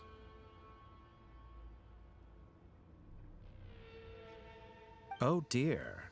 Have I stunned you into silence? I only wanted to slow down your time a little so I could stop your intruder in her tracks. It would have been nice to capture the spy. I must say, I'm finding the ability to adjust the flow of time rather intriguing. The moment you closed your eyes, time seemed to grow impossibly viscous, didn't it? A whole month passed before you opened your eyes again, but only for you. No one else was affected. I dare say this is something only a god can achieve. Point taken. You've proven once again that you have god-tier powers. Oh, you misunderstand. This wasn't about proving a point. I was testing things out. I find I learn best by doing, and I have to admit, time is not the easiest dimension to control. I only wanted to make you sleep for a short while, but it ended up lasting a whole month. Clearly some finesse is required to wield the authority over time as I wish. I hope you're not angry with me. It was only a month's discrepancy, nothing too serious. Had I been off by a year, a decade, or even a century, that would have been quite a different story. You could have frozen me for millions of years. So much for collaboration. You aren't showing much sincerity. Millions of years? To what end? I wonder if you don't understand humans all that well. They are very pragmatic creatures who understand only that which they can perceive with their senses. If I had you sit here for a week, I imagine people might sympathize. But if I left you here for 100, 1,000, or 10,000 years, the sheer size of that number would cause it to lose all meaning to them. They would not have the capacity to comprehend your suffering, and thus they could not empathize. Unfortunately, while gods do exist in Teyvat, it is ordinary humans that account for most of the population. Their lifespans are so limited, their bodies so fragile. Did you ever really hope that they could begin to understand someone like you? Your long life and unique origins make you fundamentally different from them. How long will it be before they start to treat you like the alien you are?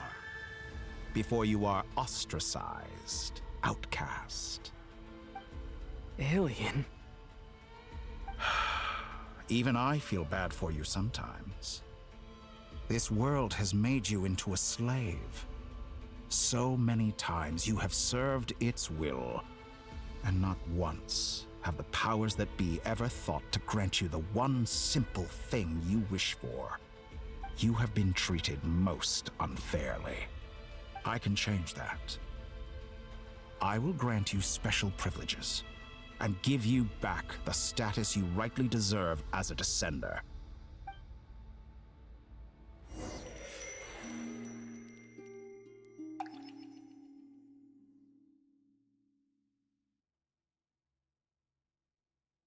I've entered the past 3 times at this point, but I still have so many questions. For instance, beyond each point being further back in time than the last, what determines the specific locations at which I can make entry? So far, the common thread linking all 3 scenarios is that the Traveler has been present. But it's more than that. I know I sensed something familiar around him. What was it? I'll keep this question in mind as I carry on.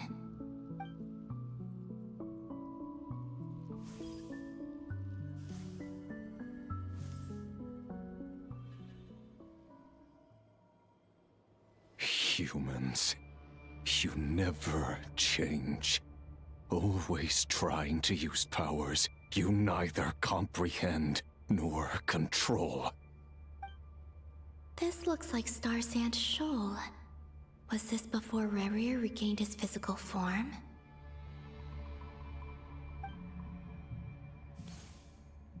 You've messed with the cannon again, huh?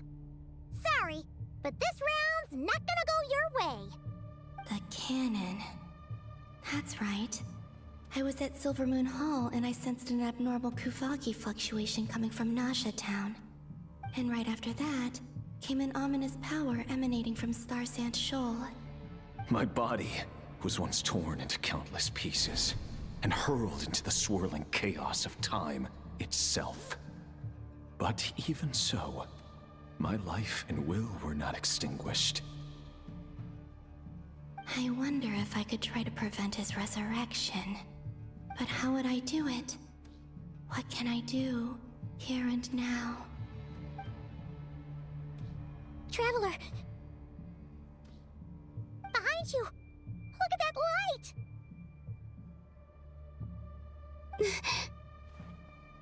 No, I won't make it in time. He's using the Kuvaki shield, like I taught him. Is he going to use it to block the cannon's beam? He's strong. I'm sure he can manage. But the force released when the beam impacts the shield might lead to collateral damage. Easy Island. The Frost Moon Scions will be exposed to lethal levels of Kuvaki. A question, if I may. Kind Miss Columbina. When the cannon's Kuvaki beam was deflected earlier, I saw several bolts of energy streak toward Hisi Island, only to be blocked. Did you also have a hand in that? Maybe that really was me after all. Well, future me. But I don't know if I have enough power left. Siki sato pasa sax, sniti ipotuvtos. There's no time. Osestikos paratin tiram to risuiku, topir to aithion feraton. I have to make it. Oh, Frost Moon. Oh, great land. Oh, slumbering moonlight of Nod-Krai. If you can hear me, if you can sense my call, then please, heed me once more!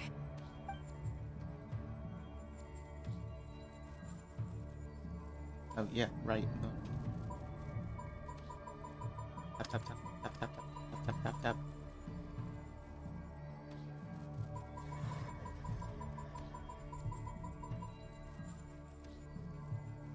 And then Hisi Island goes boom.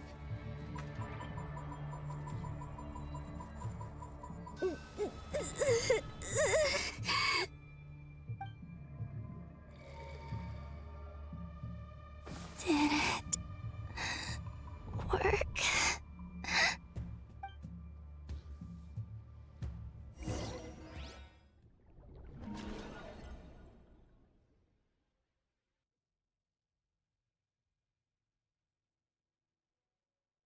Hey, wake up.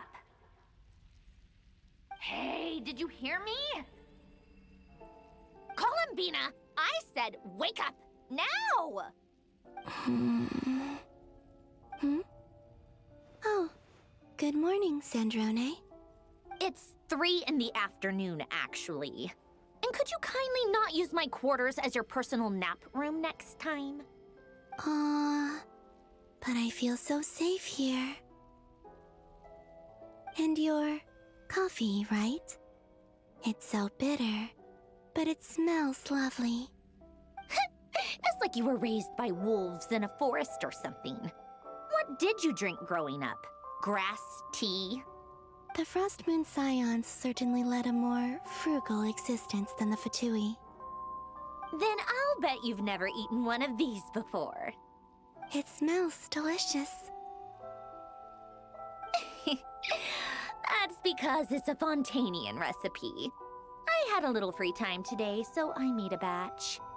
Rosaline will be here shortly, but if you really can't wait, I guess you can go ahead and...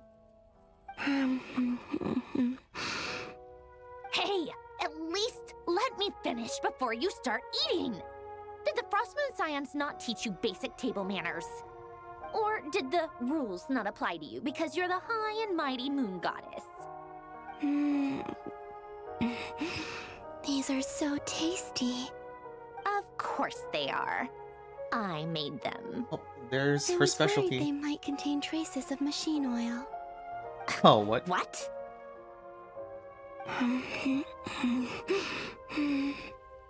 You know, there's something I've always wanted to ask you. Why did you leave your old home and join the Fatui? I mean, I'm sure their food was awful. But there's gotta be more to it than that. Well, life there didn't go quite how I imagined. What were you expecting? You're a god.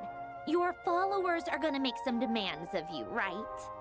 Surely you can just answer a few prayers here and there in return for the free food and drink. How bad can it be? Well, Would you help other people just for free food and drink? Hmm? The doctor told me that you were created by a great mechanic, Lord something Fisher. The Lord Artificer. Ugh, some people can't keep their mouths shut. Oh, Lord Artificer. And didn't he have something to do with the, narcissist? Narcissenkreuz Ordo. Yes, that was it. Narcissenkreuz Ordo. So, would you try to fulfill their wishes? You must be joking. I wouldn't go even if they paid me. I don't even know them. Exactly. Well, I felt the same way. I did not know the people who made demands of me. Huh. What do you know? We're on the same page for once. In his later years, Alan did ask me if there was anything I wanted to do. If I had any wishes of my own. Well, I don't. And I'm not in any mood to fulfill someone else's either. Who's Alain? He was the... You know what? Never mind. You're not gonna remember. Anyway, the point I'm trying to make is, neither of us is the self-sacrificing type. Let me ask you this. What sort of place would you like to live in, if you could choose? A place where people don't ask me for things I cannot give them. Where they don't worship me, or fear me, but just want to chat with me like a normal person. I'd also like the freedom to come and go as I please. And ideally, it would be somewhere with the smell of coffee and snacks. Not to burst your bubble, but no such place exists in the world. Now, take your snacks and scram.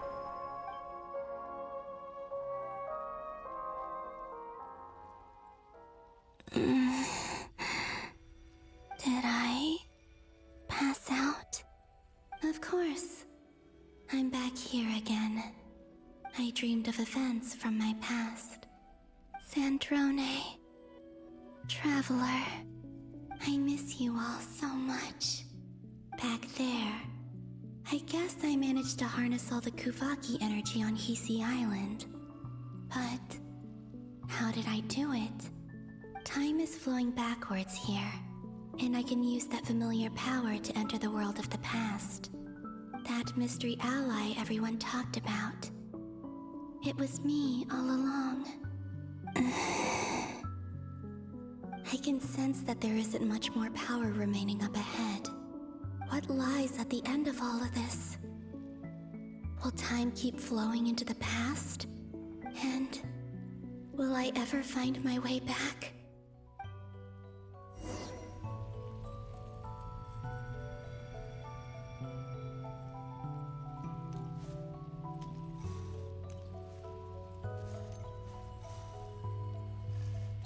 Dang. He's probably gonna die real quick. It's getting harder and harder to use my power.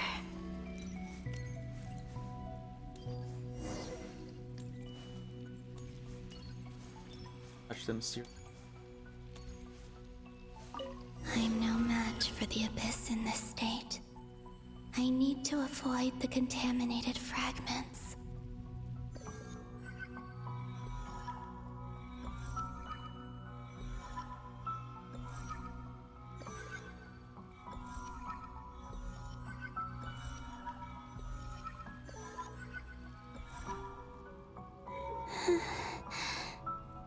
Time to go. I wonder where I'll find myself this time. Oh, it's the book that she tapped.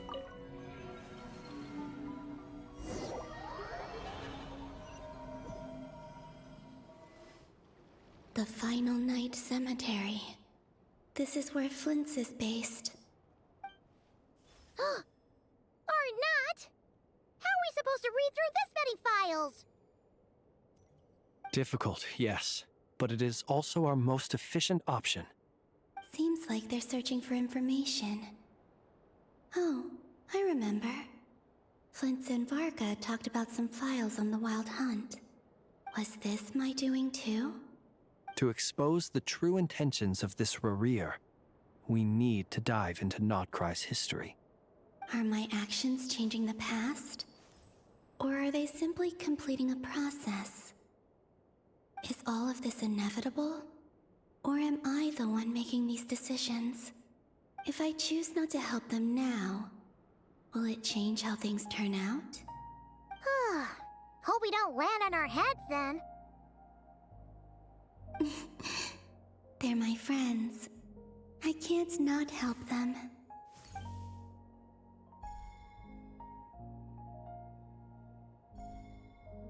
Ghost! And the other one was... here. Hey! Another file's moving!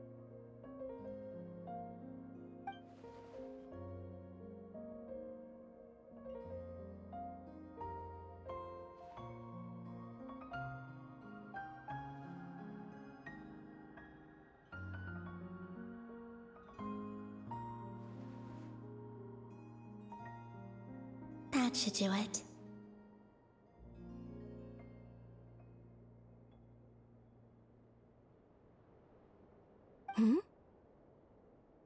Luanatar? You can sense my presence? Wait!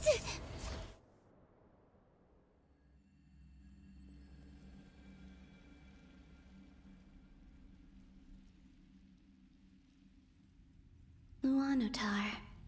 So she's that familiar presence I've been sensing all along. She's always been by the Traveler's side. That explains why the Traveler has been there each time I've entered the past. But why Luanatar? Is it because she has a connection to me as the Moon Goddess's familiar? If so, why not any other Kuhenki? That's...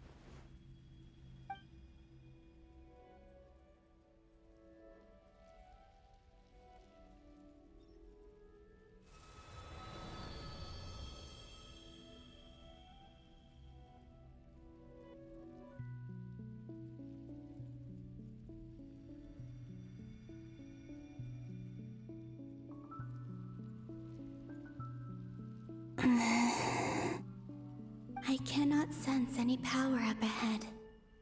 Just a void, stretching out into infinity. This is likely my final chance to enter the past. It's now or never. I have to find a way back.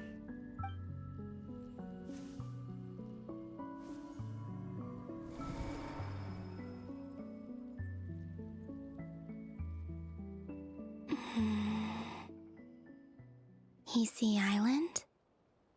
How far back in time is this?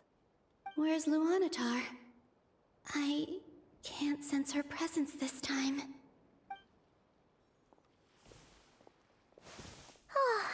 Seeing Enefa and Aino reunited like that sure was heartwarming. Traveler, Paimon. No, stay calm. I don't have much power left to change things. I don't even have that much time left here. Think, Columbina. How do I find a way back? A way back... to where? Do I go back to Moon Prayer Night? Or to the future that followed? And if I return in my current state, what will become of me then? Dottore's actions that day proved that he'd been planning that for a long time. He had already seized the power of 2 moon marrows before capturing me. Even if I managed to get back, how can I fight against him when he wields the Tri-Lune Authority? I can't. If I go back like this, I'll be playing right into his hands. I have to find some way of rivaling the power he has usurped. Wait. Time flowing backwards. The Tri-Lune Authority. Does that mean... I think I know what the final destination of this lunar reflection might be. I know what I must do. Speaking of homes, we must already be close to where the Frost Moon Scions live. The vibe here feels different, just like the scenery. But how do I communicate my plan to my friends? Should I write it down here? No. Someone else will see it. I need something with a close connection to me. Something I can use as a medium to tell them what's happened to me in here.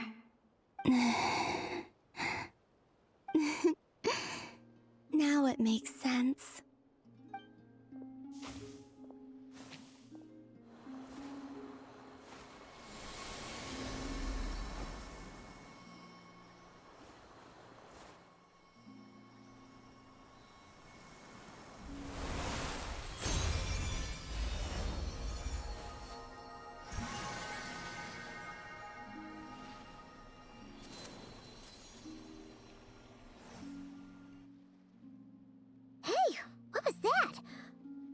Some sort of breeze blew by, and then the petals suddenly turned into...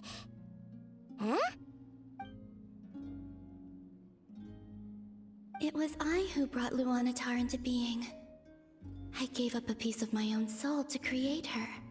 That's why I could sense a familiar power from the moment I entered this space.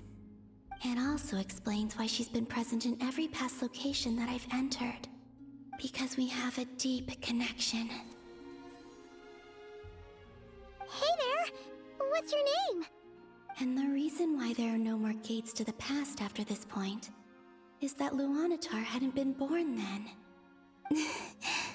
No wonder I sensed the trace of a blessing when we first met.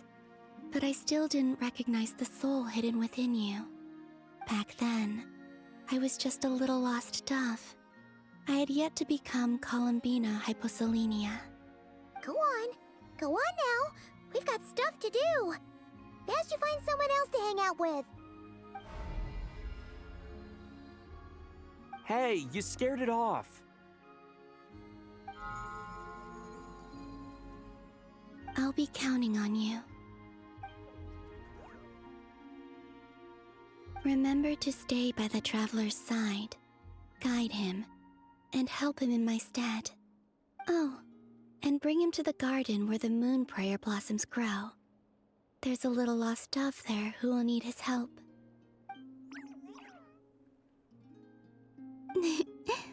Go on.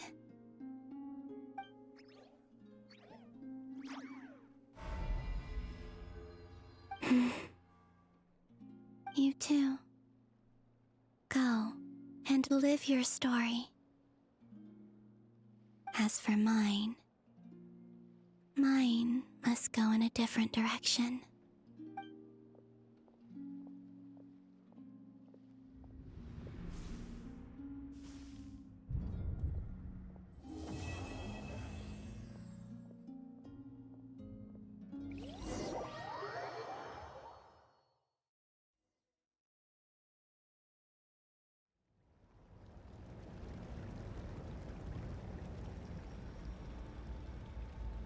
How would you like to experience the thrill of never being held accountable for your actions? You could crush people like ants without consequence, or tear off their heads or limbs as you please. Believe me, such a life is but one small step away. What point is he trying to make? Freedom? But the freedom to kill? To do evil and get away with it? Why would you offer me that? The creation of a world is the ultimate scientific experiment. I have taken my research to the highest level, where I shall be not just a god, but also a servant to many sacred spirits. I shall heed the truth and perform holy deeds. A god's laboratory is the perfect playground, but it needs the right occupant to explore its full potential. Mortals are found everywhere one looks. Not so with Descenders. I'd prefer my first guest to be a distinguished individual such as yourself. And I know you could make the most of the opportunities it offers. So the condition for entering the new world is to take innocent lives. The same dilemma that Rerir once faced. Could I really bring myself to kill others for my own benefit?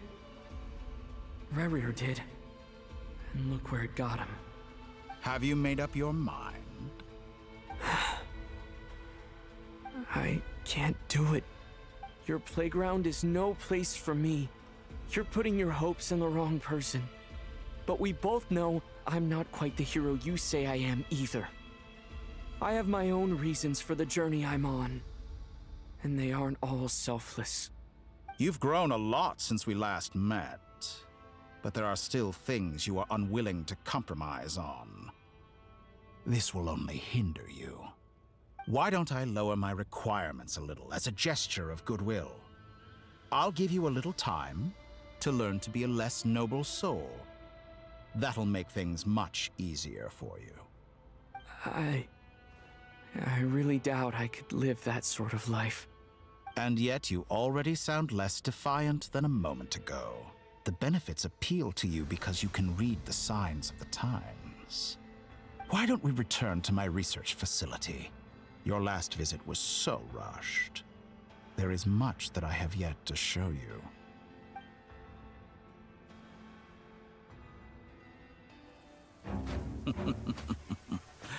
Now to that question, Heroes don't attack from behind. Guess I'm no hero. This is most disappointing.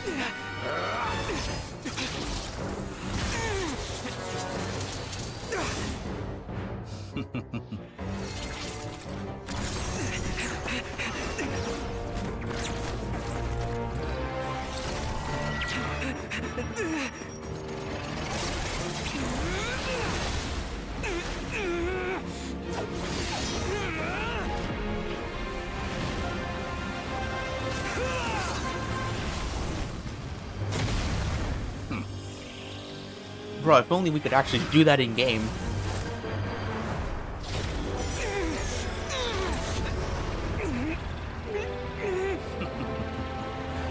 Now then.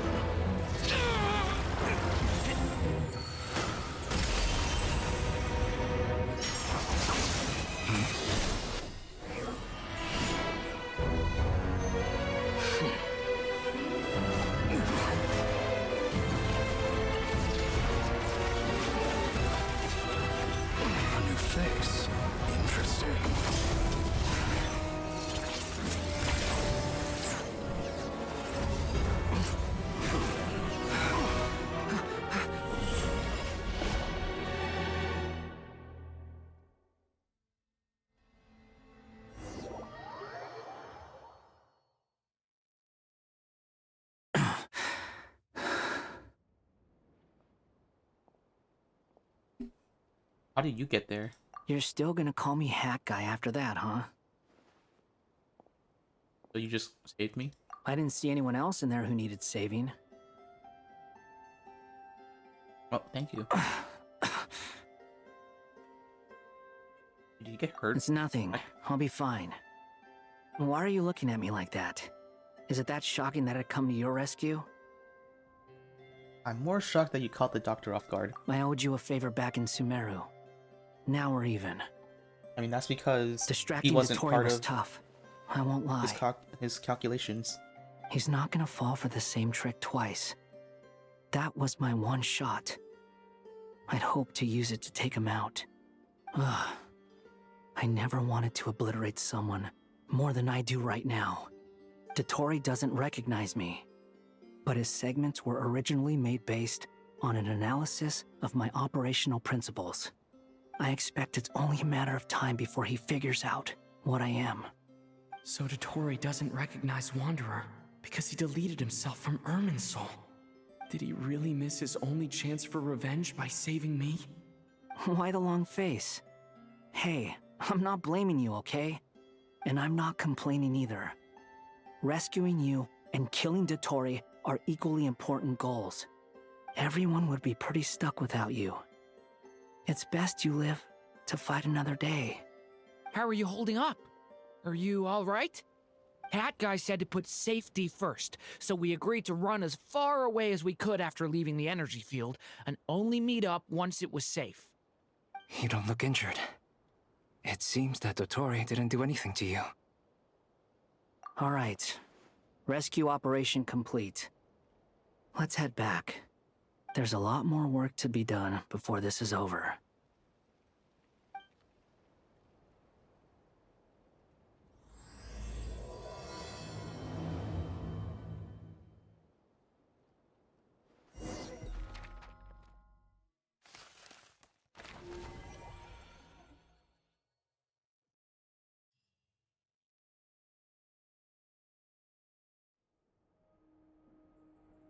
Understood. I will bear the Tsaritsa's decree in mind. Alright, I'm going to pause for like a little bit. Be right back.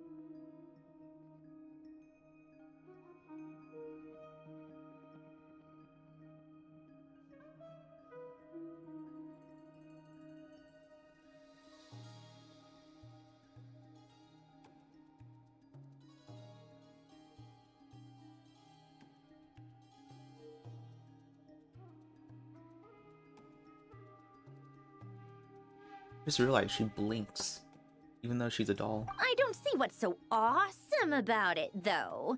Does he really think everyone else is as immature as him? I'm not stooping to Tartaglia's level. I thought you might say that. How's your progress? Quite promising, actually. That alchemist Albedo gave me a few ideas. Remember how I asked you to look up some files for me? That stuff on the Nod-Krai Institute. René de Petrichor and Jakob Ingold.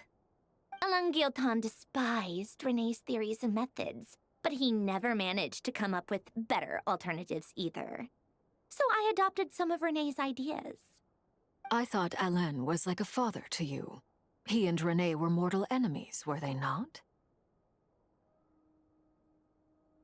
And what would you say if Linny and his friends one day learned something useful from someone you utterly detested? I would applaud them for it. That would mean that they have surpassed me. For all we know, Alain Guillotin might have thought the same thing. Not that it matters, though.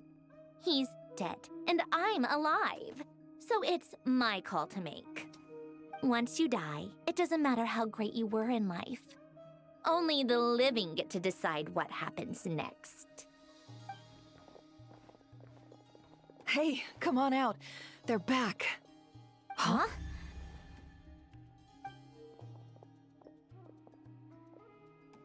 You're back? And your head's still screwed on? And you still have all your limbs? What does it look like? Way to keep your composure, madam. Excuse you. I am perfectly composed.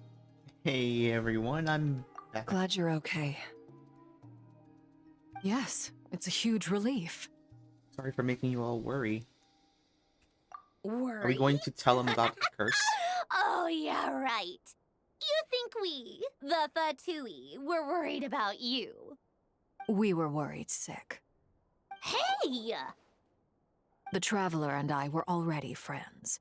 You are free to join this mission in whatever capacity you please. Much like your tea parties. It's a laugh a minute with you guys. I must say, I was quite surprised when Mr. Albedo told me he would need no additional aid. We discussed this on our way back as well. I am rarely so unequivocal, but in this case, we had full confidence in Hat Guy. He said he knew what he was doing. Albedo and I pretty much had to just wait outside on standby. Meanwhile, Hat Guy broke into the energy field and rescued the Traveler solo. You didn't have to mention that. Well, I'm thoroughly impressed. You are a force to be reckoned with, Hat Guy. Is he back? Is he really back? Oh hey, it's Paimon. Traveler! It's really you! It's really me, Paimon. I'm back. Oh, thank goodness! Paimon missed you so much! You can finally breathe easy, Paimon. It's great to have you back in one piece! Oh, Paimon's been having nightmares the whole time you were gone! Look at them. You know, once you reach my age, there's nothing better than watching a misty-eyed reunion between friends. It's nothing. Same goes when you get to my age, too. I bet Ino and Anefa would be tearing up as well if they were here.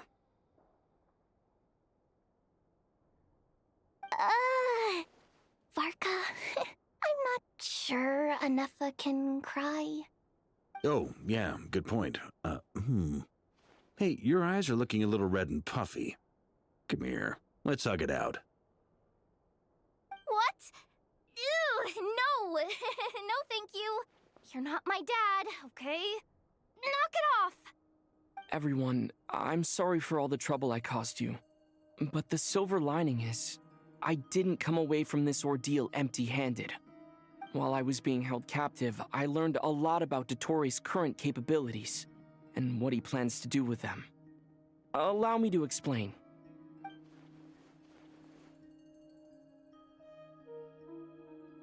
The three moon goddesses were even more powerful than we imagined. No wonder Dottore believes himself to be equal to the gods, maybe even superior. Utter blasphemy. While everyone was gone, Nefer and I made an interesting discovery, and I believe Miss Sandrone has something to share too. Ma'am, perhaps you could do the honors?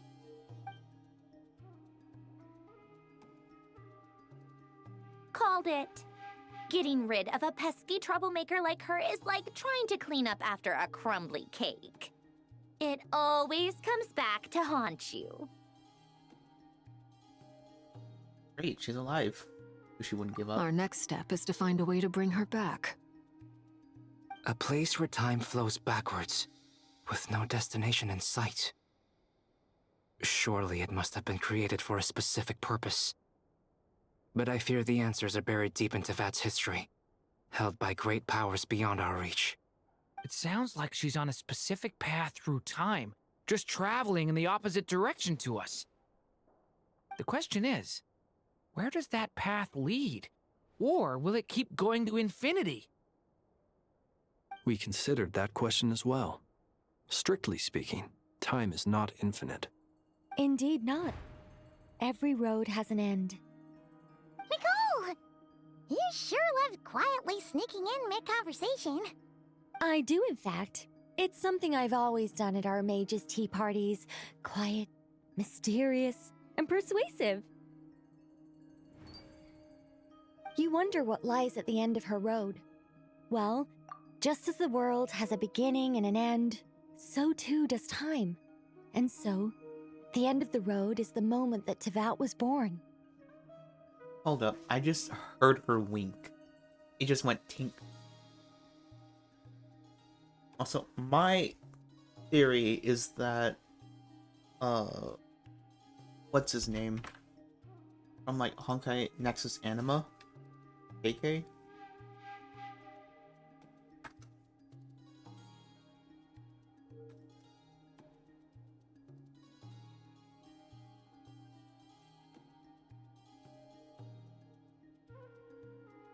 Yeah. Like, that guy? He might have been like the one that created the entirety of Tevat as like a simulation to deal whatever problem his world has. And the simulation has just been running like non-stop. Like even after his world fell. But where Miss Columbina will end up along this road, that depends on where this particular river of reverse time began. What about the original moons and the moon goddesses? Do they have a beginning too? All things do. In the beginning, no moons adorned the sky. It was the Dragon King Nibelung who raised the 3 moons into the heavens, and thus were the moon goddesses born. They were shadows of the planet, born to wield Nibelung's authority and oversee the world on his behalf. They were extensions of his will, manifestations of his majesty. But then one day, they disappeared just as suddenly as they had once been brought into being. Nobody knew where they had gone.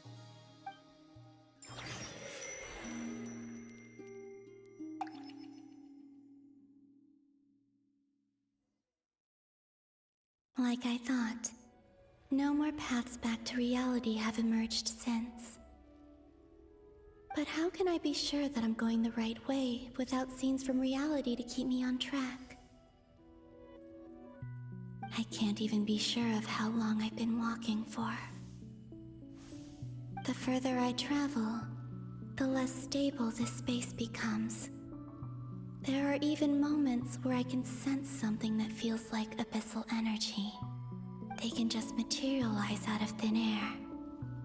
I have to keep my wits about me.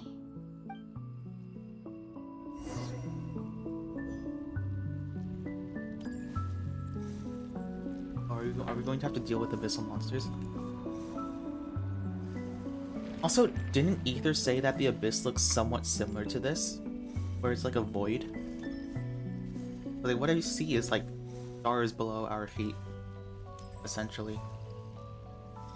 So this must be like the firmament, maybe?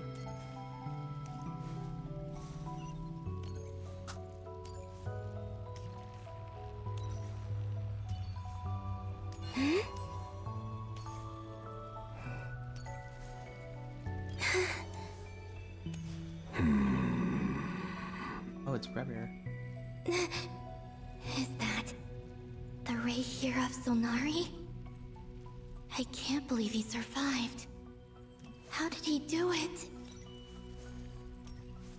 He's the only being here. Well. You are the moon goddess. But how? Please, there's no need. I'm not interested in fighting anymore. I find that a little difficult to believe. Yeah. Honestly, so do I. Honestly, I'm pretty sure it's because he's lost most of his sanity, like when he emerged into reality. But like once he's back in here, this is like where most of his consciousness and sanity lies. So I guess he's like a lot more tame in this than in the real world.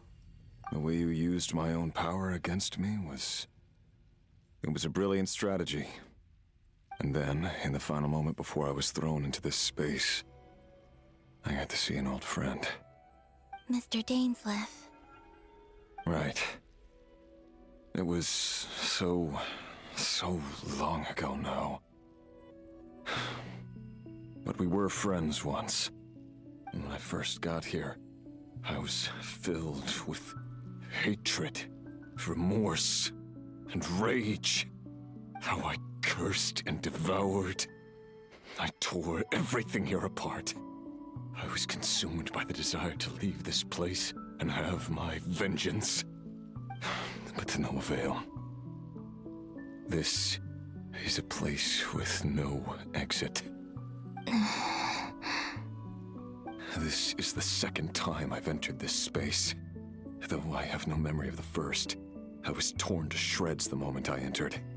But this time I survived. It must be partly because of this new body. And partly because of all the Kuvaki I absorbed in Nod-Krai. Are you the source of the abyssal power in here? Not all of it. Some is from when I first arrived here and tried to destroy everything. But there was already a degree of abyssal power here before I entered. And like a venomous snake baking in the merciless sun, it tried to slither into my shadow. Tried to? So, you rejected it? Yes. Because after that, the world suddenly became silent for a moment. What do you mean? The voices in my head, they were gone. And then I saw her. Her? Thelindis. My former lover. Never mentioned that she saw a memory of Thelindis leaping into the moon's reflection. More precisely, I saw her afterimage. I'm sure the real her is long gone. She was just an ordinary Conrian. She couldn't have survived here for very long. Anyway, why have you come here? Didn't you know it was a dead end? If I hadn't escaped through the moon gate, my friends would have been in far greater danger. Oh, I see. Because of your power. The power of a moon goddess. What? You'd like to know how I know, wouldn't you?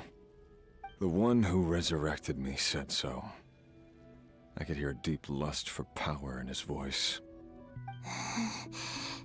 Do you mean... Dottore? Dottore. So that's what he's called. He'd been collecting fragments of my body for a long time. All so that he could resurrect me at the moment of his choosing. I had no interest in his research. But being as corroded by the abyss as I was, we were aligned as far as hunting the moons and recovering my strength were concerned. So that's why the Wild Hunt suddenly became so active in Nod-Krai. When I left the Fatui in my weakened state, Dottore must have felt that his time had come. Moon Goddess, could I ask a favor of you? What? I know this is a lot to ask, especially from someone who tried to kill you. If you refuse, I won't fight it. But this is the only thing I desire now. Nothing else matters. What do you want? I'd like you to take a message to Thelindis for me. Thelindis? But... Yes, she's dead. But like I said, I saw her afterimage. I can sense that some part of her soul remains here. Far, far ahead. Why don't you go and speak to her yourself? I can't.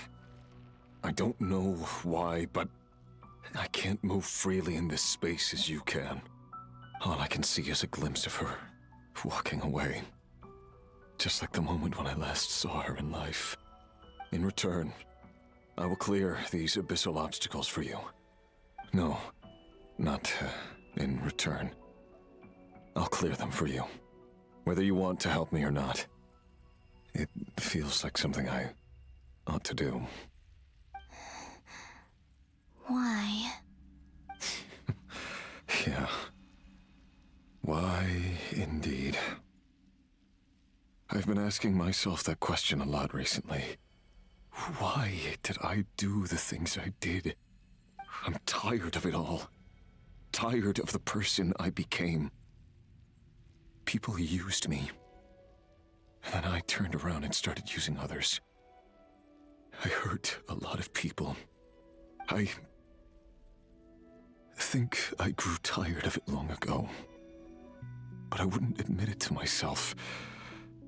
And ultimately, that's how I ended up here. What do you wish to tell her? All of it. My past. My mistakes. Everything that happened after we were separated. Is it okay if I give her the abridged version? Yeah, I'm sure there's plenty you can skip over. Just tell her the important parts. Whatever you think that means. Like the part where you relentlessly tried to kill us? It's up to you. Love demands honesty. But my relationship with Thelindis was built on lies. We hid too much from each other. But after living my whole life in the shadows, I don't want to hide anything anymore. I will do my best.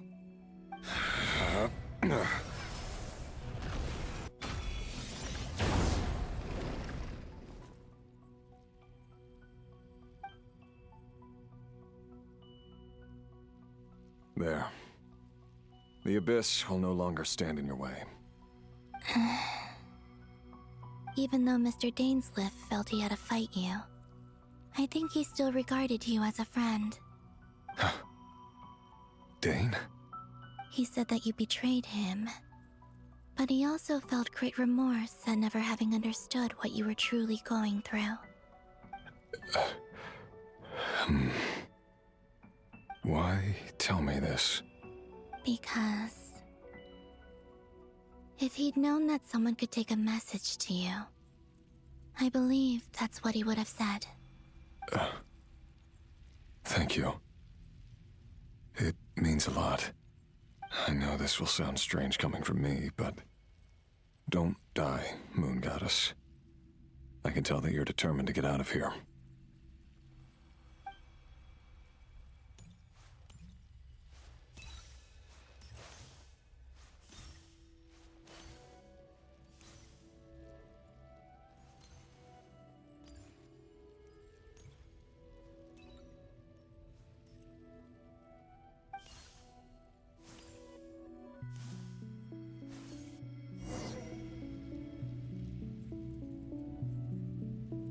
He kept his word.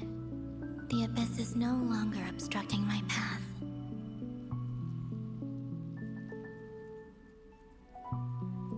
I'm assuming she passed the part about abyssal corruption, like starting to take over Moon's reflection. I'm guessing this part is basically Onrya's research. The moon.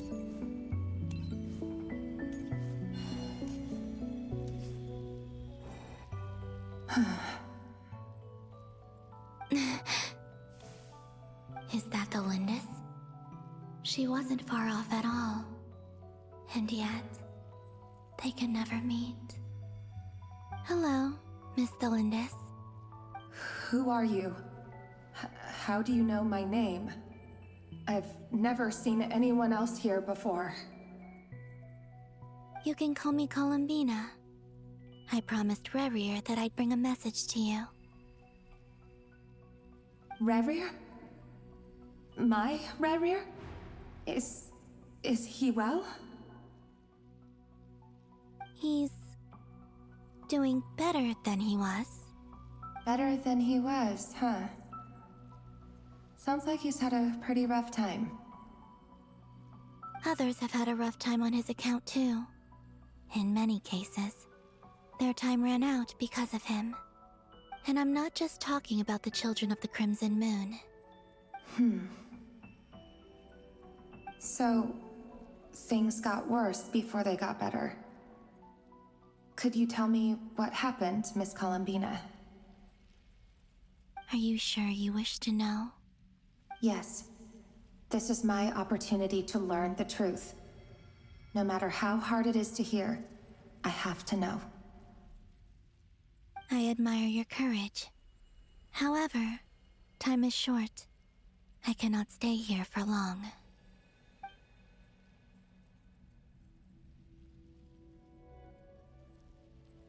Rayrir had seeds of hatred in his heart, and many people nursed them for their own ends. On some level, everything he did was to try and find a way to see you again. But in the end, he came to regret his mistakes. He wanted to apologize for hiding his past from you. Beyond that, he did not say specifically what it was he wished to convey to you, but I'm sure that you've always been on his mind. You are what has kept him going over all these years.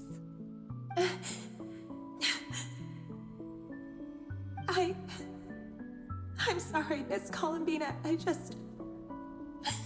This is so upsetting. I'm not sure how to put my feelings into words. It's all right. I understand. Well, that's everything from me. So, I guess I'll be... Oh, wait. One moment. Time flows backwards here. The road ahead only leads further and further into the past. I know. I intend to reach the end of that road. Without a moon marrow, without the 3 moons' power, you won't make it far. Wait, unless... Are you one of the moon goddesses? You could say that. I see. I often think to myself, if life is like a train ride, why haven't I reached the terminus? Where am I even going? And it's not just me, it's this whole place. Wherever it is, it seems like it's existed forever. It's such a mystery. Where is it going? I must seem so ridiculous. I can't answer these basic questions, and yet I jumped right in here without hesitating, only to be torn apart the moment I entered by powerful energy currents. Only my soul remains now. Thinking back, I was suddenly overcome with fear and terror in that moment. Perhaps I too became bewitched by the abyss. I may have been the leverage it needed to control Rayrir. I used to be a researcher at the Universitas Magistrorum in Conria, researching the iridescent moon's marrow. Eventually, I came to the conclusion that time in here flows in reverse. Rayrir was one of the Venster King's retainers. With me, he was in an impossible position. It plagued him constantly. I wanted to help him escape his lot in life. I wanted him to be happy, so I thought I'd use this place to return to the past. At the time, I thought I could just go back to the day that the Venster King first found the princess. It was only after meeting the princess that the Venster King started going too far with his research into the abyss. That was the day all of our woes began. I thought I could stop the king from ever meeting her and solve everything. I couldn't kill the Venster King himself, so I had to find another way to save Rayrir. That's why I wanted to go back, to kill the person who had brought new possibilities to our realm.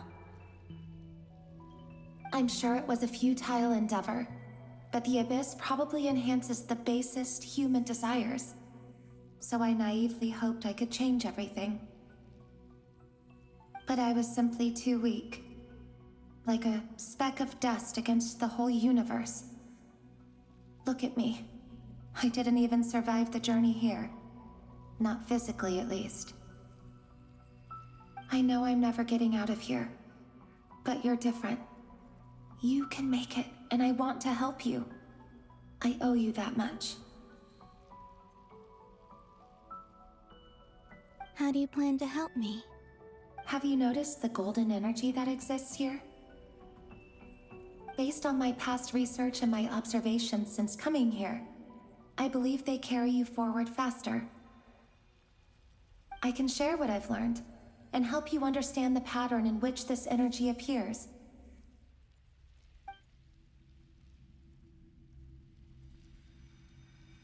I think you just might... Now, I know you will be able to change the past. Also, I've been speculating about where this space ends. The documentation was scanned, but from what I know of the legends about the moons, the oldest ones seem to begin with Nibelung, king of dragonkind. I have no way of verifying any of it by this point, but if it's true, you might be able to reach that era if you keep walking. Understood. Thank you, Miss Delindis. I'm the one who should be thanking you. If you hadn't entered this realm of everlasting death, what use would my deductions be? Thanks to you, they have some meaning. About Rayrir, I'm so sorry. For everything. It wasn't your fault. That's not true. Because we both feared bringing trouble upon each other, neither of us ever told the truth. And that dishonesty sealed our fates. But enough about that. I wish you a safe journey, Miss Columbina.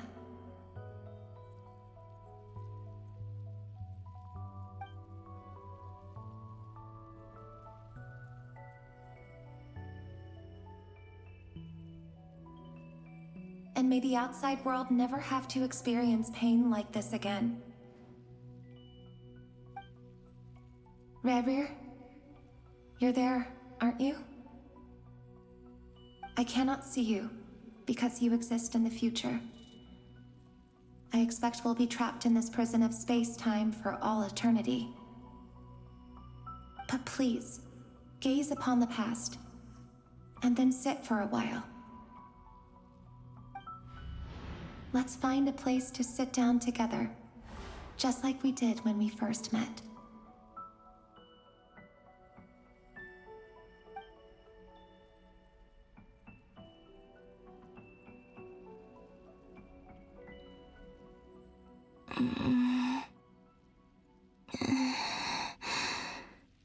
How long have I been walking? How much further till I reach the end? Is there even an end to be found? Everything's getting blurry.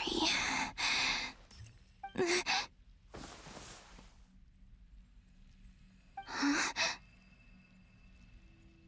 Are you all right, little sister? Have you come from the distant future?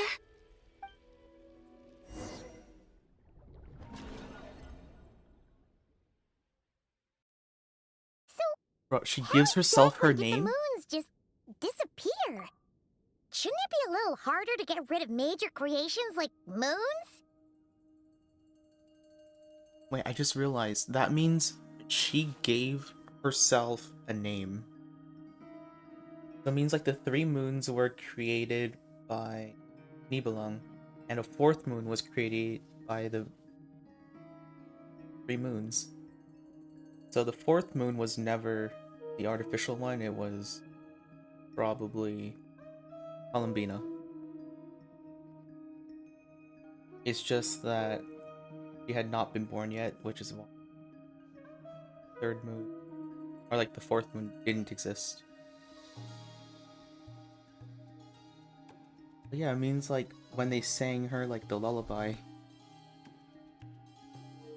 she gave herself her own name. That's an interesting self-fulfilling prophecy.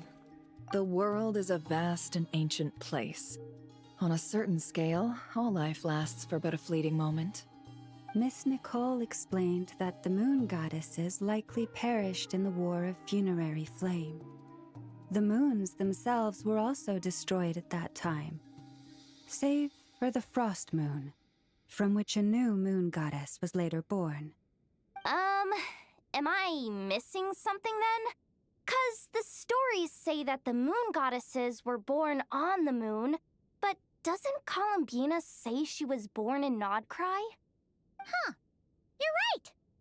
Why do their birthplaces differ? What's the difference between the two generations of moon goddesses? Also, remember what Sandrone said? Her scans detected 4 moons.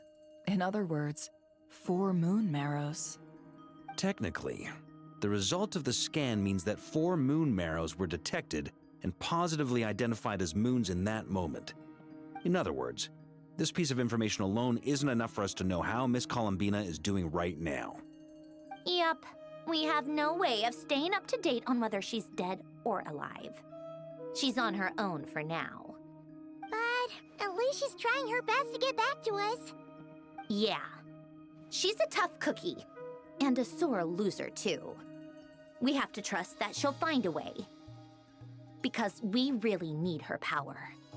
As much as it pains me to say it, we've got no chance of beating Dottore in a straight-up fight. He's much too powerful. It wouldn't even be close. That maniac is going to devour everything in his path until he reaches us. We need to find someone or something that can stop him before he does anything worse. I'll be frank. Our only hope of defeating this false god is with a real moon goddess on our side. I'm not just saying this because Columbina's a friend and I want her back safe and sound.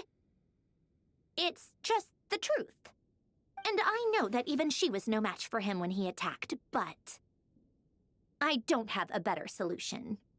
We're not giving up on saving her, whether she can defeat Dottore or not. Right. Don't worry, Miss Sandrone. We're all aligned on saving Columbina. No one's trying to argue that we can only justify saving our friend because it will help save the world. This is about multitasking. We want to save both. So, she's more than just a moon goddess to you guys? Absolutely. Duh! She's part of the gang! And you are too, you know. Yes, I know. You don't need to labor the point. I knew that the moment I came running over with my documents that I was part of the in-group. I mean, if Arlecchino can fit in, I certainly can. Anyway, as for how we get Columbina back, I've been working on it constantly. But I think I'm still lacking certain information about the moon. I'd probably get there if I could continue my calculations, but the problem is, I've run out of computing power. Computing power? You mean you need more energy? No, the issue isn't energy, it's processing power. There's so much data to get through that the whole process has just ground to a halt. That's a tricky problem. René de Petrichor of the Nod-Krai Ordo once foretold the fate of the world. But I don't know how he did it. My guess is that he used the primordial sea's power. However, that won't work for me. His methodology was vastly different from my own. What's worse, they're incompatible. And, to top it all off, we can't even leave Nod-Krai. Ugh, this is so annoying. If I'd known we'd run into a bottleneck like this... Well, no, the design bureau's a bust as well. Curse that Dottore! Couldn't have made this harder for me if he tried. Oh, what do we do then? How about we grab a bite to eat and take a break? Maybe something will come to mind after you've cleared your head. You don't get it, do you? I'm trying to calculate the fate of an entire world here. And I need accurate results, not vague prophecies. Where the heck am I gonna find the computing power for that? Ahem. Anyway, time to shelve the discussion on technical difficulties. Being a killjoy isn't very ladylike after all. Either way, we've done what we can. Rest well, everyone. Remember to let us know if anything new comes up. Hat guy? Is he hinting that we should talk outside? Let's go somewhere a little more private.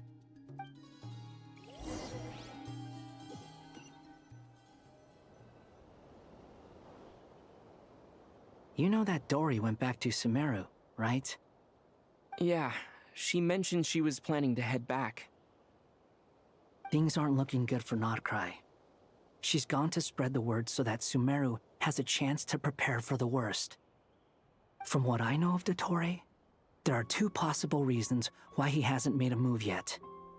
One is that he's still working through some kinks in his new powers. The other is, he wants to see how we're going to react. He'll easily devour everything eventually, so I guess he's in no rush to make it happen. The first false god he made was me. Now it's his turn. Even though my records were erased from Irminsul, Dottore's ideas haven't changed one bit. He once told me that becoming a god was like turning yourself into a hungry wolf or giant serpent to devour the moon. Clearly, he began studying the moon goddess's powers long before he even tried making a god. He's always wanted to get his greedy hands on divine authority one way or another. And in the end, he devoured the moon where I failed. In the desert of Sumeru, there is a chessboard built by King Deshret, also known as Al-Ahmar. I don't know if it was a real game, or if he was just trying to challenge his servants and citizens in some way. But creating games and setting rules, gods do that as a matter of course. That's the kind of power Dottore craves. Now he has the Trilunar Authority. His power is leagues beyond the common people. I don't think there's any point in other nations rushing to the front line. They're better off focusing on defense and hoping they can fend off any threats that spill out from Nod-Krai. Either way, Dory will inform Lesser Lord Kusanali, and she will contact the other gods in turn. The Seven will have some recourse available. If nothing else, their protection should keep the rest of the world from descending into chaos as quickly as Nod-Krai has. Yeah, I think it's more accurate to say the six, because, I mean, Uvalet kinda count. Not really. He's technically not a god, since he's a dragon. And the Hydro Archon's throne is destroyed. So on the bright side, and Rex even Slackus if Nod-Krai is doomed, your friends in other nations won't be in any immediate peril. That's good to know.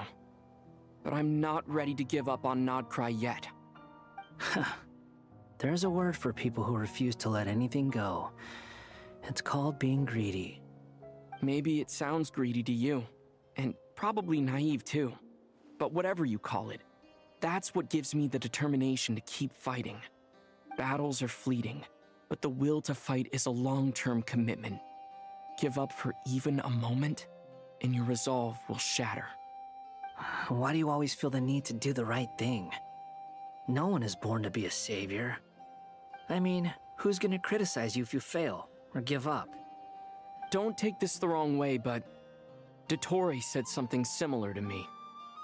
I guess the Fatui attracts people who don't believe in saviors. Not necessarily. It's less about belief for me.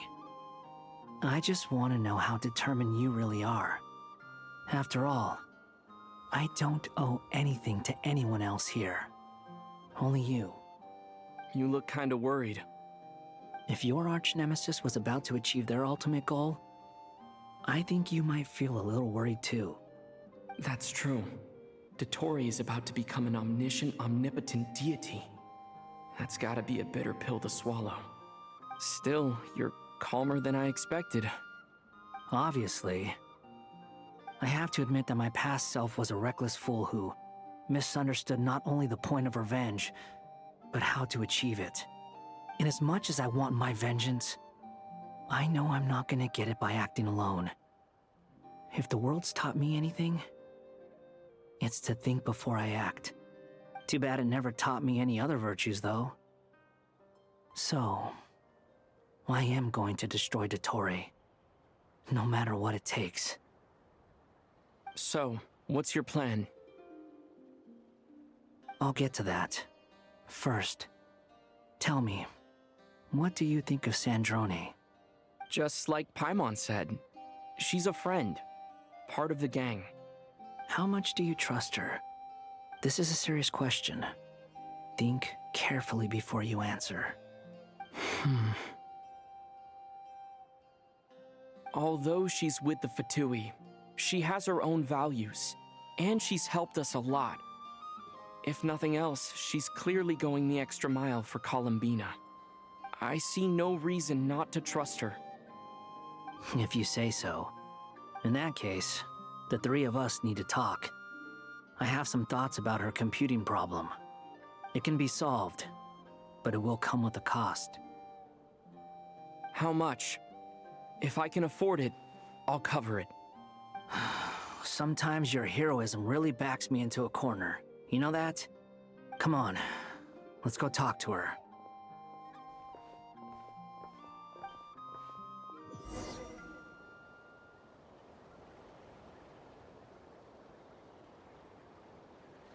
My team again. I just imagine like the House of Hearth is just evacuating people for like Fontaine. Oh, yeah.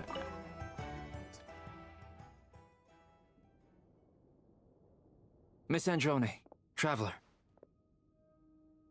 Hey there. Paimon's here too!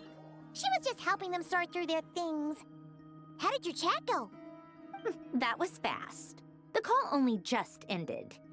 Well, you said it was urgent, so we got here as quickly as we could. Albedo, I have some alchemy questions for you. I see. Looks like my knowledge proved useful after all.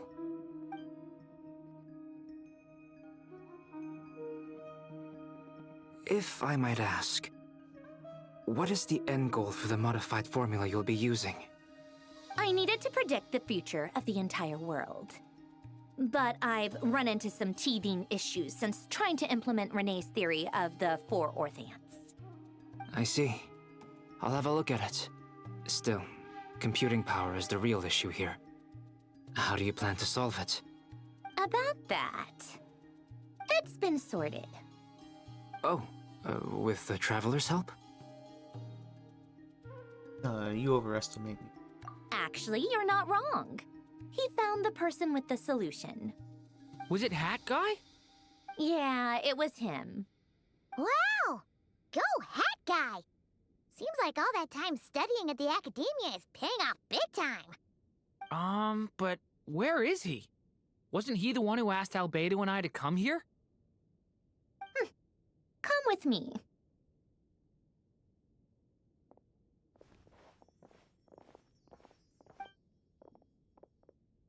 Hat Guy? What's happened to him? Hat Guy! Can you hear us? No response. I guess he's in hibernation. Hat Guy mentioned that he was a puppet. It seems that his functions are currently shut down. I presume this has something to do with the solution to your computing problem. That's right. He and the Traveler came to see me. Wait, what? You have a solution? Would you calm down? Why do you always react so hysterically to everything? Excuse me? How would you know? You shouldn't be so quick to judge complete strangers. It's very bad manners. Oh, please. It doesn't take that long to figure out that you have a temper. Where does a mere student get that kind of confidence? I've actually published more papers than you. Not that status counts for much. Even Paimon's applied for academia admission. Huh? Are you serious? See? This is why I can't be bothered to explain myself. She recognizes no one's skills but her own. Okay, fine. I'll hear you out. So, tell me, how do you propose to solve my computing power problem? This world itself is constantly processing all kinds of information.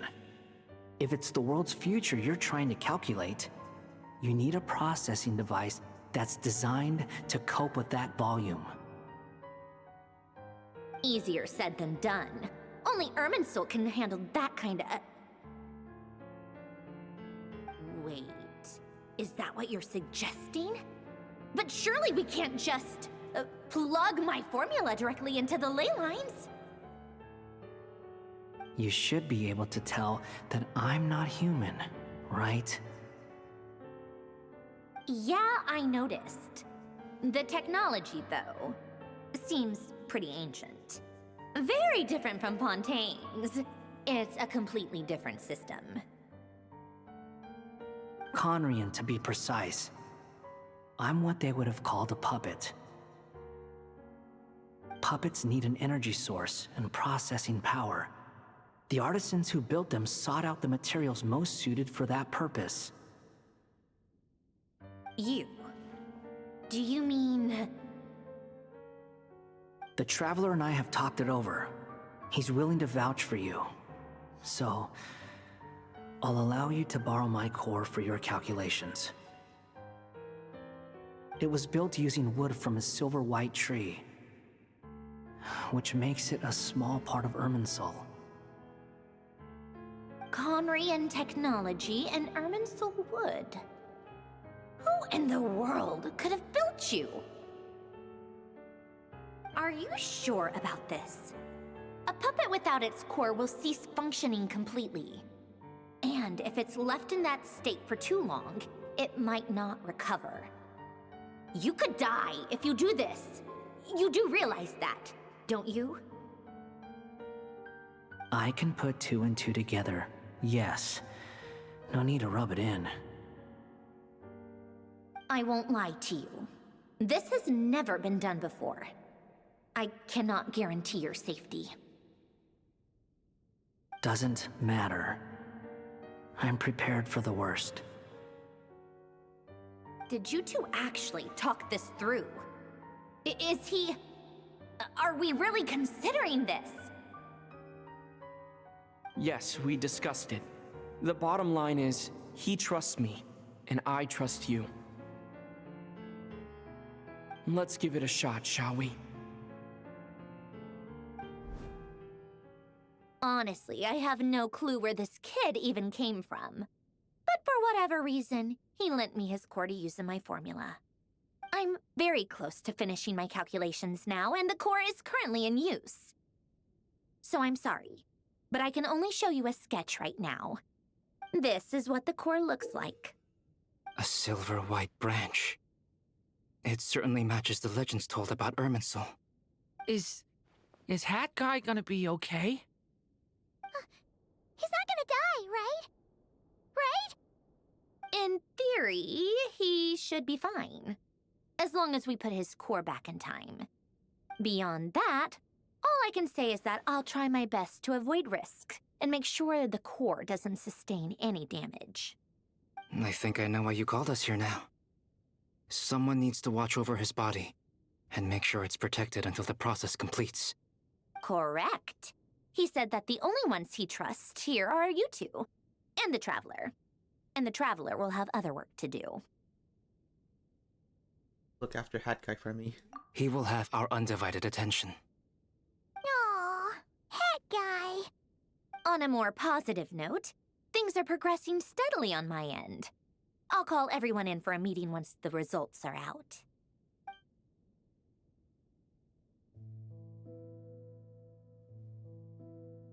Androne and Albedo talks about, yes, chemical formula. It's like simplify it. Maybe. You, Paimon, and Durin stand next to Headguy, keeping watch over his silent body. You've never seen him in this state before. Neither has Durin. Oh, there's a cat.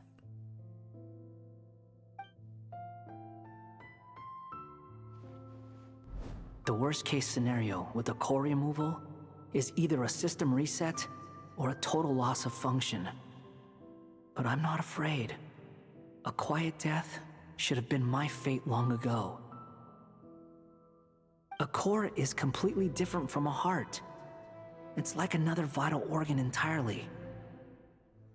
I never believed it could be a true replacement for what I sought.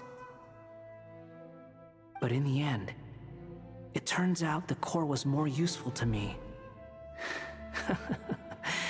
Pretty funny when you think about it. It's like the punchline of my entire life. Do you think there's any difference between a puppet and a human? If not, then this would just be another samsara. I have already experienced both a past life and a next life.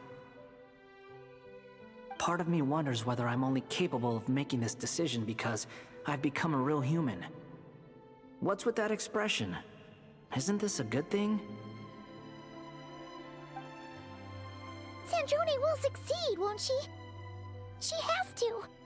She will. We all have to persevere until this is over. That's right. And I'll protect you all until the moment of victory arrives.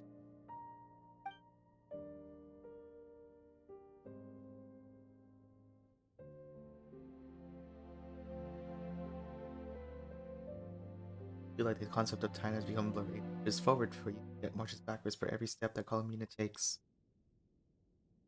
Turbulent. I'm glad that they gave us slightly longer. This. Dottore's words echo in your ear. These 4 divisions anchor the world and shackle those who live in it. He may be deranged, but he understands well the rules of the world, which now test you all.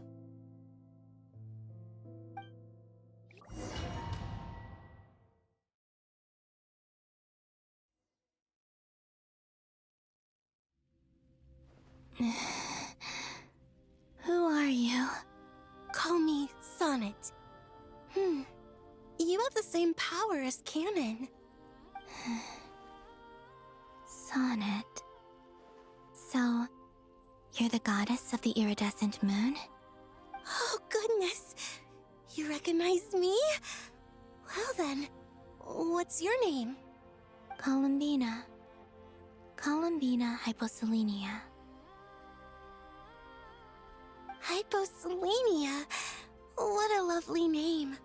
Did you choose it yourself? It was a joint effort between me and my friends. Friends? You mean your friends in the heavens? Huh? Oh, sorry. You must be exhausted. I apologize. Hang in there. Let me introduce you to my older sisters. Do you mean the other 2 moon goddesses? Arya and Canon? Wow, you sure know a lot. Hey, does that mean that our story goes on into the future?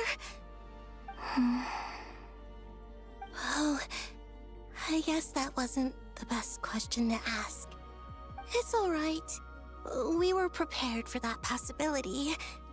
You could say we were too prepared. I can't even remember how long my sisters and I have been here by this point. When did you get here? How long has it been? I can't say for sure, but it feels like it's been forever. I see. Are you feeling alright? You look a little unwell. Oh, they're like over there. I can hold out a while longer.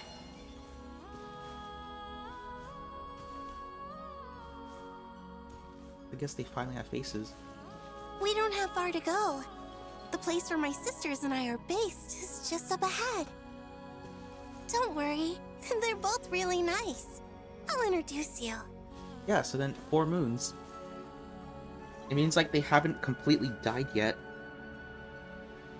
Because like they're still living here, right? So that means in this small instance of time, there were 4 moons, just as what Sandrone has calculated.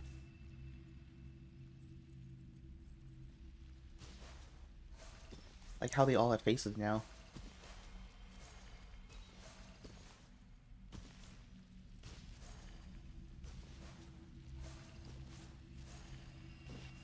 I'm assuming the middle one is canon.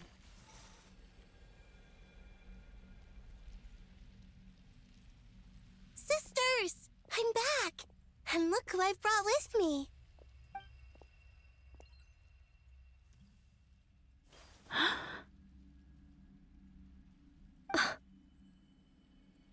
It's our lovely little sister, born in the far future. The pleasure is all mine.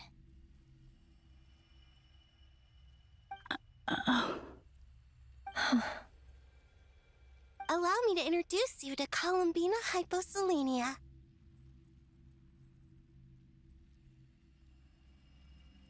This is Arya, the goddess of the eternal moon. And this is Canon, goddess of the frost moon. Canon, don't you think Hyposelenia's power is similar to yours? Hello, Columbina.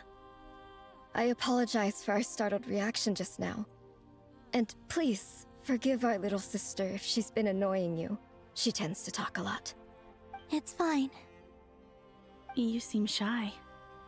Don't worry, Columbina Hyposelenia. No one can hurt you here. You know what? This might be why the Crimson Moon recognizes Columbina. Because remember how... Because like... What was it? Because like, he ends up becoming the Crimson Moon, right? That was like her future fate. So this could have been like a memory that she retained. Could you tell me where here is? Please. I must know.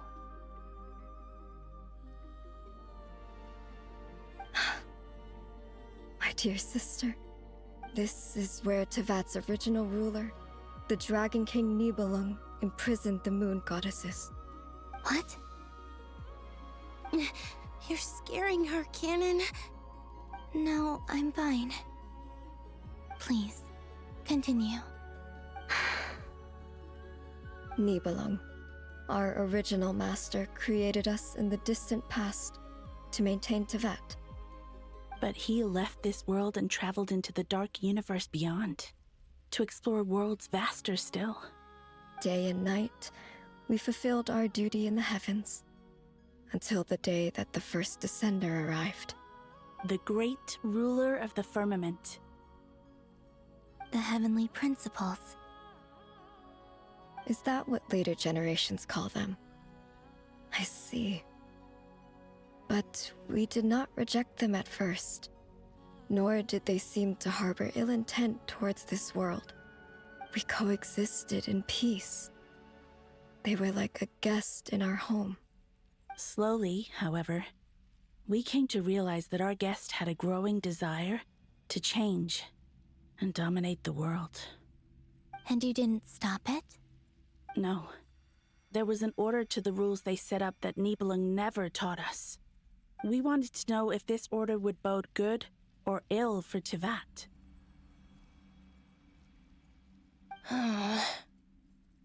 All right. Canon and I wanted to know. Sonnet was against it from the outset. Later, we discovered that this great ruler of the firmament bore an almost paranoid hostility toward the desire of certain life forms to seek power. Or perhaps they feared them. They would even cast down celestial nails as manifestations of their power, to punish the civilizations of the world below. Only this was far beyond mere punishment. Right. Their rules brought order, but the price people paid for merely testing the limits of those rules was far too great. I did everything in my power to help the punished escape catastrophe, but still, too many lives were lost. The ancestors of the Frost Moon Scions were some of the ones you helped. But just when we had decided to take countermeasures, the Dragon King, Nibelung, returned. And so began the War of Funerary Flame. So, that's the name the world gave that war in the future. Well, who won in the end? As far as I know, the Heavenly Principles won, although it came at a great cost. They remained in Teyvat, where they continue to rule to this day. And the world's original master, the Dragon King Nibelung, was destroyed. And what of the moons? Are there still 3 moons in Teyvat's skies? You can tell us the truth, Columbina. We know we are but remnants of a bygone age. We are prepared for the answer. Only the Frost Moon remains. But it has been cast beyond the false firmament by the Heavenly Principles. The eternal and iridescent moons were both shattered during the war. So death finally came for us in the end. Sonnet. But you're still here, aren't you? A moon goddess cannot live without her moon, Columbina. She's right. That's why I began to disappear. Because the Frost Moon is cut off by the false sky. How much worse it would have been if it were outright destroyed. Our souls may endure within this lunar palace, but if our moons are destroyed, then we shall disappear the moment we depart from it. I'm sorry. There's no need to apologize to us, dear sister. If anything, we owe the world an apology. If only we'd decided to act sooner, rather than arguing amongst ourselves. all the more reason not to spend this time in regret and repentance. Instead, we should focus our efforts on how we might help our future sister. Sorry? Don't you see, Columbina, your story is not yet over. Is that not why you are here?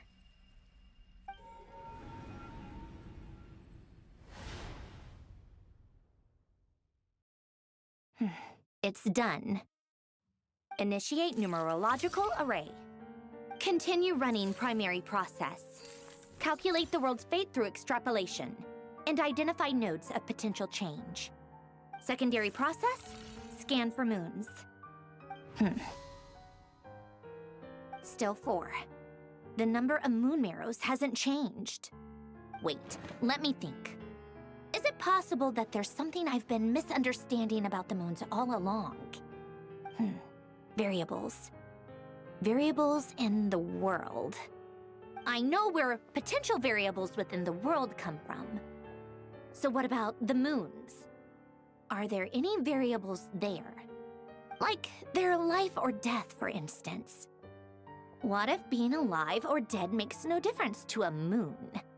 But that's so strange. Even immortal gods can die. Why would the moons alone be? Wait! Wait! I've got it! I've got it!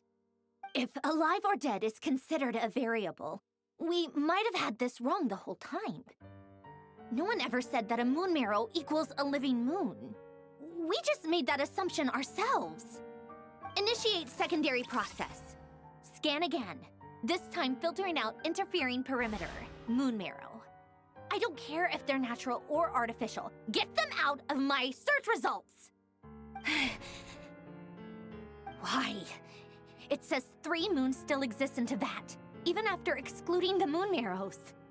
But we know for a fact that 2 of them are dead. Redo the scan. Narrow the results to living moons and real moons. No, scrap that. Narrow it down to moons that have lunar authority and remain alive. Why? Why is it still 3? What is this, Columbina? Has the world lied to us? Or are you the one pulling the wool over our eyes?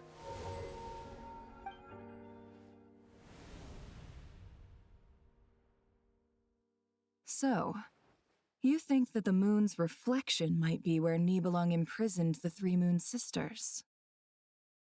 Yes, it would explain a lot, such as why that space would respond to a moon goddess's power, opening the moon gate at her command. It would also explain why Miss Columbina has been unable to leave, and why time flows in reverse there. In the messages she sent, Columbina promised us she'd find a way to return, but we have no way of knowing how, when, or where this might happen. The fact that she still has yet to reappear in this world indicates that returning from that place is no easy feat. We cannot afford to simply wait for her. So you're saying, if she could return by her own power alone, she would have done so long ago? Yes, she certainly wouldn't leave it to this late stage when it's so touch and go. I've been giving this some thought, and I've come to believe that Luana's heart might be an anchor that she left behind, as a sort of future waypoint. This could also explain why Luana's heart is always by the traveler's side. Sounds like a plausible theory. If that's the case, there must be some criteria we need to fulfill to allow Columbina to return to the present. The question is, what could they be?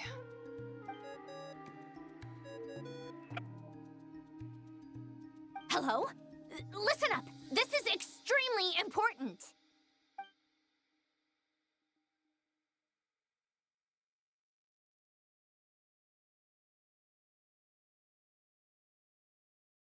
Not only is Columbina alive, but she may well exist in a form unimaginable to us. I'm still unclear on the details, but she's done something truly inconceivable in the past.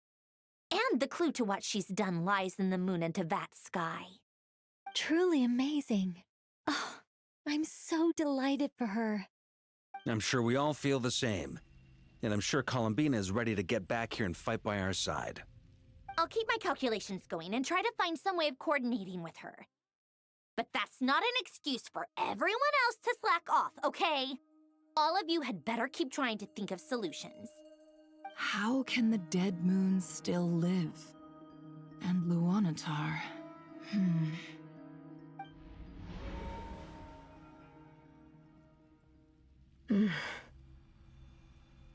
It's hard to believe that's what will happen in the distant future. Our authority is linked to the most fundamental rules of Tevat. I suppose it's no wonder that many would covet that power. I didn't realize that when you said friends, you meant people who live down in Tevat. That's so lovely. I always wanted to go down there and have some fun. Have you ever tried leaving this prison? Of course. Between us, we've tried everything. But no matter where we go, this space will eventually bring us back here. It's like the center of a whirlpool. Everything ultimately converges here, at the moment when Nibelung imprisoned us. In that case, have you tried using any of those pathways that connect this space to the real world? Sorry? What are those? They're passages through which you can make small-scale changes to reality by using Kuvaki. Or am I the only one who can use those passages? Because part of my soul remains in reality. Kuvaki. What is that? You don't know? It's a unique kind of elemental energy found only in Nod-Krai, the land from which the moons arose. Oh. Well, it's true that the moons first rose up from the part of Tevat you say is called Nod-Krai. But there is no difference in the elemental energy between there and anywhere else. What? Could you show us some of this Kuvaki? Hyposelenia? Maybe if we see it, it'll make more sense. Okay.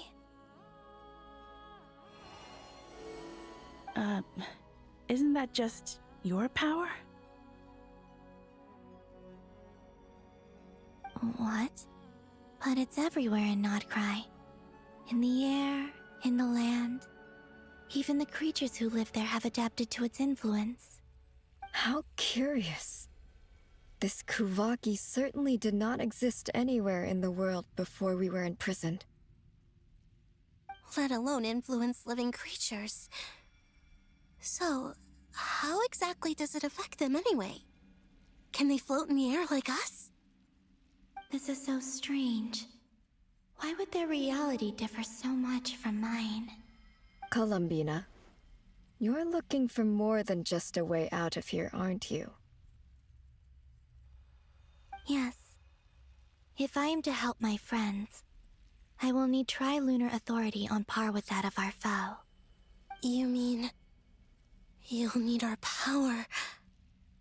This sounds extremely risky. The Three Moons' powers are not mutually compatible.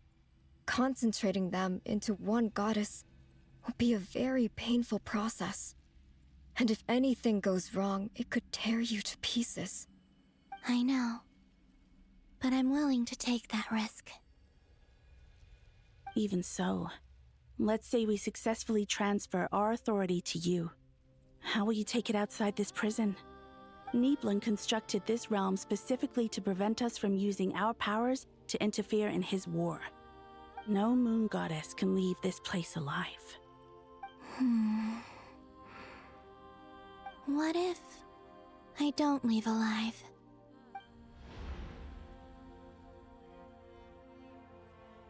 Where do we even start? How are we supposed to figure out what we're meant to do to help Columbina?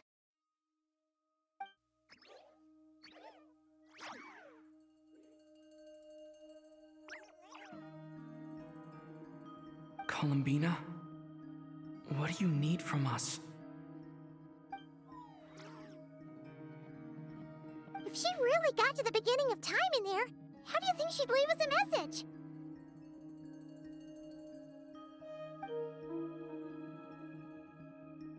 You don't think she'd write it down on a stone tablet somewhere in the hopes that we'd find it, do you? Seems unlikely. Columbina may not talk a lot, but she thinks deeply about issues like this. Let's review what we know. This is the Columbina who fought alongside us against the Rahir of Solnari, and with whom we celebrated Moon Prayer Night. She knows our personalities, our ways of doing things, even our unique strengths and abilities. So, if she wanted to tell us something from a long, long time ago, what would she do? Oh.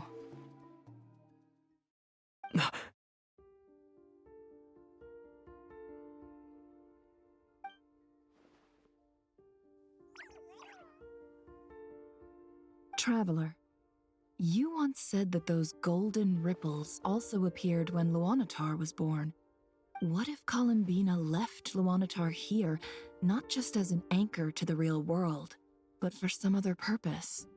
If she is part of Columbina, and Columbina knows that I can see past events through her... Oh yeah!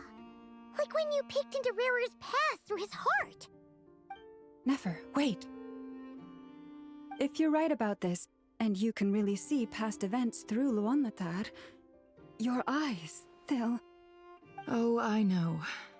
Looking at Rarir's past in Conria was already enough of a strain on my eyes. Looking this far back into the past, it'll surely blind me. But it's our only chance. This is the only way. Boss. We spoke about this once, a long time ago. Do you remember what I said, Yehoda? The day I lose my sight, the Curatorium of Secrets will be yours to run. But... What's wrong? I'd be overjoyed if I were you.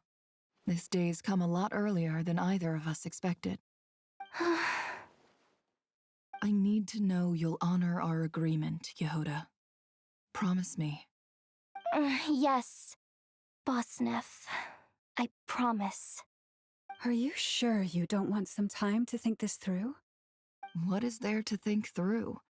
I should have gone blind after our battle with Rarier. Frankly, it's almost criminal that I got away with it for this long. Then at least let me take some precautions on your behalf.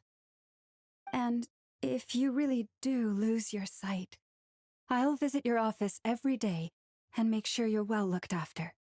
Oh, please, anything but that. I was actually ready to go through with this. Are you trying to scare me into backing out?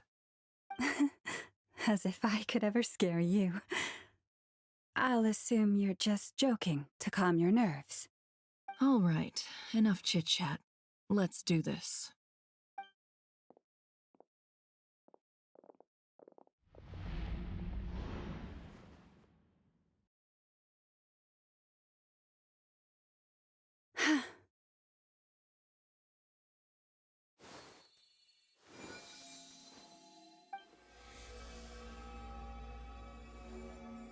All done. Good. Now give me some space.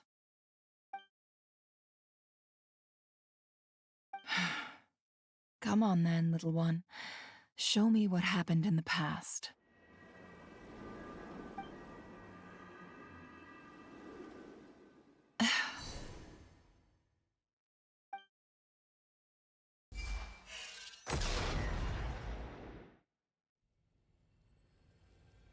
Between the Tri-Lunar Authority, Kuvaki, and the sole-surviving moon, the Frost Moon, I think I might know how to get back.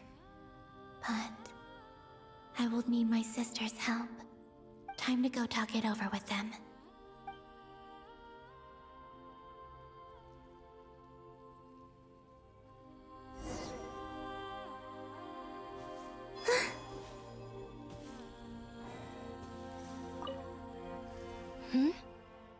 Have you decided what to do? I hope it's not too dangerous. You really scared me when you said that thing about not leaving here alive. Come on, let's go find the other two.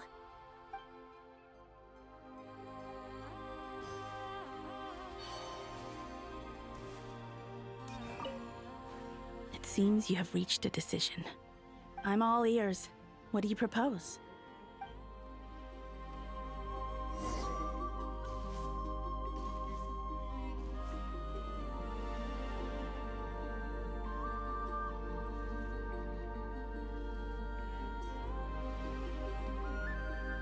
Have you figured it out, Columbina? Tell us, how do you plan to leave this place? I intend to die here, in this moment, and then be reborn in the future with the help of my friends. What? What are you saying? How can the dead be reborn? And how will you inform these future friends of your plans? You can't exactly leave oracles. Nothing can escape this place. Not a single ray of moonlight. And even if you found a way, what if they never find the message you left for them? You'll... No, that won't happen. Come again? They will find my message. I'm sure of it. I'm not following. How exactly will you achieve this? It's quite simple, really. First, I will leave my soul here.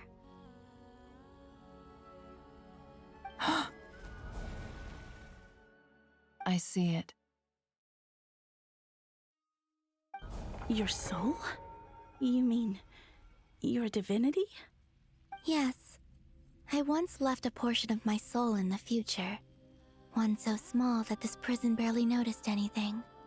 In this very moment, she can resonate with my soul across time. When the time comes, I believe that she can serve as an anchor to pull my soul from here back to the future reality.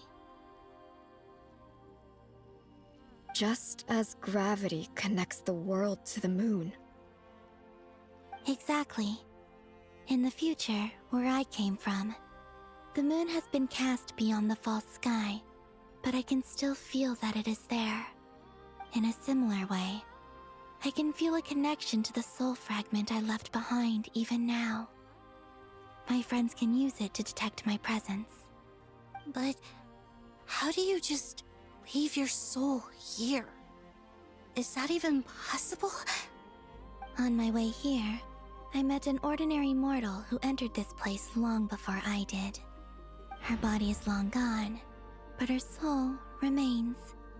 And before that, I encountered an old enemy whose entire soul survives here intact, while the power that once corrupted his body has faded away. So, perhaps this space is specifically designed to imprison divinity and authority, but not the physical body. Still, even if your body can escape, would it not just be a lifeless husk without the soul inside? Wait, is that what you meant when you said you wouldn't leave alive? Yes, I shall turn my body into moonlight and pour it over Nod-Krai. That power shall protect the land and quietly blend into it, awaiting my soul's return in the future. However, I cannot do this on my strength alone. I would need your help to do this, so I'm humbly asking for your assistance. Oh, dear sister, you need not be so formal. As I said before, we are but remnants of a bygone age. You, on the other hand, were born alone in that distant future, and you have walked a long and lonesome road since then. How could I bear to let your story end here in this dungeon? Don't forget, we are your sisters, your family.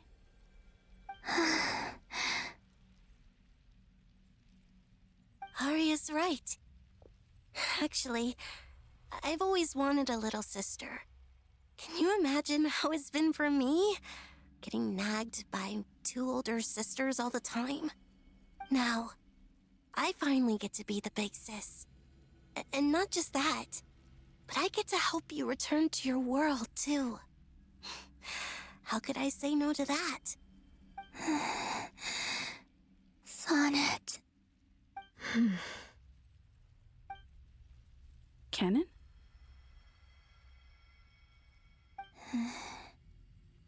I'm sorry. I know this is a bold request. The Frost Moon is rightfully yours, and it remains intact. Oh, no, please, don't misunderstand me, Columbina. I was just thinking back on the years that the three of us once spent together. You cannot imagine how happy I am to hear of the future world you describe.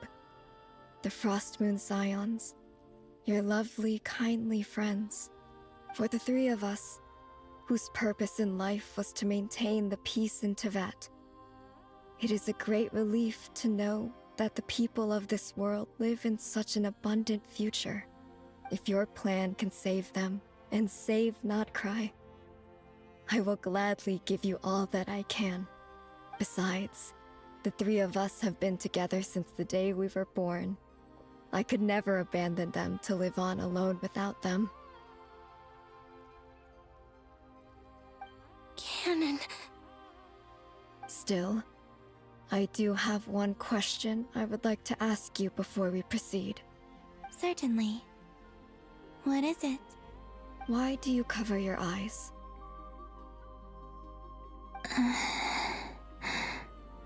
Yeah, I was curious about that too. But it seemed personal, so I didn't want to intrude.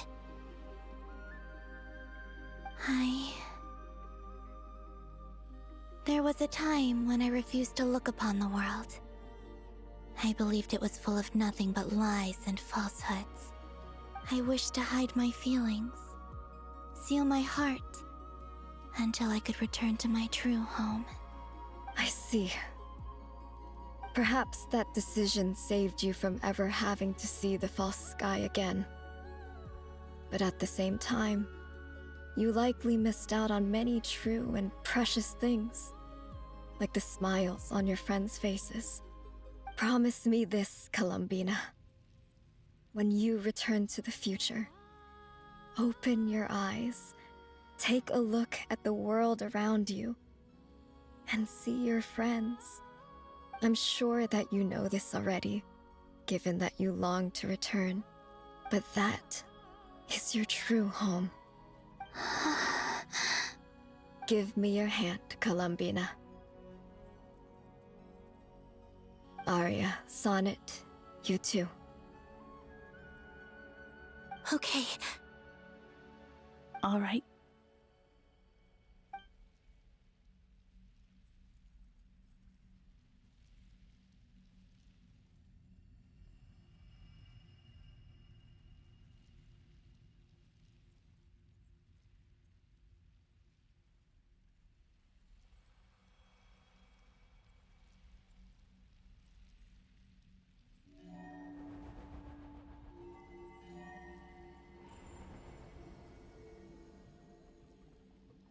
We once were the songs sung for eternity, but now it is you who must continue to sing. We once were the tides in the great river of time, but now we subside, and you arise. We were the messengers of madness and inspiration.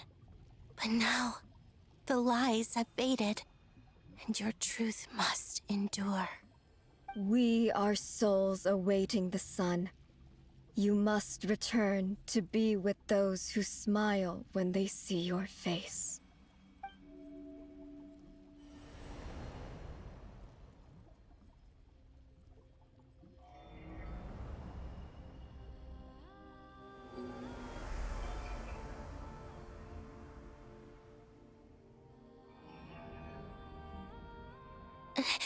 Is it done? Yes. We have transferred the authority over all 3 moons to Columbina Hyposelenia. From this moment on, she is the Tri-Lune Goddess, the one and only moon goddess of this world.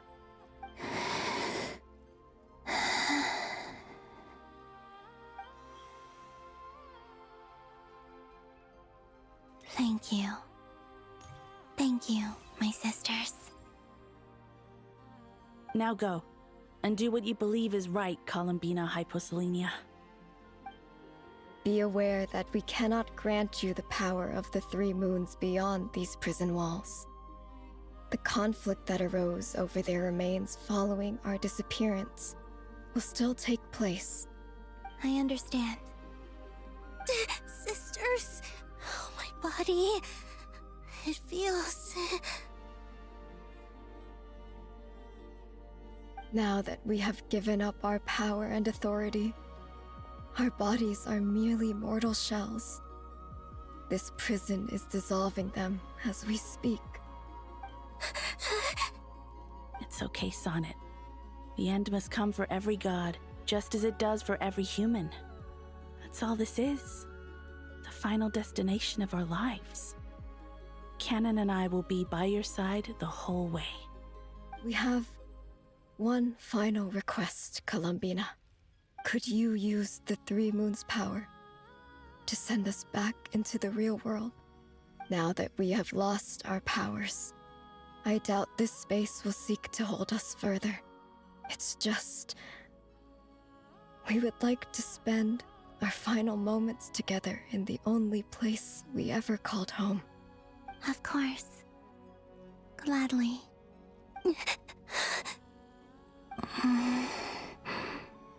Sonnet? Yes? Don't... I wish I could tell her not to give in to the abyss. Not to be afraid. But is this really what I should say at this moment? Don't forget. I'm so glad to have a big sister like you.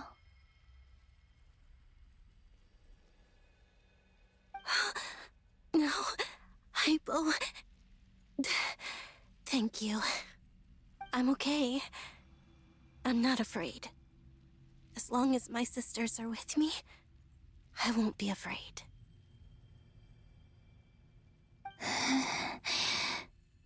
It looks like this is goodbye, sisters. Goodbye, Columbina. Take care of this world in our stead. I will.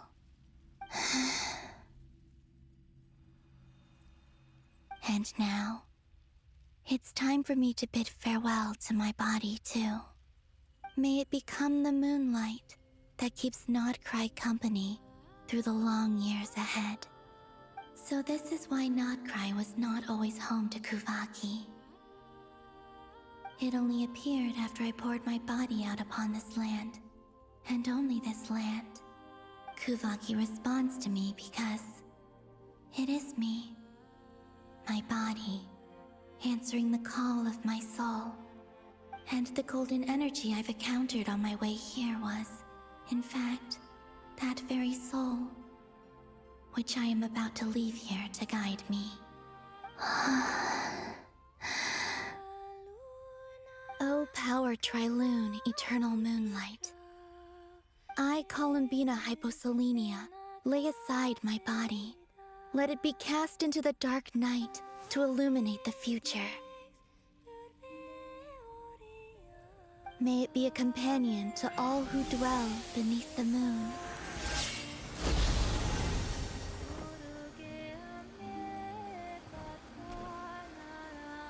Until the time comes for me to return home.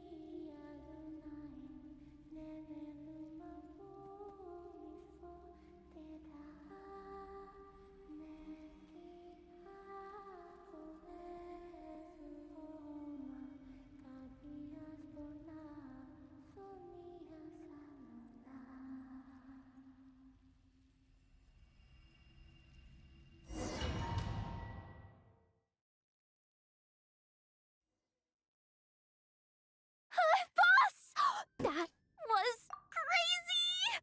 Were we even allowed to see that? Is anyone? That's interesting. So she also hid her identity inside her song. Can you still see? How many fingers am I holding up? I see 2 fingers, and a look of sheer terror on your face. Truly astounding, Miss Nefer. Your eyes have glimpsed the very ends of the world, and yet they remain as sharp as ever. Or is the credit for this miracle due to Miss Lauma? It seems that even time itself is no match for your medical skills. Surely you jest, Mr. Flins. I suspect we have Columbina to thank. She must have realized the immense toll that the ritual would take and purposely set aside some of her power in the past to protect Nefer's eyes when this moment arrived. There is always a great price to pay for witnessing the truth, but it seems that this time, Columbina has shouldered that burden on our behalf. She chose the perfect method of getting a message to us. Though her eyes were always shut, she was clearly so perceptive.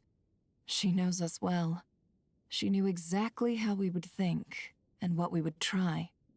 Despite being separated by time and space, we're seeing the same possibilities and seizing the same opportunities. We still don't even know if she's okay right now. But as long as there's a chance we can do something, we'll fight to make it happen. We'll get you back somehow, Columbina.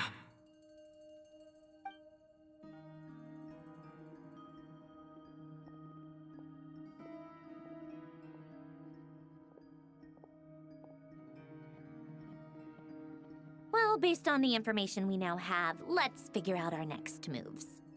Thanks to these gentlemen, we have a much clearer picture of the situation with Dottore. The civilian population has been moved to safety, so we no longer need to hold back. Miss Androne, how are the calculations going? So far, so good. I'll keep seeing how far I can push the system, though. Can't have Hatman being powered down for nothing. There's still a long road ahead. Where should we begin?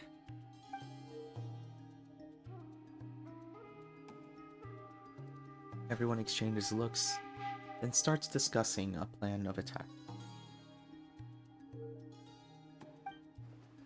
Battle ahead is filled with No one can say how strong Dottore's grasp of the Three Moons is. But you are not about to admit defeat. Everyone is united and knows that no single person can accomplish the task ahead alone. Your only chance of victory relies on everyone working together, and just maybe, as a team, you can reach the moon and bring your long-lost friend safely back home. Our plan is clear. Time is short, so let's get moving. There's just never enough time, is there? Time is the bane of my existence. Ugh. Anyway, I'm gonna get back to work.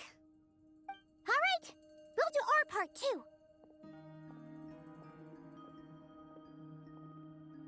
Yeah.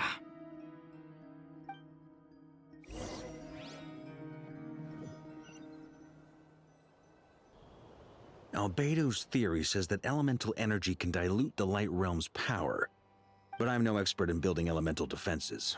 Sounds like something out of the Advanced Elemental Theory section of the library. Whew.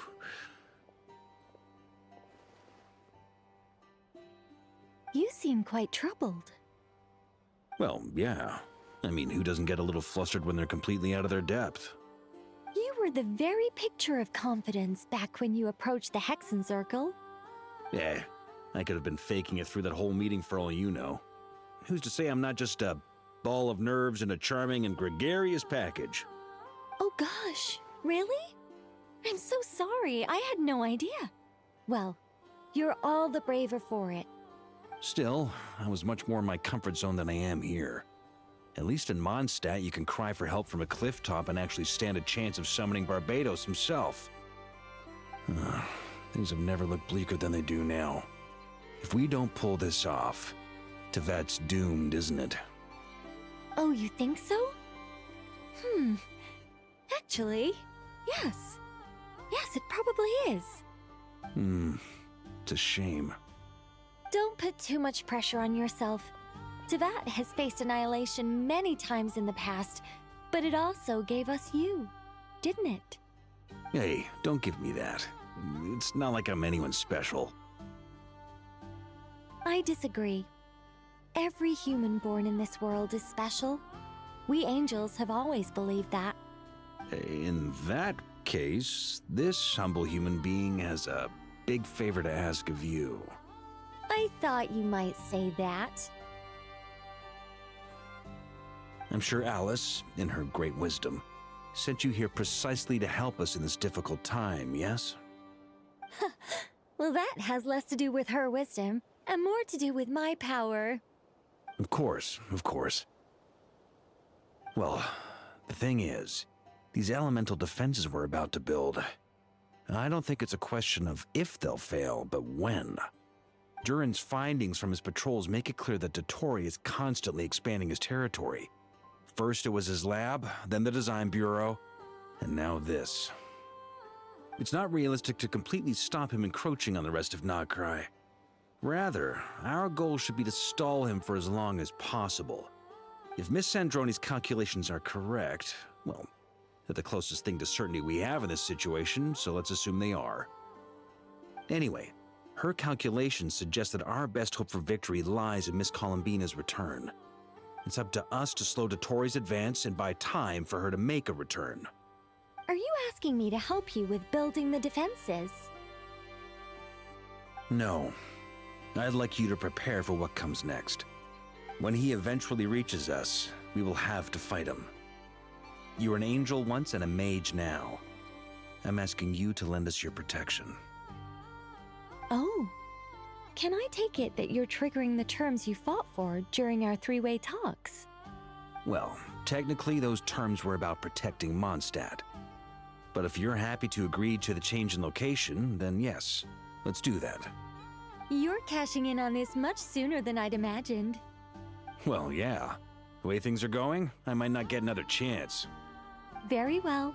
The mages have heard the knight's plea, and we will respond.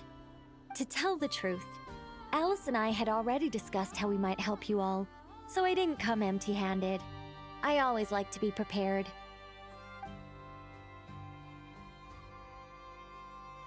This is... wow. Yeah. This is great. Seriously, thank you. It's been many long years since I had a chance to dazzle humanity with a little divine intervention. To humbly serve as a reliable and responsible guide. Anyway, Knight of Boreas, please accept this gift in recognition of your great virtue. Go now. May the angel's blessing deliver you safely to your destination.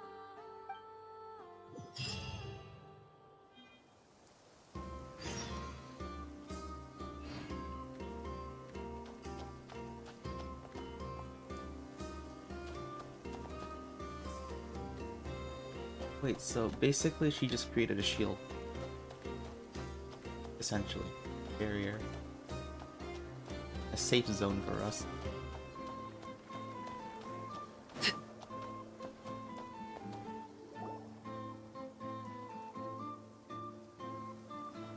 Ah, you're here.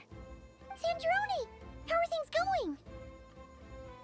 Glad you asked. You two are about to become the first people to lay eyes upon my masterpiece. Or should that be the first person and the first, specter? Hey! Whatever. Come, feast your eyes on this. Wow! We've never seen something like this before! It looks impressive. This meter displays the progress of my formula. Currently, it's still making the most important connections. Once it's finished running, I'll deliver it right to your side. And then, we can finally bring Columbina back. What do you mean, deliver it? Can't you just tell us over the Dodo communication device? It'll just be some numbers, right? Ugh, you're such a greenhorn. This isn't the kind of formula you solve in math class. It's a highly complex algorithm capable of constructing a framework of rules. Ugh, whatever. We'll be here all day if I start trying to explain it. All you need to know is the formula must be completed before we can bring Columbina back. Got it. I'll share the data with you. Nicole's agreed to let me use her information channel, so we just need to use the Dodo communication device like so. And... there. Now you can check in on my progress. Wow! Look at that! You're amazing, Sandrone. About time you recognized my genius. Took you long enough. Anyway, that's all for me. You should check on the others if you have time. Make sure we don't have any weak links in the chain. That might sound harsh to you, but close supervision is a common practice in a Fatui. Not looking to catch anyone out. I just care about everything going smoothly. That's all. I'm kinda stuck here while the formula's running, so I need you to be my second pair of eyes in the meantime. Are we going to have like a combat event similar to Hotline? Pretty sure that's what's gonna happen. We're gonna end up with like a similar combat event where the progress has to like pick up. We're gonna be fighting monsters. And this time it's not gonna be like a whole bunch of people dying. Just a lot of people. Thankfully, Miss Nicole has come to our aid. Nasha Town is now looking very well defended. Golden Flame. Yes, that's Nicole's power, all right. Based on the latest message from Grandmaster Varka, it sounds like they've reached an agreement. The situation should be more stable with her assistance. Everyone will have at least some degree of protection. Albedo! Durin! Hello there, you two. Are you well rested? Yeah, thanks for your concern. I'm doing alright. That's good to hear. As per the plan, Albedo and I will be in charge of Nasha Town. Got it. As Dottore's energy field expands, it's creeping ever closer in that direction. But we will do our best to hold our position. We fought side by side many times before, and always with great success. I believe this time will be no different. So don't worry about us. Focus on fighting Dottore. Got it. Basically stall him. As Dottore's energy field... We fought side... I believe this...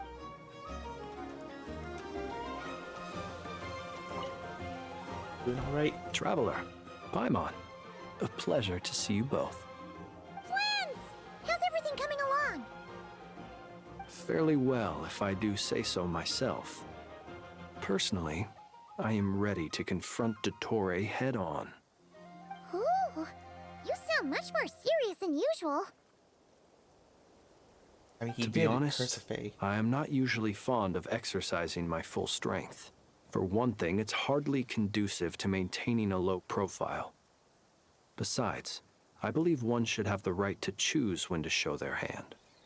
I am conserving my strength until the moment of battle is upon us. Anything to boost our chances of victory. Seeing you get into the zone like this really puts Paimon at ease. Huh, Traveler? Yeah, me too. I consider it an honor to have your trust. Rest well. I look forward to seeing you both in your element during the battle. Oh, yeah, which element? Doesn't matter. I built him very generically. Yes, Miss Moonchanter? What are you staring at? You always address me in the strangest ways. Lady Moonchanter 1 minute, Miss Moonchanter the next. Yes, and? Are either of those incorrect? Not as such. It's just that I simply call you Nefer nowadays. Uh-huh. That's my name. What's your point? The point is I don't add any honorifics or titles. Meaning what? That maybe we're on friendlier terms now than we used to be. Is that how you see it? Then I thought I was the one with eye damage. Never! Wilma! Paimon, Traveler. Just swinging by to check in on you. How are things going? Did you manage to get some rest? Don't worry about me. I won't slow us down. And I give my all to ensure our victory. Ah, yes. Allow me to give you two a quick checkup. All done. You're both in good shape. Yeah, thanks. You're welcome. You'll have your work cut out for you in this battle against Dottore, so make sure to get some rest in first. Paimon will keep an eye on him, don't you worry. I'm glad to hear it. Take good care of yourself too, Paimon. Sure thing.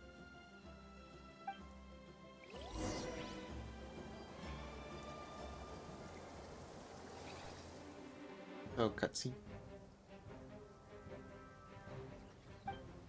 Hostiles incoming. Are these the Doctor's minions? Probably. Like test subjects that turn into monsters. Here they come. That's quite a horde. As we expected. Get ready, everyone! Take your positions, and prepare to engage. Let's begin. I'm so glad that I'm they're at the coming in ready. from the front. And not behind the structure.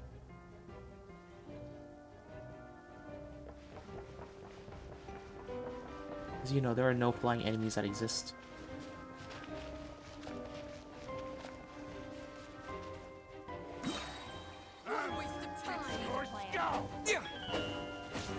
Water jet!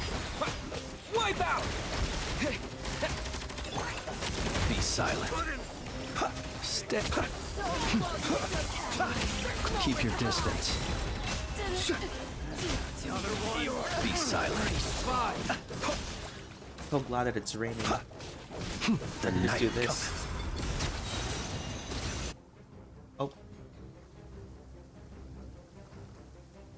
You just unloaded everything. So yeah, I was gonna switch to llama for the first. everlasting I guess forest. this works. Can't hide the truth. It all adds up. The deception ends here. These creatures cannot stand against us. Oh, fighting talk. Just don't let your guard down. That goes without saying. I'm hardly the risk taker in this group. Excuse me? By the frost moon of old. Well, 40%? Can't hide the truth. Okay. It all adds up. Let's see what you're made of.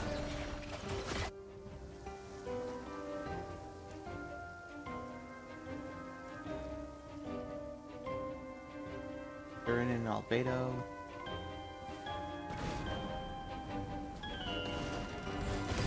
Moment of birth.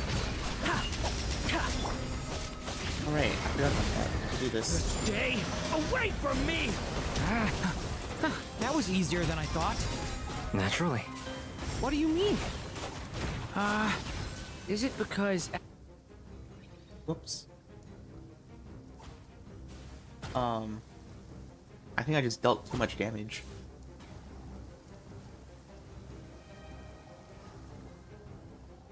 I quite literally just dealt way too much damage. What the heck? I did not expect that. I mean, this was useless because... With one heart, we pray.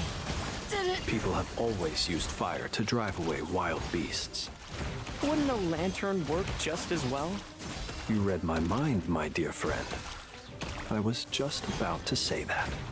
All right then, dear friend. Bring the light! Okay, good thing I paused.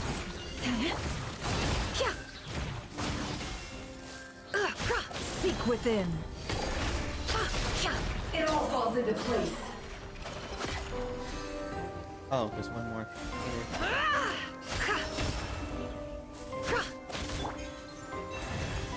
For the everlasting forest.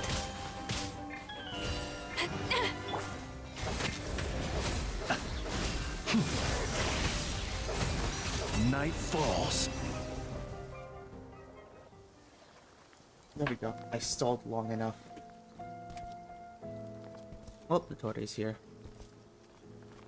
You're looking well. I trust you've had a good couple of days. Dottore. It's actually a good thing, in my view. If the subjects of my experiment were to die prematurely, it would throw quite a wrench in the works. And so, I must thank you all for your resilience. We are no longer on the same level, but you are nonetheless worthy of my respect. A creator god should be merciful and gracious after all. And in any case, it is only right that before I end your lives, the world is informed of the arrival of their new god.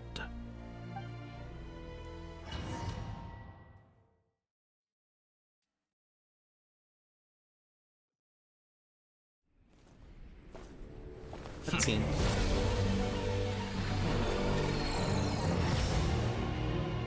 Heretic of the Pulse Moon.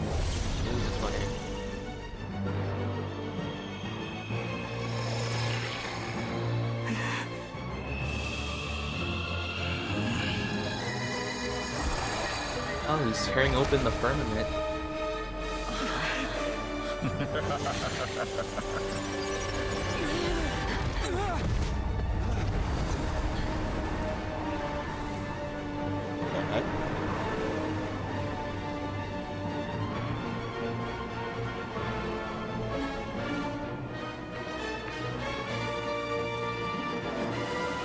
The experiment begins.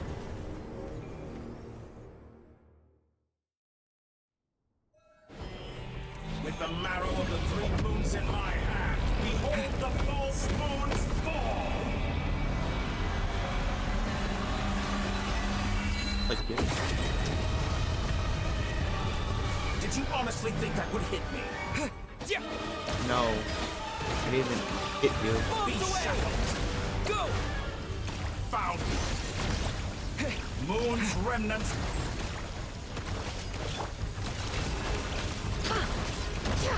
Can't hide the truth. Leave this place. A grave transgression. Leaving openings on purpose. Close your eyes. Son. Close your eyes. Entrance to me.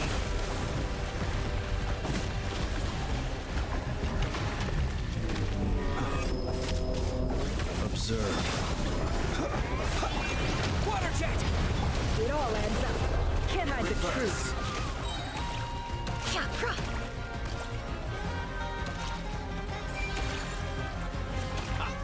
First, like an ant in my palm. Are you quite finished? Oh. I've been moved inside another space. And it's sealed off.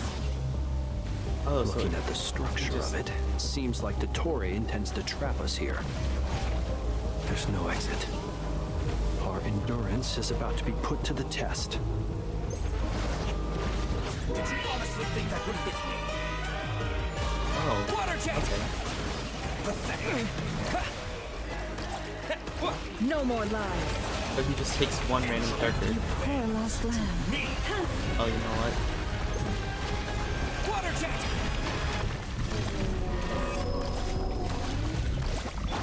Can't hide the truth. Reverse. Forest, protect us.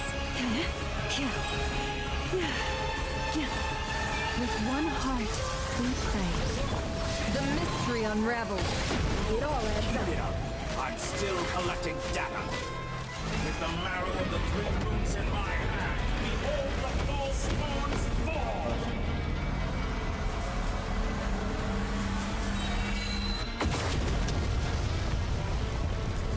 That works, right? Yeah. The deception ends here. Can't hide the Tell truth. me, where will you try It all adds scurrying up. off to next? Looks like Dottore has opted for a divide and conquer strategy. But we will not allow him to triumph. Now, I shall pray for our victory.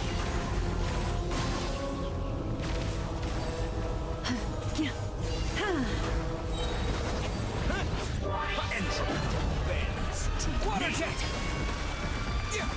Can't hide the truth. It all adds up.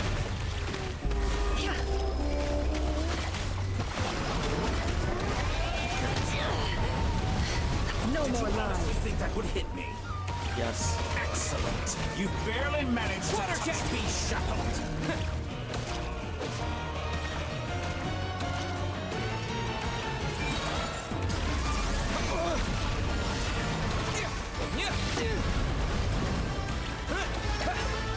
Moon's remnants fall. Seek within. Can't hide the truth. No more lies.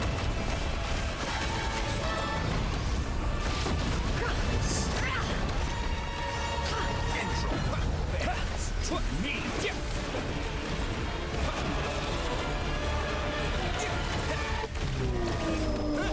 It all adds up.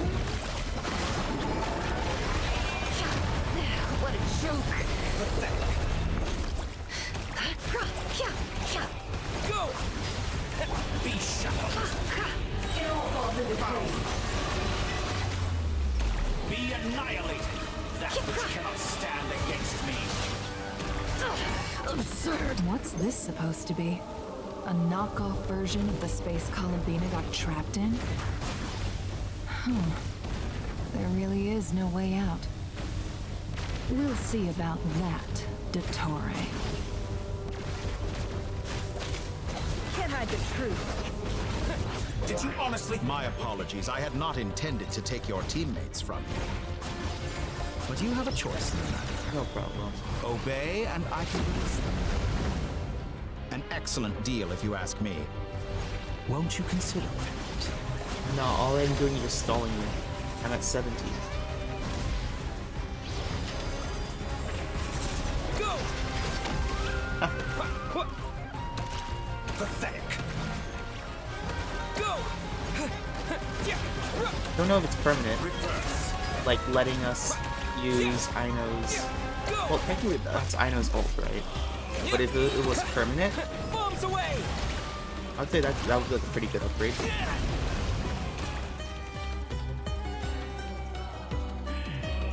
I'm aware you've been working on some little tricks to surprise me with, but it appears that none of them have come to fruition.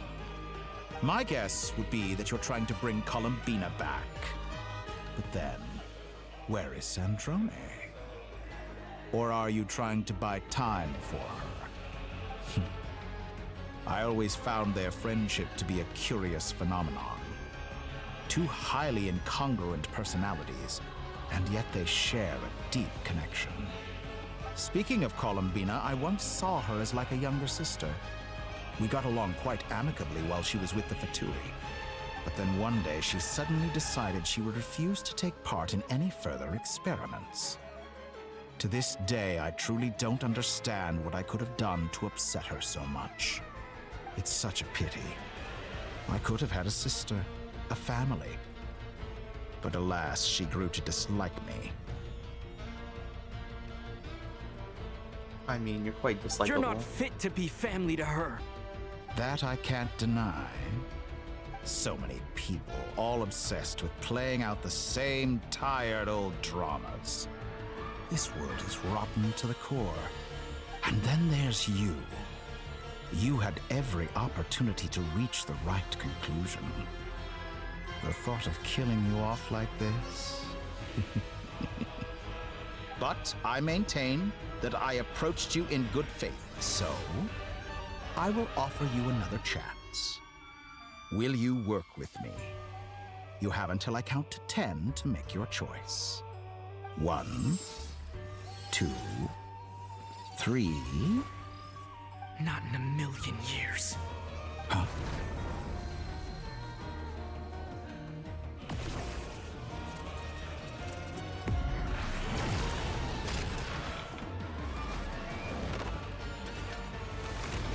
Sandrone, what a pleasant surprise. I didn't think you'd join us all the way up here. You're as sick and twisted as ever. Don't fool yourself into thinking anyone's grateful for the chances you're offering them. Sandrone? But the formula hasn't finished running yet. Funnily enough, I was just discussing a collaboration opportunity with the Traveler, and then I see you, who I must say is a good example of an opportunity gone to waste. Gone to waste? I said that everyone would get one chance, and you've used yours to march right back into the lion's den. So yes, it's an utterly wasted opportunity. And what makes you think I believe a word that comes out of your mouth? I was planning on disposing of your little formula after wrapping up more urgent business here. But since you've taken the trouble of serving it to me on a silver platter, I can simply bring it forward in the schedule.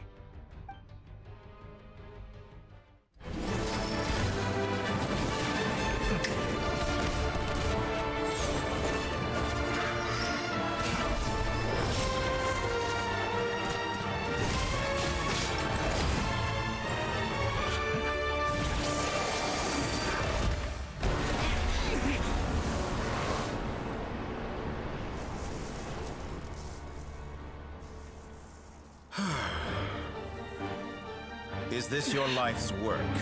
This piece of trash?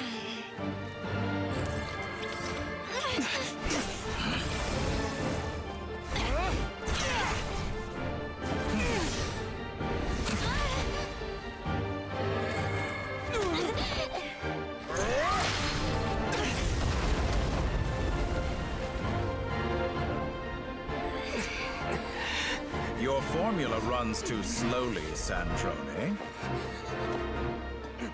You put your hope for success on others instead of fighting dirty.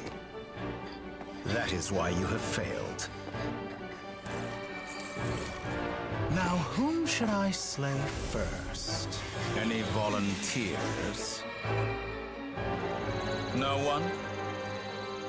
How nice of you to leave the decision to me.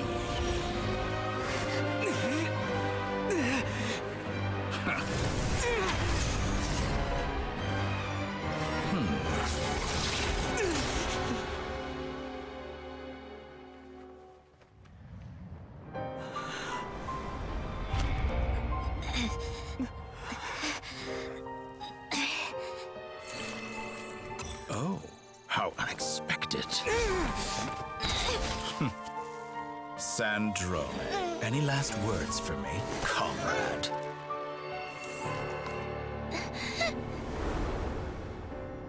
Is there anything you wish for? Not really. But I've always known what I don't want. Go to hell, Dottore.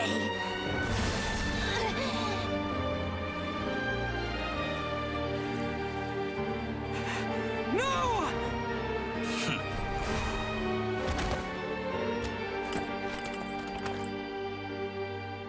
And now, you have failed.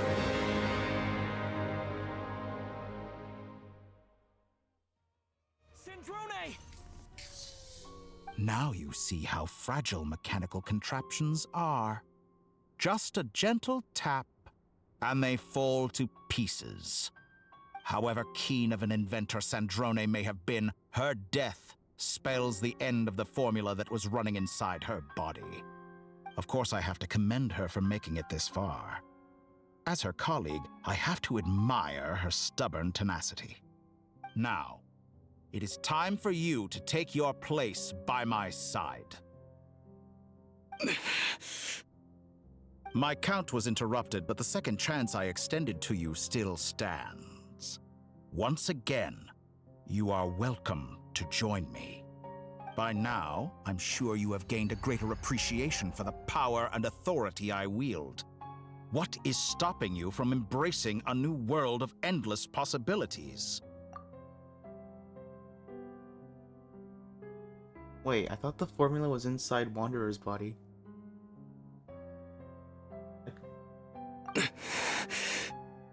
Not in the mood to talk?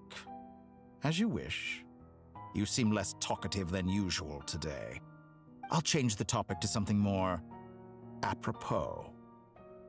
Sandrone was always like this, never trusting anyone, always so reluctant to share her research with them.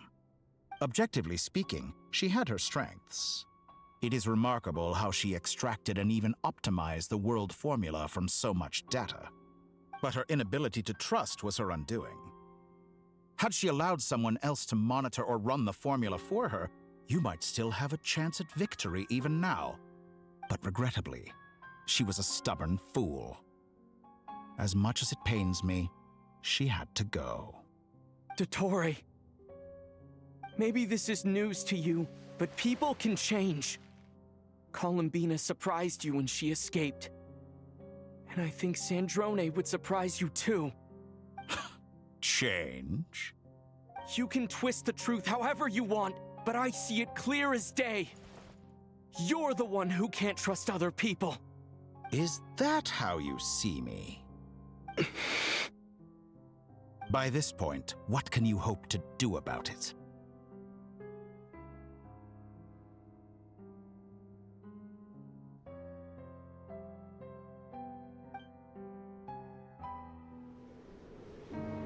It is pointless Try to to stab fight him in the back on. again. You've already lost. Wrong. You can't win this, Dottore.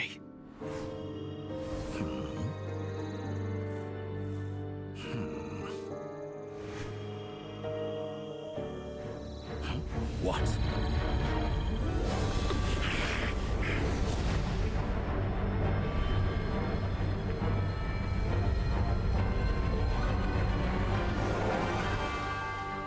My formula can get us 90% of the way. It will connect you to Columbina.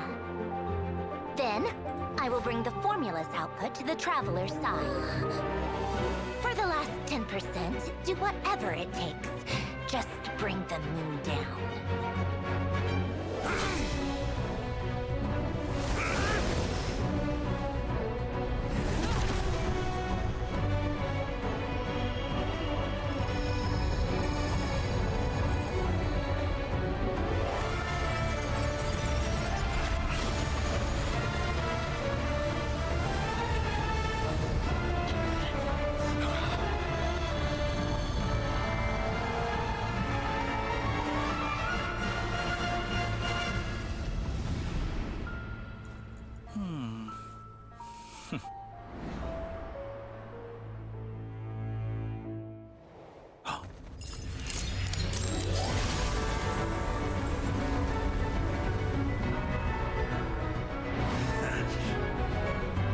moon will never be yours.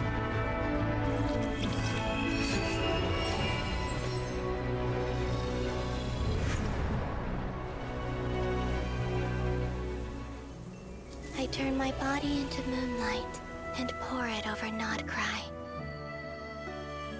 My soul I leave here to inform my future friends.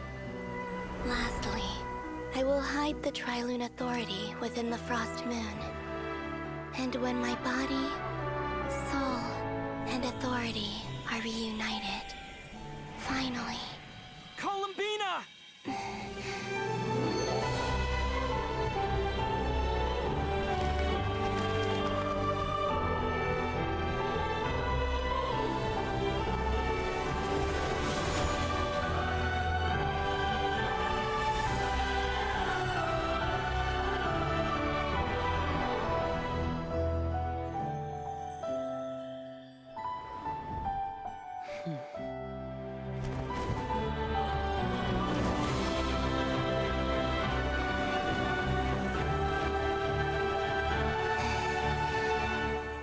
It's been too long. I'm back.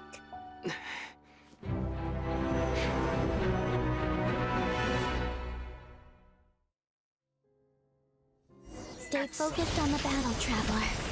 What a touching reunion. Though I personally find myself repulsed by the sight of weaklings huddled together for warmth.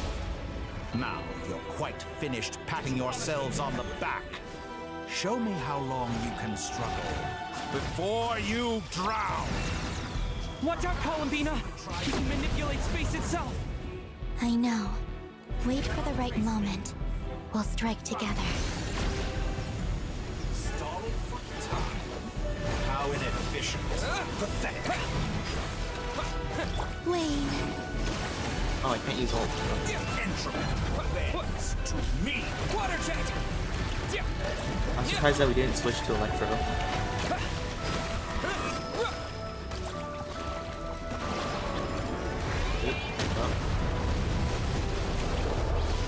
Water jet!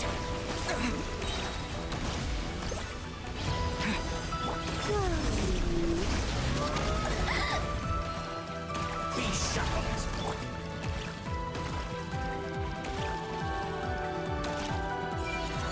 Enough!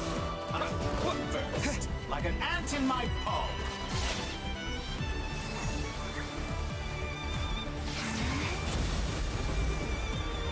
Oh, she creates her like her own little domain.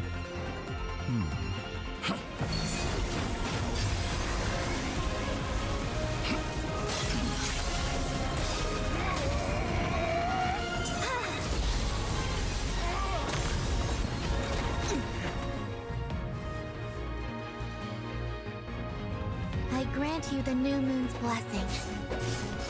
The new moon shines upon you. Oh wait, we actually get a new type? Oh my gosh, that's so cool. Resistance.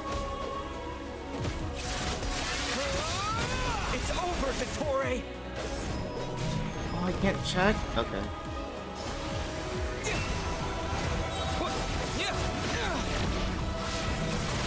Wait, what happens if I just die? Time to pay for your heinous crimes. I just realized, what happens if I just die? So close. I was... Oh no. Oh, I just get...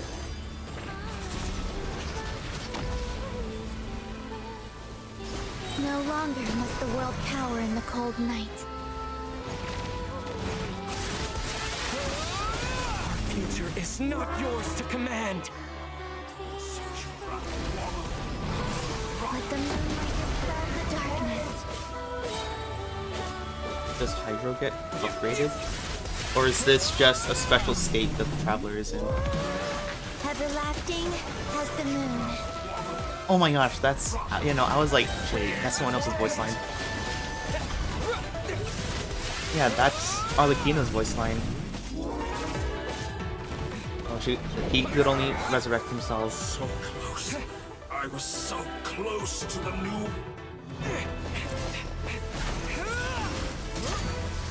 Willfully blind. How can you be so satisfied with your fate?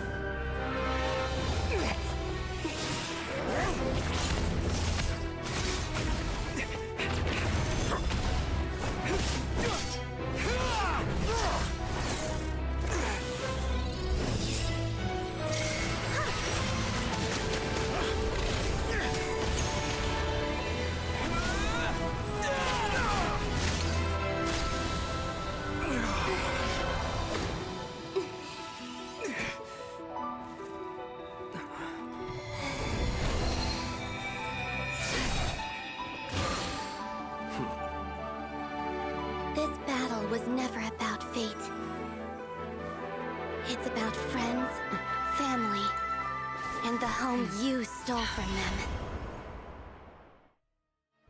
So dull. Only the weak rely on each other for comfort. Useless. Phase 1 is all Once I 3, Phase 2 is just 2 of you them. will be nothing but fodder for my grand experiment. I guess there's like another one for the artificial one. It'll be like the last one.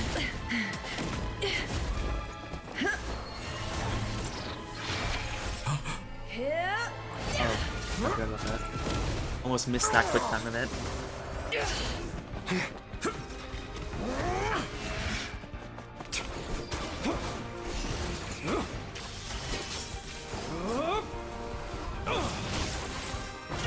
think I missed it.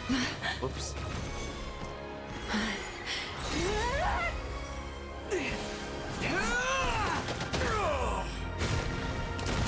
Oh, it's just a cutscene.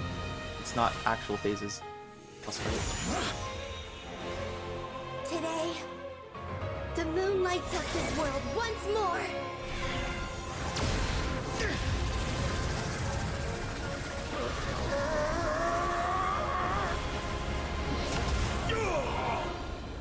This loathsome world. Bro, and then that's just not his real body. Because he could still create clones. Right? No, this world is our home.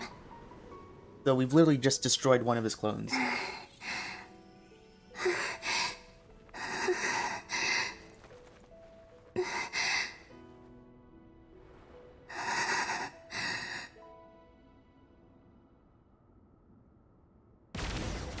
Yeah, Dottore probably pulled out her core, or just severely damaged it. I don't think she's repairable. Unless, like, she made, like, a copy. But even then, like, you don't know, like, how, like, when she backed up her memories. After the battle, you return to Nasha Town. Scars left behind by Nod-Krai by the doctor slowly begin to heal.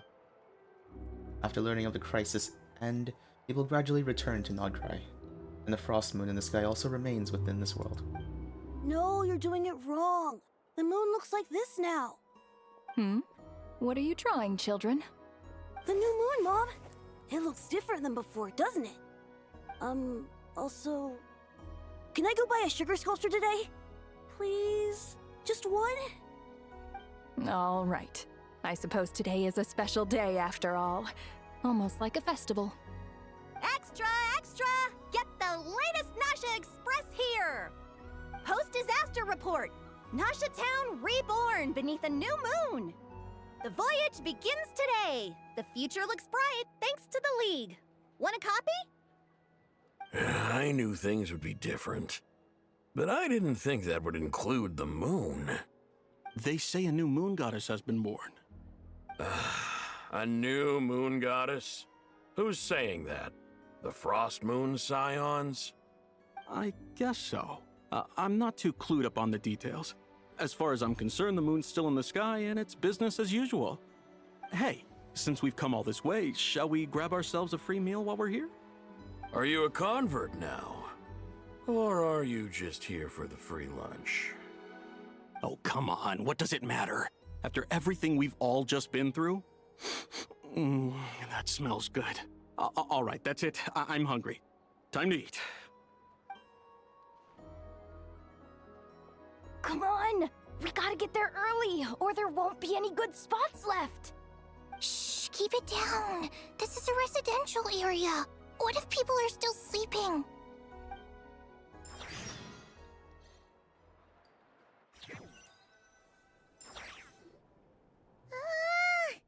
Why is it so noisy outside? Sure, you don't need 5 more minutes. It's okay. Paimon was pretty much awake anyway. It's been so long since we last had a chance to relax, huh? Feels like time is moving slower than usual. What about you? Did you rest well? Well enough. Somehow I wasn't as sleepy as much as I expected. Still winding down from everything that's happened?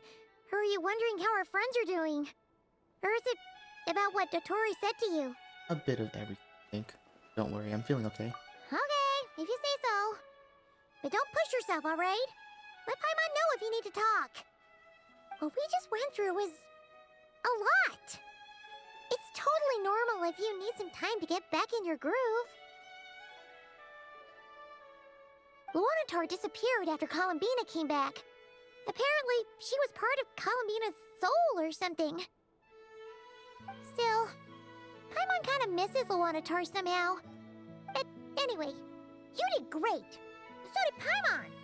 We all worked our butts off to contain this disaster, and in the end, we made it. So, chin up, Traveler. You should be proud of yourself. You're not usually this sharp when you've woken up. Hey! Don't poke fun. You should be glad that Paimon's growing as a person. Sorry. On a more serious note, I bet you were worried about me again, weren't you? Paimon didn't think you'd mention it. Hey, I'm sorry for getting captured. You have no idea how anxious Paimon was. She was worried sick about you. Well, I'm sorry. I wasn't able to get my waypoints or open the map. I understand how you feel. Well, if you really want to show Paimon you're sorry, you're gonna need to make it up to her. You better be ready to splash out on a lavish meal. Cool. Let's eat.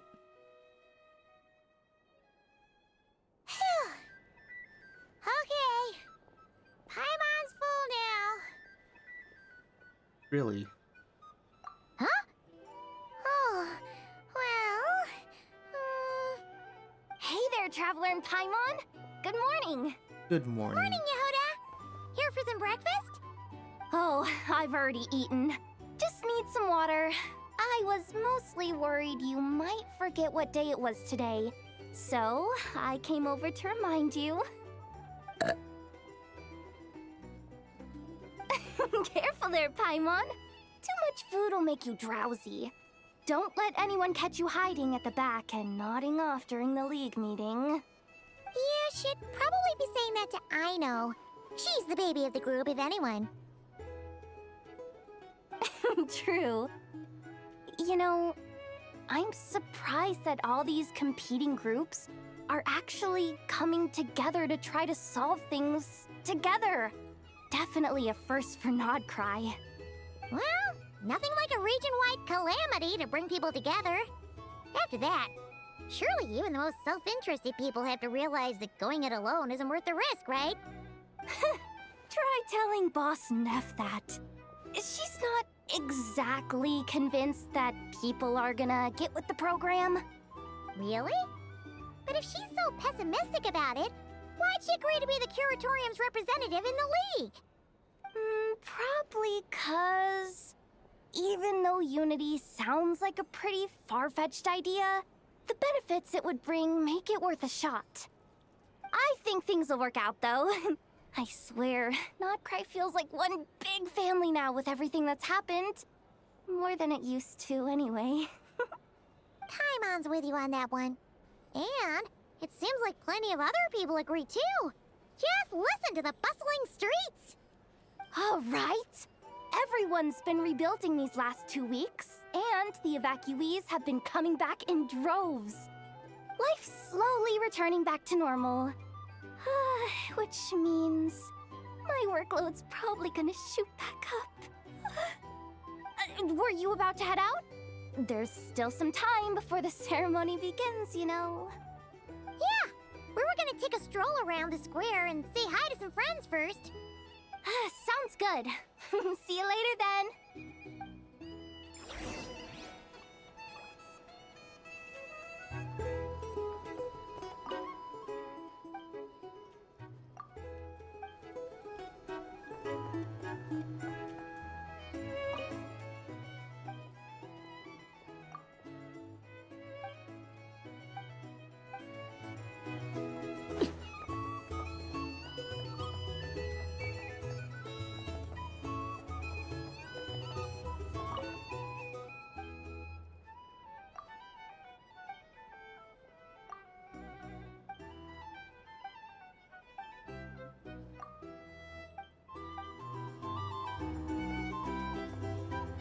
These are bounties.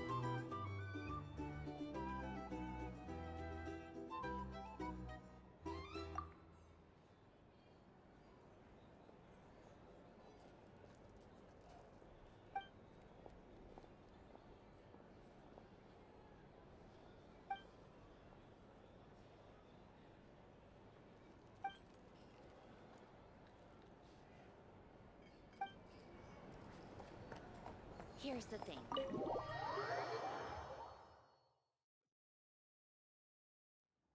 Please accept today's boon.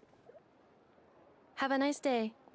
Are Paimon's eyes deceiving her? Or is that Inefa handing out food for the Frost Moon Scions? Hello there. Would you like a feast of the moon, along with some snacks of the day? So, what's new, Inefa? It was only a few days ago when we last saw you, but it looks like you've joined the Frost Moon Scions in that time. And I know too? What are you talking about, Paimon? We're just here to help, duh. In the wake of the disaster, it's all hands on deck. We responded to Lama's request for support. At times like these, the smallest good deed can inspire others and help them through the hard days ahead. And we're using eggs and heating tubes to make that a reality, in true Kromkake Craft Shop style!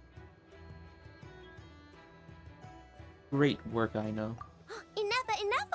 Did you hear that? The Traveler said I did good. The Traveler! That's because it's true, I know. Proposal. If you can resist eating today's dessert, I will provide you with compliments, too. No way! Well, that proposal got shot down quickly. I need something to get me through the hard times too, you know. Mom! Yes, dear. Go right ahead. Excuse me. Could I take a photo with the robot lady? She helped us get safely out of Nod-Krai, and she helped us get back home too. She's the best. Of course she's the best. Of course she is! And since I'm the whiz kid who built her, that makes me even better than best, right? But you stole my snacks though. Oops. Shall we move to the open space near the center? The view there is better. Yeah, I'll take the picture. Maybe you don't want a picture of I know the snack stealer. Thank you! Aren't you the better pick for this job, Flint? You underestimate yourself yet again, Master Ilua. Not at all. I rarely come by Nasha Town. I don't know any of the big shots here. All in good time. Socializing is a step-by-step journey. But you're much further ahead on that road, aren't you? You're not seeing the full picture. You know the truth now. My friends do not understand my habits. There is no question about it. The Lightkeepers need a representative in the League. Someone who is upright, cares about other people, and can realize their self-worth through group action. You say it like you wouldn't make the cut. I am most flattered that you think I would. Sigh a little less, Master Ilua, and have more faith in yourself. All the Lightkeepers agree that you're a very promising young man. That is precisely why Starshin and Nikita felt safe delegating such important work to you. I'm sure we all also agree that we would sooner die of dehydration than manage to wrangle anything out of you in a discussion. My apologies. I am not in the habit of bringing water with me when I go out. Whatever. I'll take the job. By the way, who else is part of this? Oh, it's quite the who's who of Nod-Krai. There's the Moon Chanter of the Frost Moon Scions, the boss of the Curatorium of Secrets, a representative of the Voynich Guild, and even someone from the adorable Kromkake Craft Shop. I'm sure you will find speaking with them to be a genuine pleasure. If you say so. I've never done this work before, so I'm honestly a little scared of making mistakes. But I'll do it. Not only is it our duty as Lightkeepers, but Because I want to make Nod-Krai a more welcoming place. An admirable attitude to take. The beacons are lit, Itlua. We're but one step away from breaking through the blizzard. We have the chance to band together and build our shared homeland into an Elysium. This is unprecedented for Nod-Krai. An opportunity not to be missed. Yeah. You're right. I'll do my best. Quite a few familiar faces have arrived. Let's go, shall we?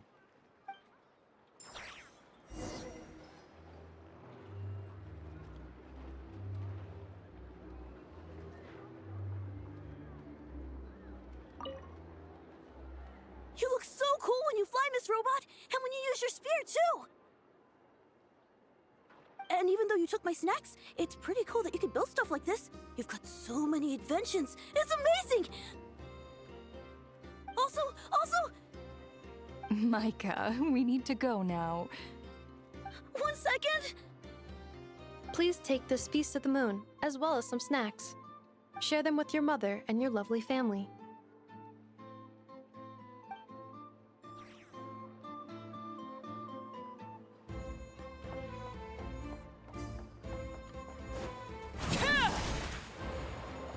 Use your head, kid. Look more weightless.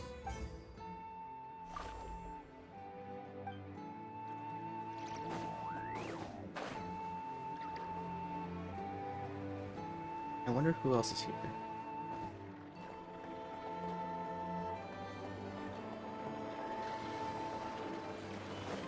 Oh, I guess that's it. I know he's not here anymore. Oh. Oh, there's Aino. Everyone's here! You seem well rested.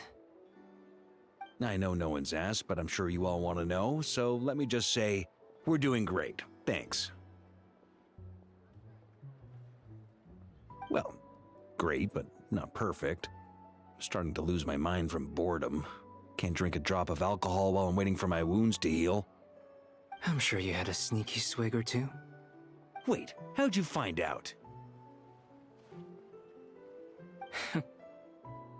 I'm sure you must be missing Mondstadt after all these years away, Grandmaster. Yeah, you could say that again. Every time I get news from Mondstadt, it makes me want to go back and see the place for myself. Honestly, once things are wrapped up here, I think it'll be time to head back home. Hey, looks like someone's taking the stage. Can everyone see okay? Anyone need a boost? I'll just listen from the back. It's fine. You're taking this pretty seriously, huh, Durin? Well, it's not every day that I get the chance to see how people speak in official settings. Soak it up like a sponge. I'll make sure you get a chance to practice for yourself later down the line. Actually, I know just the thing. You can debrief the Knights of Favonius for me. Mr. Varka, are you forgetting that I'm not a Knight of Favonius? I can knight you. Any particular title you'd like? Is he joking? I really can't tell. You'll have to figure this one out for yourself. It'll be a good learning experience. It is my honor to host the opening ceremony for the League, and to have this opportunity to speak to you all in my capacity as Voynich Guild representative. Could this person also have been pushed onto the big stage by the real big shots? Guess I'm not the only one then. We come here today, having weathered the trials and hardships of yesterday, and having learned from them the importance of unity and cooperation. All right, here we go. Uh-oh, looks like Aino's off in Dreamland already. Wait, Boss is looking kinda drowsy too. What's up with her? Come on, get this speech over with already. Nod-Krai is our home, the land we rely on for survival. And as we chart a course for the future, may we persevere through the storms ahead as we sail towards a new era of prosperity, freedom, and hope.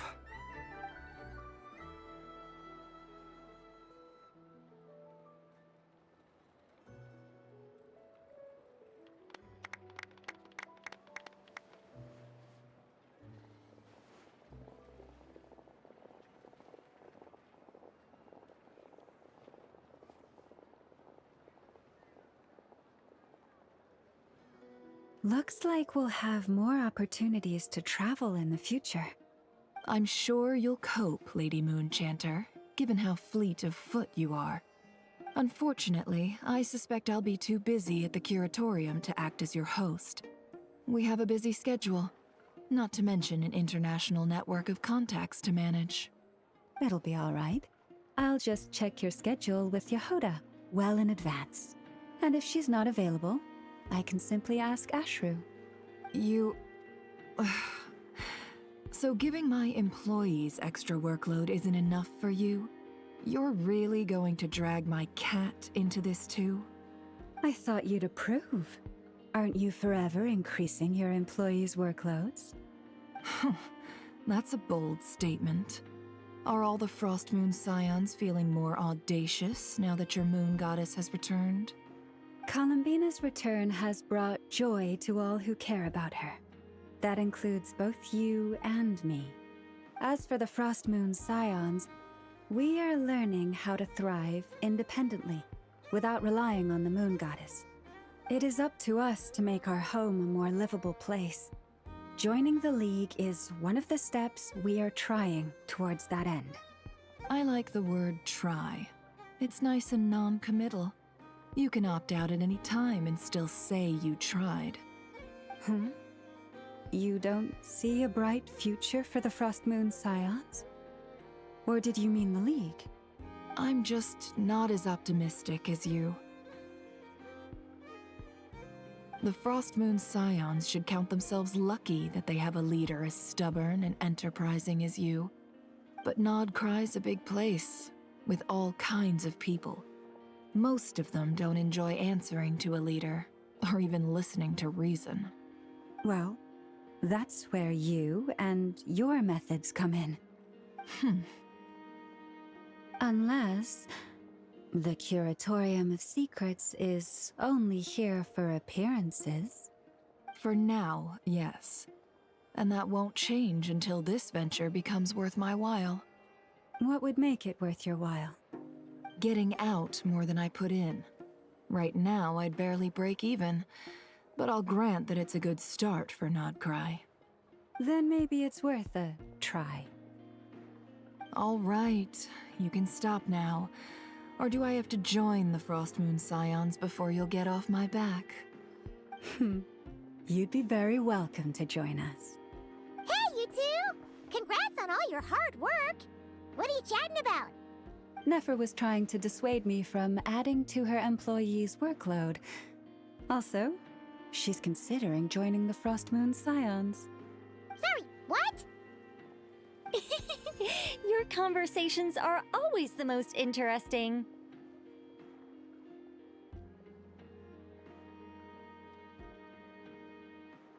Oh, so she just heard everything. Would you two care to join me for some tea before heading to your next destination? Or, not like we're going to leave Nod-Krai anytime soon.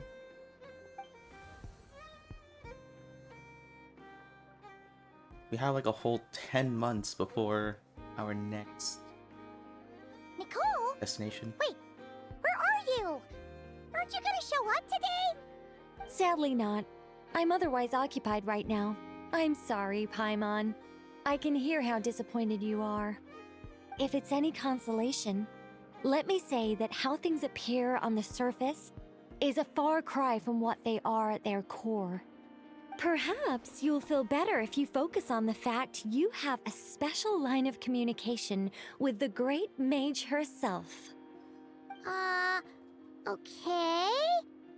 Has something happened? No, or not yet, anyway. Well, that's not ominous at all. Should we be watching out for something?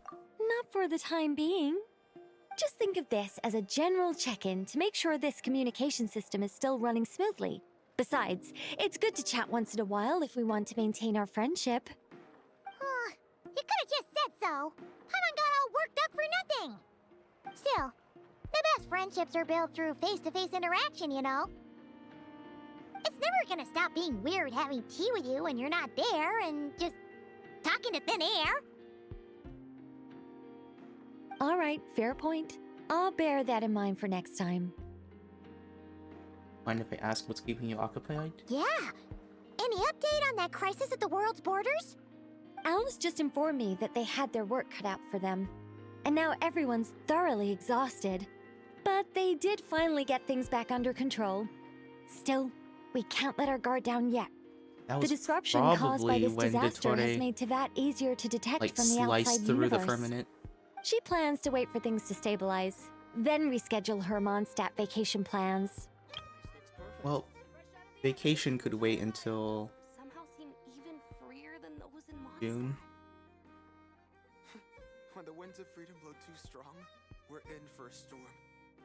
Nothing warms the soul like piping hot food. Oh, interesting. So I'm guessing Tevat is under the same type of barrier as the Honkai Impact universe. Somehow seem even freer than those. Because what? In the Honkai Impact universe, Earth is essentially isolated from most of the universe, which is why Welt can't go back, right? It could be like something like very similar, where Tevat itself is also isolated and is difficult to track down. Time for a break. This place looks As for me, I agree with Hat Guy's perspective. This is a time when many new variables are emerging, and the situation is changing constantly. Plus, most of this change is for the worse. We have to remain vigilant and ensure that the embers of chaos are not rekindled. I did notice that the energy in Nod-Krai changed somewhat after the War of Funerary Flame, but since it was still aligned with the Light Realm, I never gave it a second thought. It looks like I'll have to examine the connections between phenomena I observe more closely in the future. Sounds like you got a lot on your plate.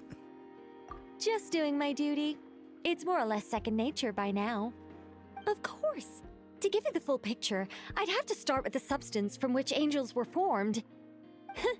Never mind. Paimon's right. Showing off my knowledge would be much more satisfying in person. By the way, you did receive the gifts from the Hexen Circle, yes? I'm not trying to claim credit or anything, but my pride demands that I at least mention it.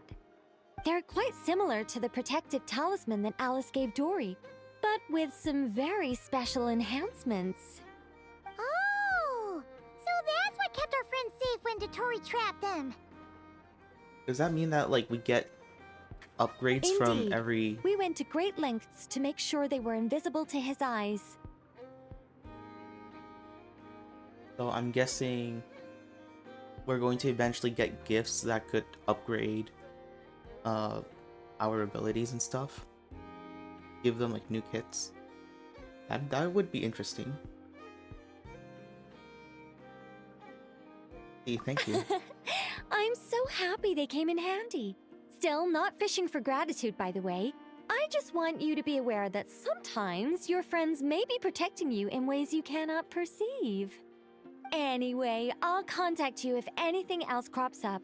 If not, you know what they say, no news is good news. Oh, my angelic instincts are tingling. They say you should head to the docks next. Your friends are about to board their ship home. Got it.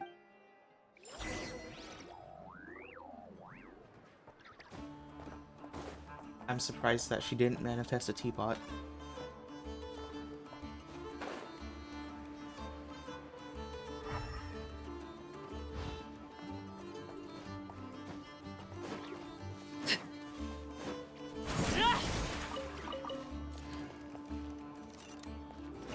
What's over there?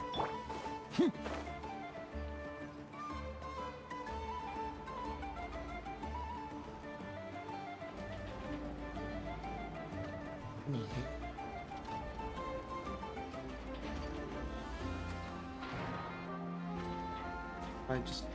Oh, I can't jump in. Not letting me.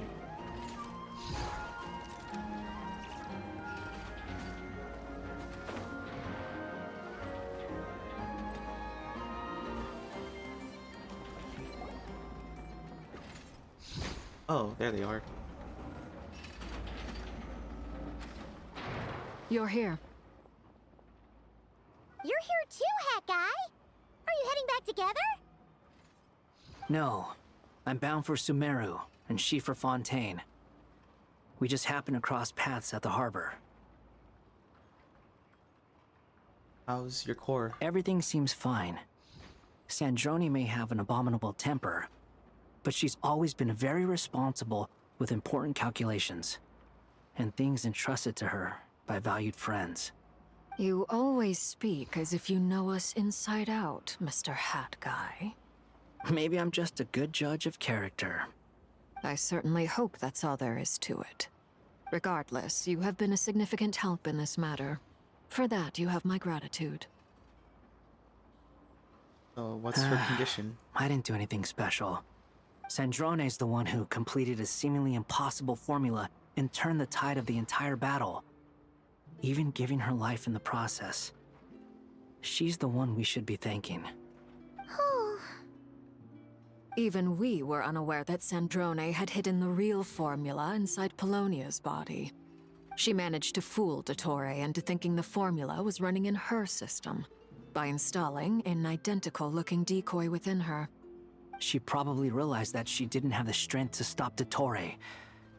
But this way, she could at least get him to lower his guard.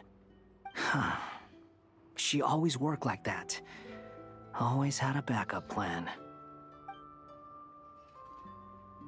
So does she have a backup core with some of her memories?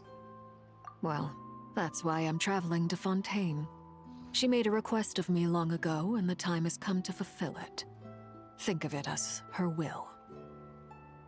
Oh, was it like a secret location in Fontaine? She said that should she ever fail in a mission, she'd like me to deliver her core and Polonia's to the Fontaine Research Institute. Oh. She also mentioned that she had made arrangements for people there to set her affairs in order. Some of her personal effects, such as her notes, were left to me. I've decided to take them back to the House of the Hearth, for safekeeping primarily, but also as mementos, I suppose. However, there is one book among them that I'd like to leave in your care. I'll have someone deliver it to your residence at the flagship at a later date.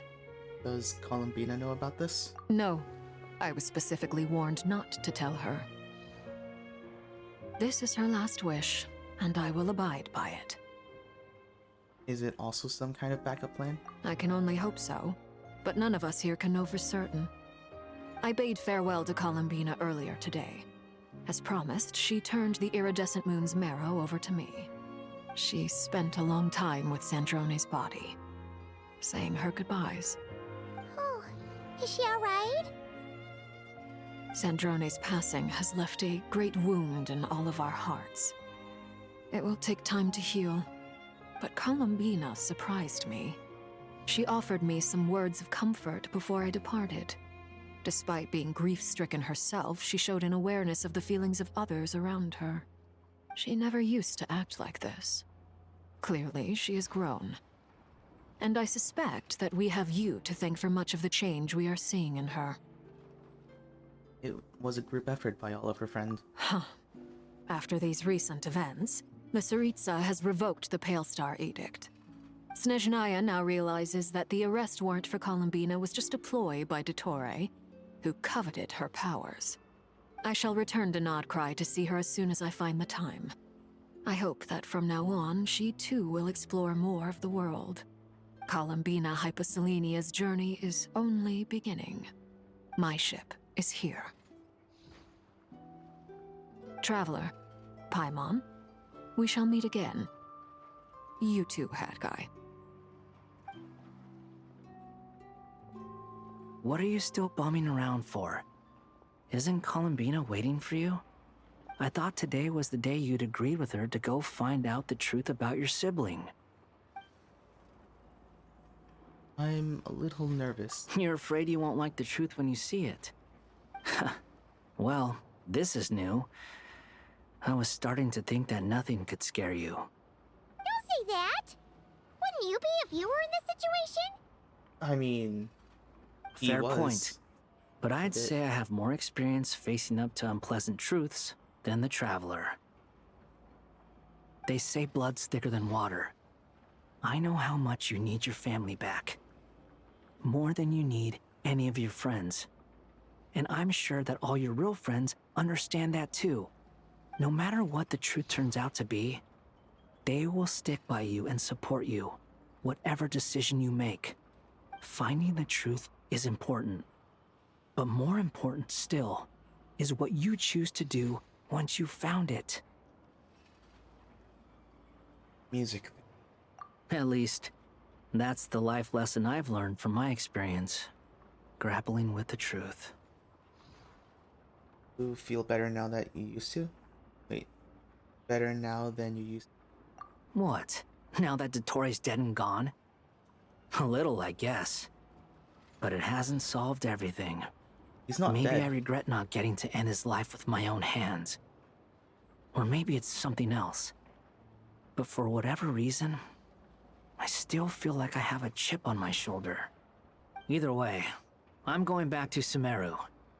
Lesser Lord Kusanali is gonna need help dealing with all the chaos Dottore left in his wake. Not just from this incident, but everything he did in the past, too. How about his clones? You should continue with your journey, as you've always done. Who knows? Maybe we'll meet again someplace else. I mean, knowing him, he's probably had clones everywhere else. So, what should we do now? Case he If you want fails. to explore a bit more to steady those nerves, Paimon's game! After all, when Columbina said she knew where your ship was hidden, Paimon promised to give you two some alone time with the truth. It hasn't been all that long since we were last apart, sure, but with Columbina there, Paimon's sure things will be just dandy. Thanks. Ain't no biggie. Paimon might be all about that food and fun, but she knows how to do right by people. Paimon's sure you'd prefer to digest the news about your sister in peace. But, no matter what you see, just know you can share it with Paimon. Of course, as long as it's not super private. If you can't make sense of something, let's give it some thought together. And even if we both can't figure it out, Paimon can at least treat you to a nice meal. Cool. Who am I to refuse you? Glad to hear it. Feel better now? Yeah, much better. Alrighty. Next up, time to meet with Columbina.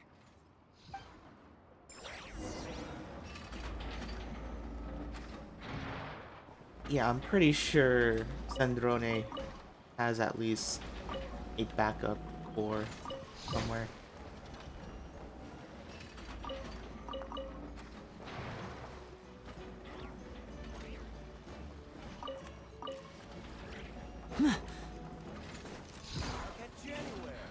Meet up with Columbina. Where is she? Oh.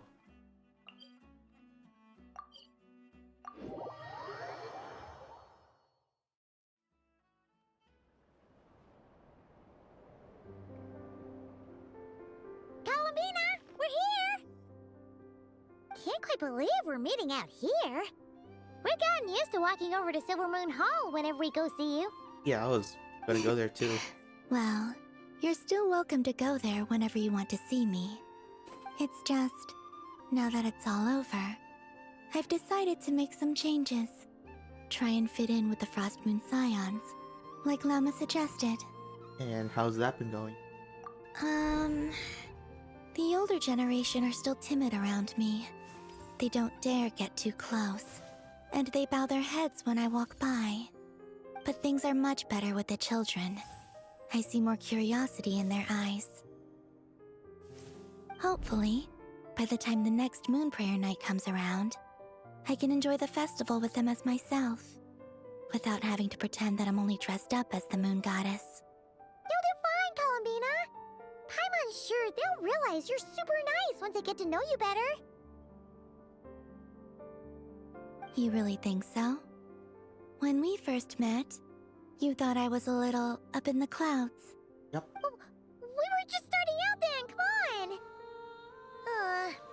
So Alma told you, huh? Yeah. I'm only teasing. I know that I have you to thank for pulling me back down to solid ground. It feels good to finally stand firm on the earth where I was born.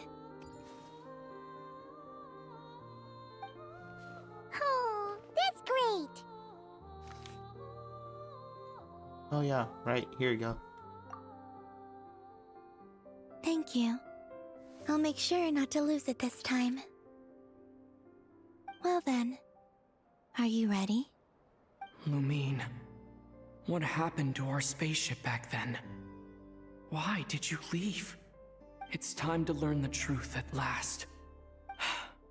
Ready as I'll ever be. Good. Then let me open the way for you.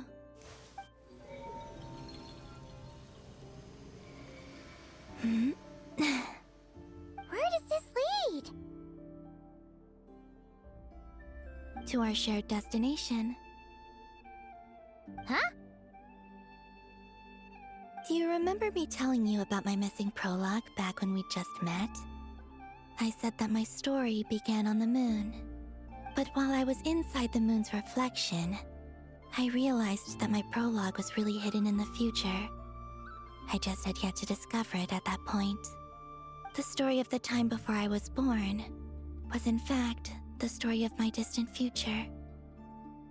It's truly fascinating. But when I obtained the Tri-Lunar Authority and returned to our present reality, I sensed something I hadn't expected. Your prologue. So you mean... Yes, your spaceship. All this time, it has been hidden on the Frost Moon, which lay beyond the sky. Oh, so it was just sent up there. Okay. The great ruler of the firmament.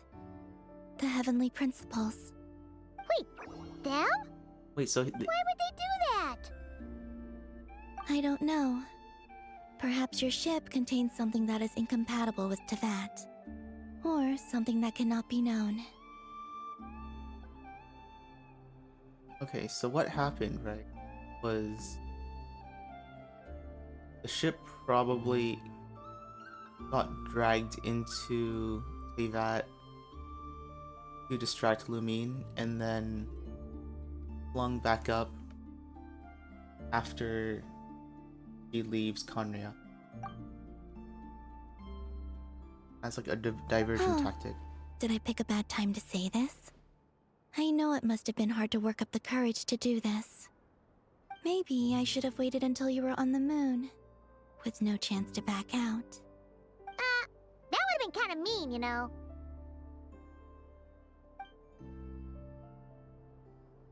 Take me there. Oh? Whatever is hiding in that ship, it belongs to me and Lumine. Those memories belong to us. No one else has the right to decide whether I should or shouldn't know about it. Not even the heavenly principles. Very well. Then let's go. You two take care, alright? And don't forget to come back soon! Rest assured, Paimon. We will. Traveler, after you. Thinking about the story that we'll find hidden on the moon? Yes. And hoping that it has a happy ending. Stories like that don't exist, you know? You don't believe in happy endings? I don't believe in endings.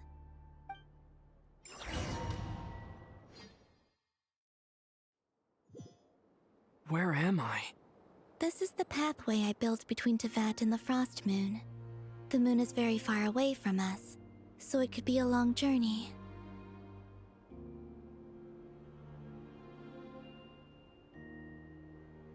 Oh, is this 2D? It is.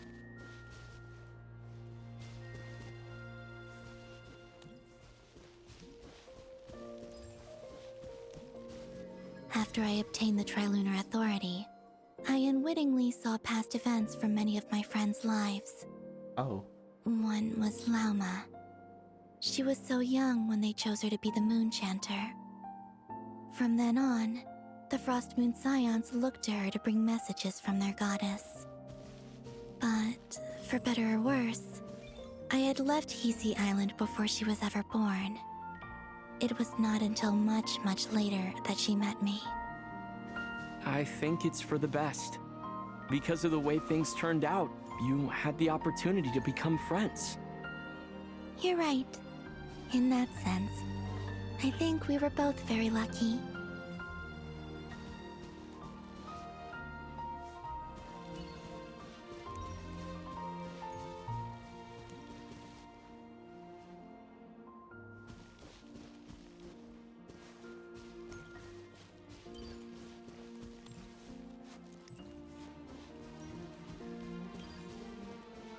Alright, who's next? Oh, is it Oh, Nicole? and about that mage, Nicole. I only recently learned that she has lived in Teyvat since the time of the Three Moon Sisters. The Moon Goddesses always had a good relationship with the angels. I suppose our friendship continues that tradition.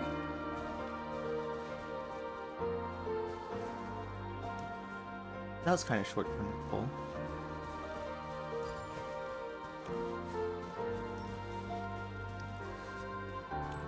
I guess that also means he's met the Moon Goddesses. Oh, it's Sandrone. And then there's Sandrone. I never knew that much about her, beyond the fact that she was created by someone called the Lord Artificer.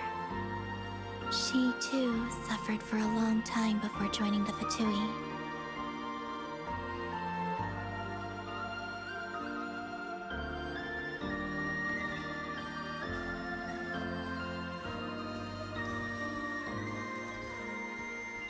So I guess Polonia is meant to be a stand-in for him. So that she has someone to like rely on.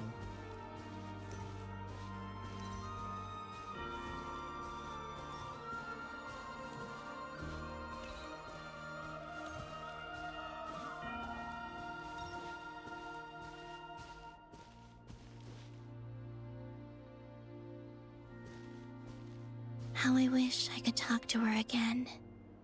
Even if only to hear her say nasty things to me.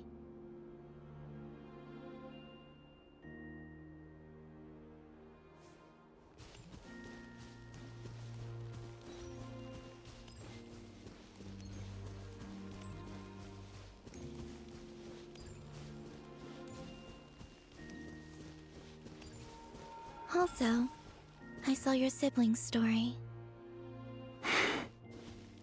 I'm this afraid I one. didn't see much. It seems that she rarely came to the surface, where the moonlight shines. But I did notice that back when you first set out on your journey, she would often appear nearby, gazing at you from afar with a guilty look in her eyes. Oh my gosh, it's this cutscene. Let us speak no more of the past. I probably shouldn't reveal so much about my friends. It's not my place. Let the moonlight carry us forth. We are very close now.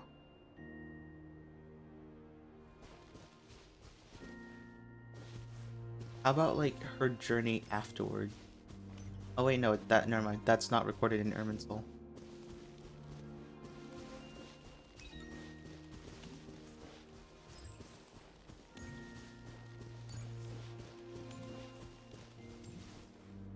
These teleportation points?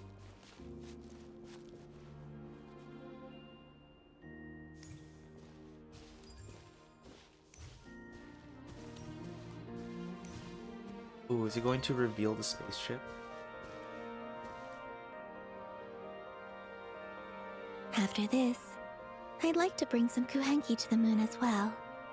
If they're willing, of course. What about your other friends? Will you bring them to visit too? Certainly. But I'll need to tidy the place up first. This home hasn't received any guests in a long, long time.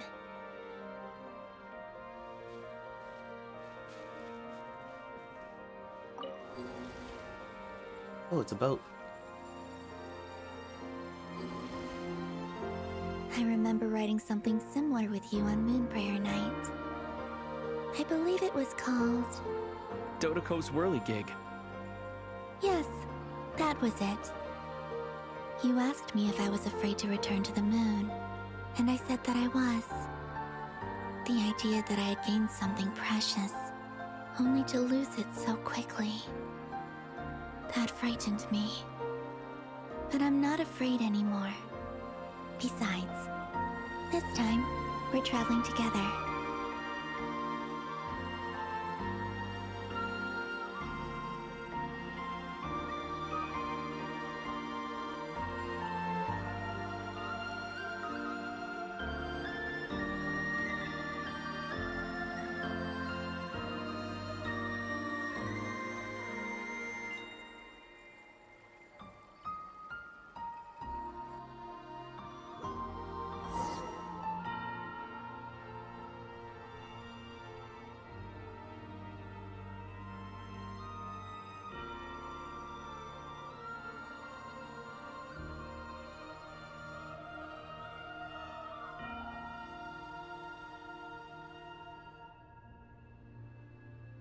Oh, okay. The giant move. We're here.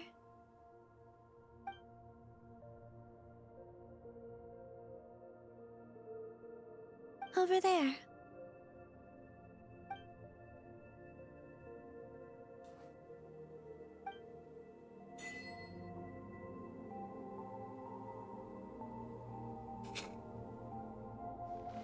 Dang, there were like different, I guess, like portals.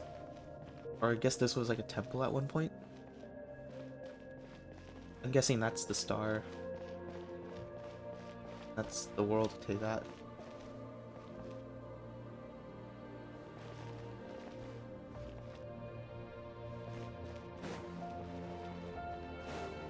Is there anything else back here?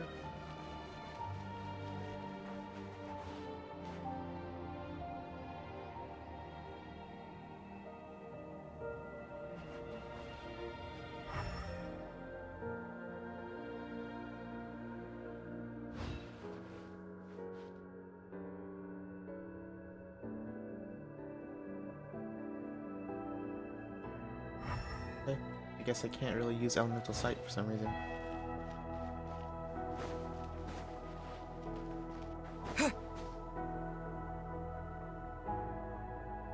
So are we going to be able to enter it, or is it going to kick us out? Our spaceship. It's huge. I suppose that the moon is the only place one could hide it. It'll be alright. Huh? The way you feel in this moment, I went through it too, on Moon Prayer Night. The door was right in front of me, but I struggled to find the courage to step through. Solitude for me once meant living a life in which even I was absent. Before I met you, that was the only life I knew. But that night, solitude meant throwing away the life I had gained after meeting all of you. Columbina. Go. Retrieve the part of your life that was once lost. Trust me, you will lose nothing by doing so. Look, Teyvat is right there. All of our friends are down there, waiting for us. You're right. Thanks, Columbina.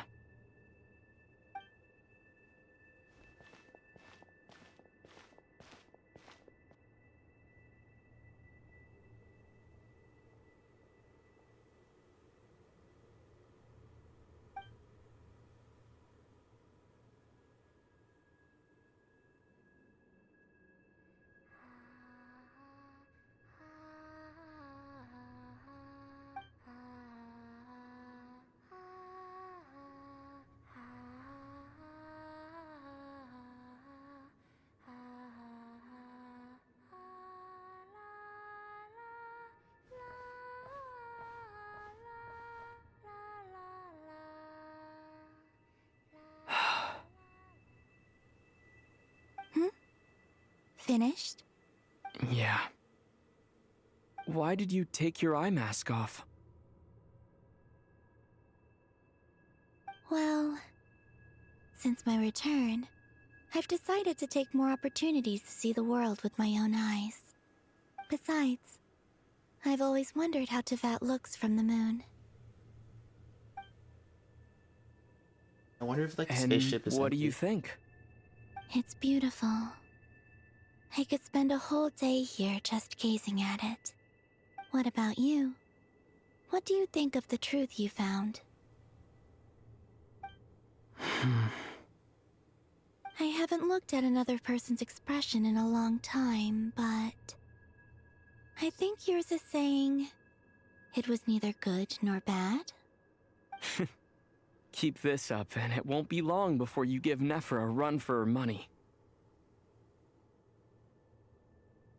Oh, I don't think that's going to happen. I'm much more used to sensing what's going on around me with Kuvaki.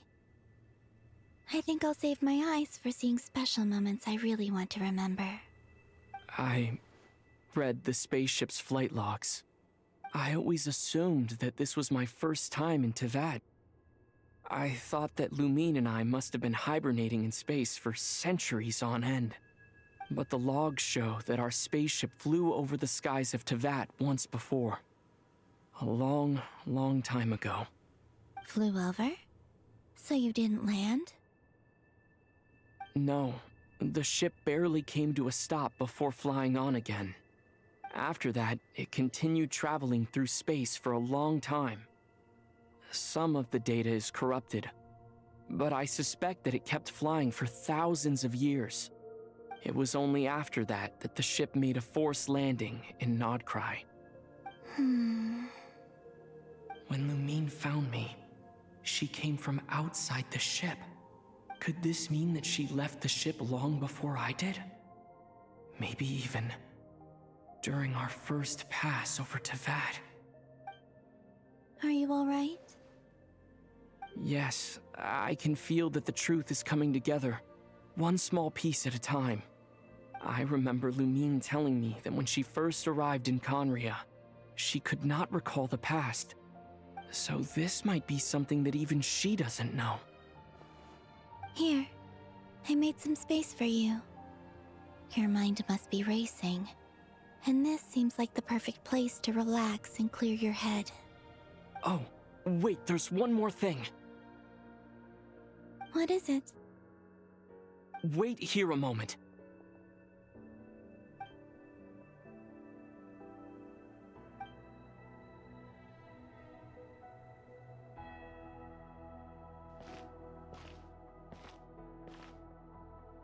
Hey, Columbina.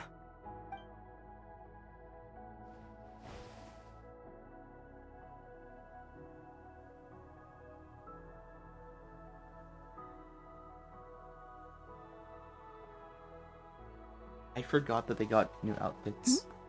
Is that a new outfit? An old one, technically. It's been in a cabinet inside the ship this whole time. It's a matching pair with Lumine's. She always liked this set more. Huh. I don't think there's a huge difference. Really? Yes, it's still the same you. You're the same person, no matter what clothes you wear. Only Columbina would make an observation like that. Traveler, do you consider Teyvat your home? Home is wherever Lumine is. But then after all the time I've spent here, and everything I've been through, yes, I'd say it's my home. Would you change your answer if Teyvat changed appearance? I mean, if the truth about Teyvat turned out to be different than what you thought. I just realized something. Where is Lumine? So she said that she was going to build a new Conria outside the firmament. And technically, we're now outside the firmament. Unless, I guess, they technically dragged...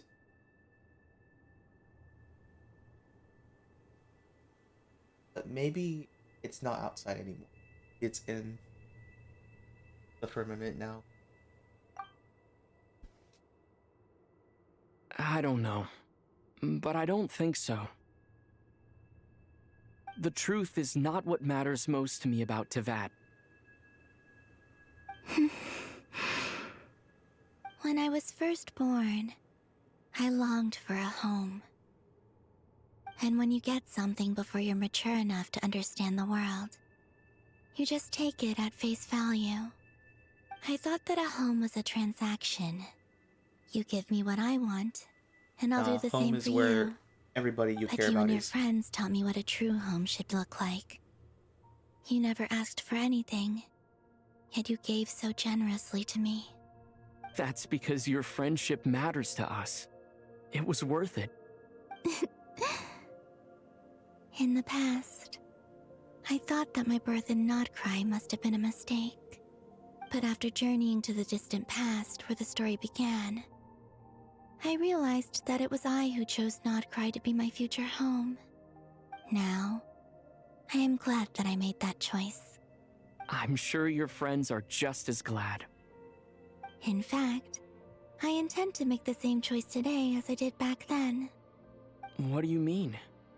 Well, I've given the Eternal Moon's marrow to Lauma, and the Iridescent Moon's marrow to Arlecchino. And now, I shall return my Kuvagi to Nod-Krai again, that it may continue to protect my chosen home. Wait, but what about your body? Hmm? Oh, are you worried that I'll disappear again? I won't. Not this time. The Frost Moon has now entered the fall sky, and I am the Tri-Lune goddess.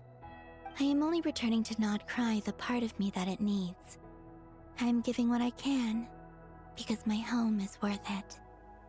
Oh, and I have something for you, too. For me? Yes. Come closer.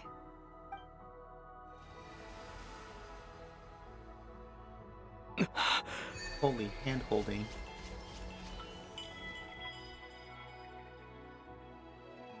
Foreign Starfire. Traveler all elf types attack is increased by 20%. Nearby party members trigger Night Soul Burst. Traveler will receive 1 blade of Sacred Flame stack. Receiving 2 blades, or 2 blades. Perform a charge attack with all blades of Sacred Flame.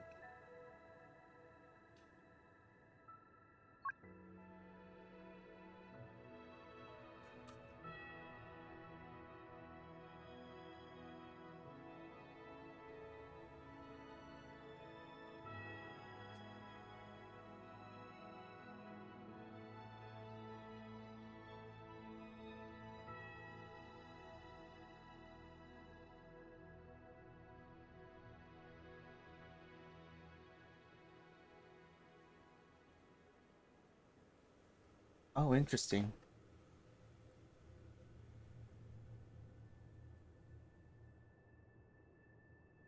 So many.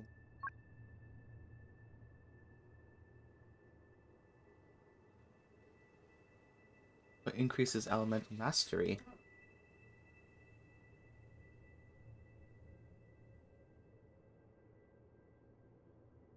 Dendro cores are here.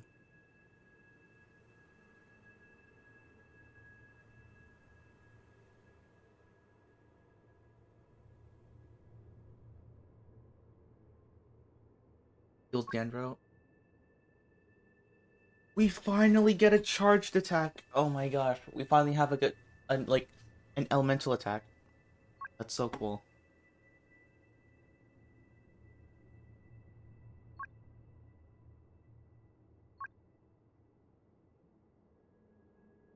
Party members trigger Night Soul Burst. I don't know if Traveler does Night Soul. I think he does. Energy recharge. And after 3 blades, you could heal. Oh. Oh, it's increased.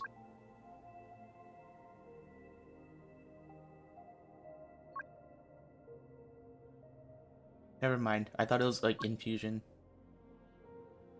You're just increasing certain damage.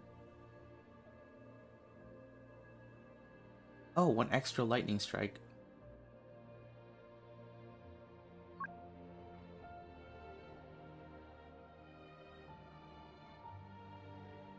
Archaic Petra. Increase geo damage. Increasing shield strength. 2 blades of Dawnbreeze.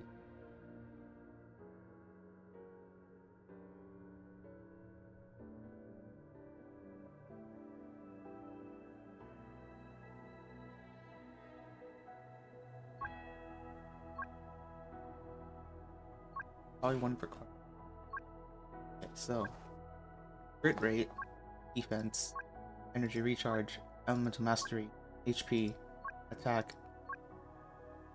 Well, since this is crit rate, I'm pretty sure this is just gonna be crit damage.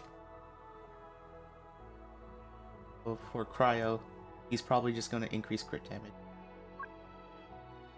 But right now, attack is increased.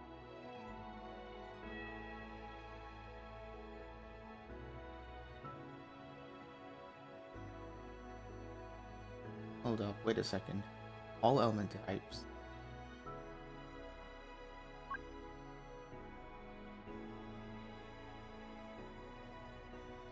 Wait, does that mean that they're all active? Or just one of them if... Wait.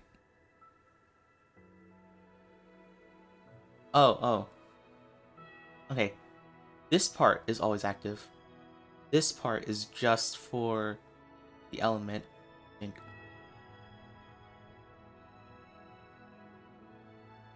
I think so. That's what's more logical. Interesting. By default, they just have 10% crit rate. What was that? I lifted some of the restrictions this world placed on you. I trust this will help in your future adventures. My power. It feels like it's grown. I can use the elements more freely now. Thank you. This will be a great help. You're welcome.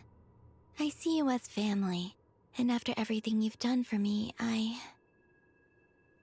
In fact, no. It's not because I owe you. It's because you're worth it. Here. This flower is for you.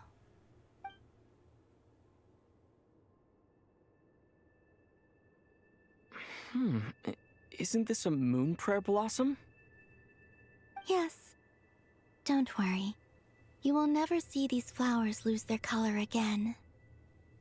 I'm finally discovering the joy of giving. How I wish I'd learned this sooner. Hey, better late than never. What are you thinking about now? Why don't you take a guess? You get... one shot. I don't think I'll get it in one guess. But I'm sure it's a happy thought. That's kind of a sneaky answer. I can't say you got it wrong. Down into that, the moon seems so far away. I felt it might always lie beyond my reach. But on the moon, everything feels so close by. The haze that once enshrouded the skies has finally been dispersed. I feel like a traveler on a winter's night, starting a new chapter in my tale by the warmth of a bonfire. That's the name of the quest.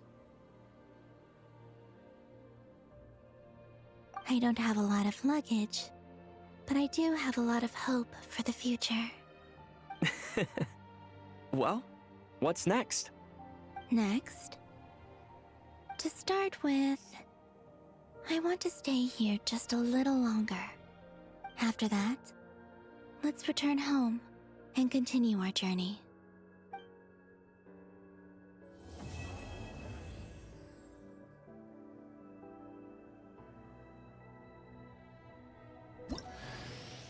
These clothes bring back so many memories.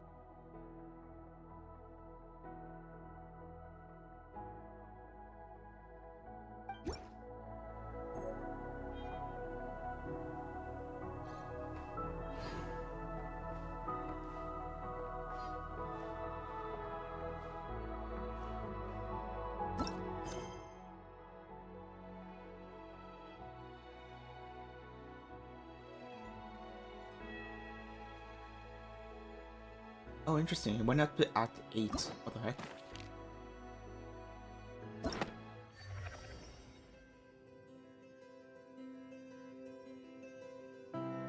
No, Nod-Krai went up to Act VI. So it is over. What the heck?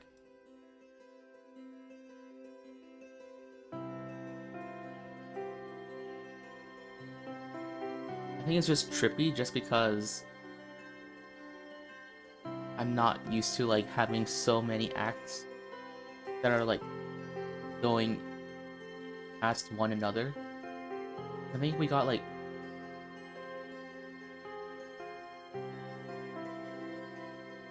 oh, it's because we got the prelude. We got the prelude, Act 1, Act 2, so then it's like 3 in 1 patch. And then I think we had these two. Or Lunar 2. Yeah, Lunar 3. And then Lunar 4. Yeah, so we've just been getting 2 acts every single patch. So it just like ended like pretty quickly. Heck. You know, I was like, it ended in like 4 patches. Usually it takes about like what, 5-ish?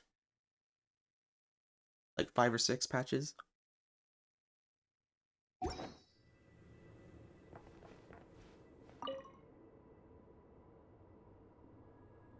The journey goes on. For you. And for me. Like I said, this is not the end. I don't believe there has to be an ending.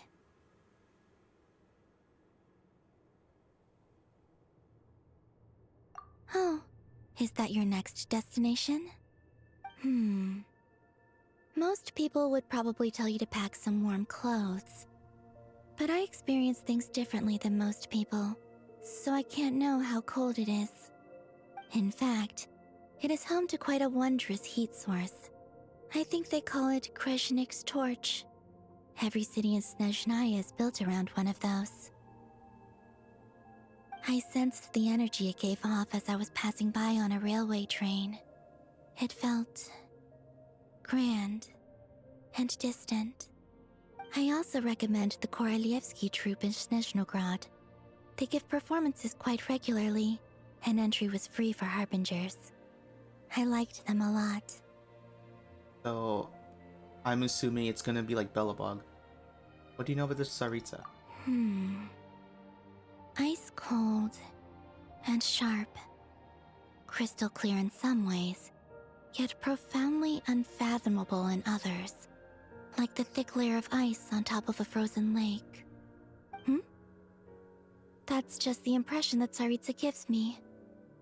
I was never able to glimpse what truly lies beneath that icy exterior. In fact, I don't think the people of Snezhnaya even know what kind of power their god wields. Maybe that's because the Tsaritsa herself has never acknowledged, nor accepted that power. Wait, so the Tsaritsa just doesn't care about the Gnosis? Only more about the Patui. There's Regrator, the Rooster, and the Jester. Between them, they control a lot of what happens in Snezhnaya. But I can never wrap my head around how exactly power is split between them. I just know they are each responsible for many specific domains. I noticed that the Rooster and Regrator often appear to get along on the surface, while working against each other in secret. And theirs is not a friendly rivalry. But I wasn't particularly interested, so I tended to keep my distance. Now that I think about it, the term Mistelton often seemed to come up in connection with Project Stuja.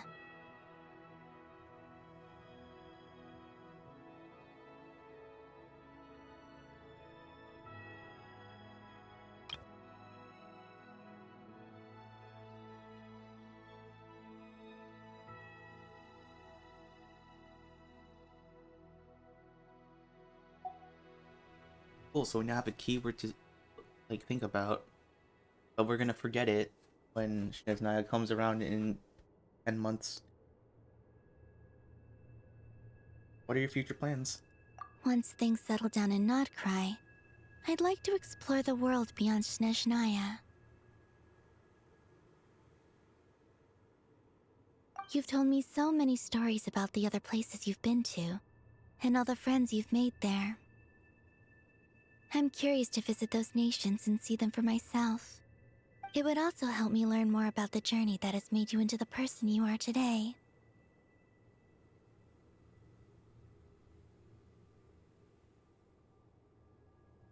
Cool, thanks. You're the only person that has actually helped in our quest to find our sister. Not gonna lie. You helped us find a spaceship. Okay. As you continue on your journey, don't forget to gaze up at the moon once in a while. It is, after all, no longer an illusion. It shall cast down its true moonlight, connecting us in truth.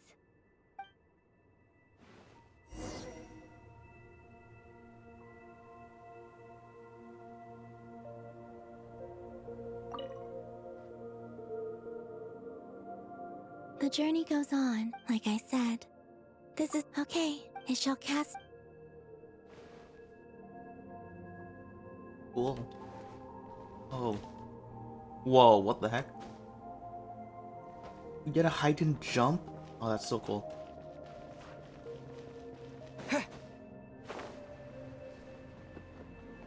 That's so cool. I wish we had gadgets. Just like altered gravity.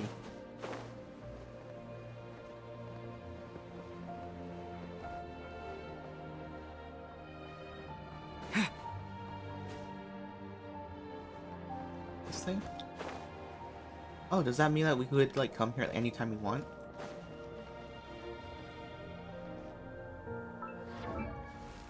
Oh, right, Balance. Oh, never mind.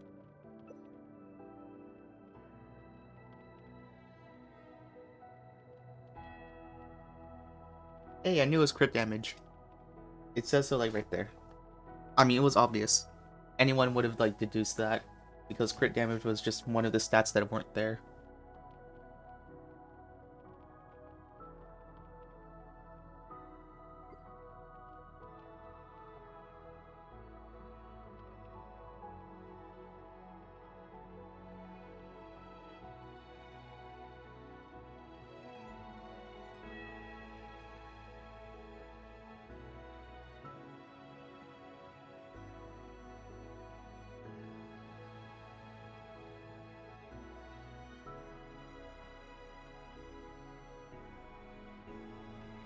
Wait, no, I think charge attack is pyro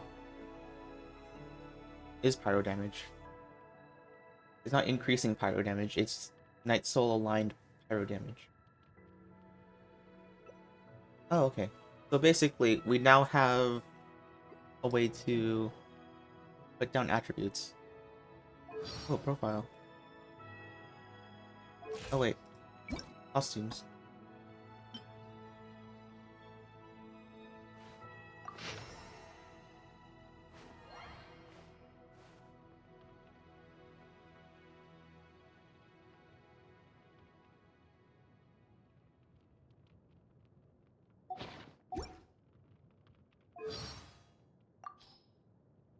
Character story 1?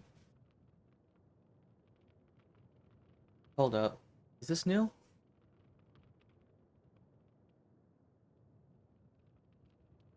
I think these are new. No, it's not. Heck? Wait.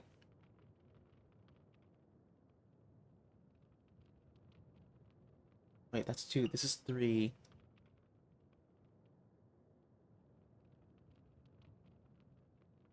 Okay, this is about the Abyss Order. Visions. I mean, we don't have a vision. The 4 is complete question mark, question mark, question mark. Moon of Fate is probably like the very last one.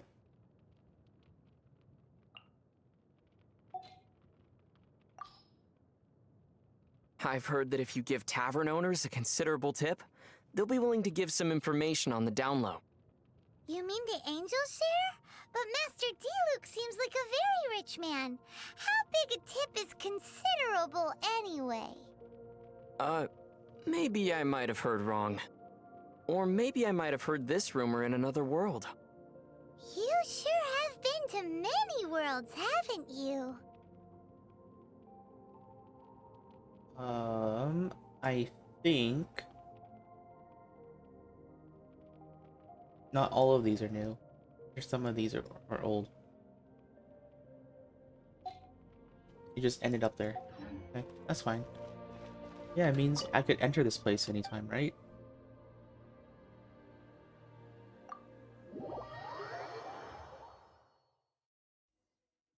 Yeah, we now have Lunar crystallize. To But I'm slightly Jean, sad. acting Grand Master of the Knights of Favonius. Yeah, I'm like kind of sad that we aren't able to trigger Lunar reaction with Traveler. Ugh, this preamble is such a pain to write. It's probably high time we got rid of this acting business. I trust that Dern has updated you all on recent events. Hope we didn't worry you too much. The good news is, we managed to come together and put a stop to the Doctor's evil schemes. With that, I think it's safe to say that Nod-Krai is finally out of the woods. As for the Fatui, not counting the Damselette, aka the Moon Goddess, who has left their organization, we found ourselves allied in this instance with both the Knave and Marionette. May she rest in peace. As ever, we find ourselves better off for making friends rather than enemies. But until we can ascertain the Tsaritsa's true intentions, the future remains uncertain. In a short while... Wait. How am I meant to surprise everyone if I tell them in the letter that I'm heading home? Well, that would be a huge waste. Okay, got it. I will begin sending the expeditionary team back home in waves.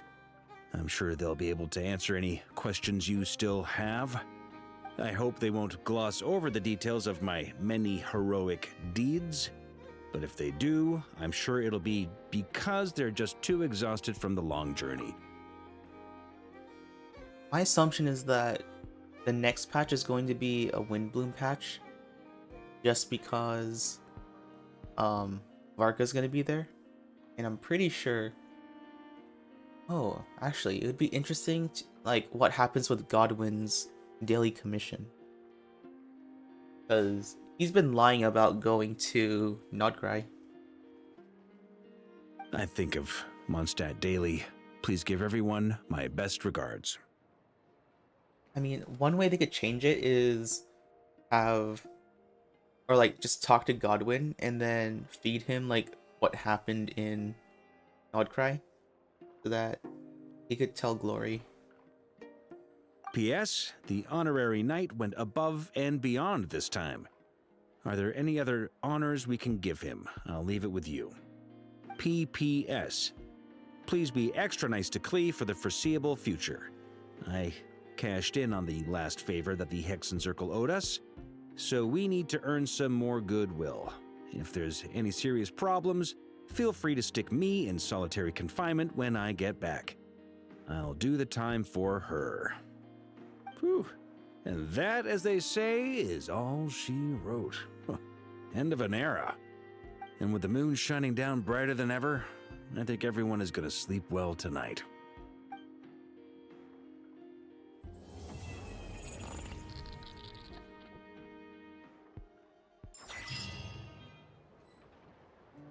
What?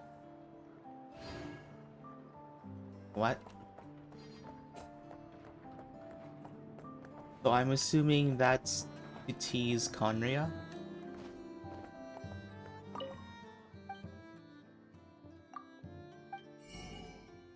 Or something? Because that did not look normal.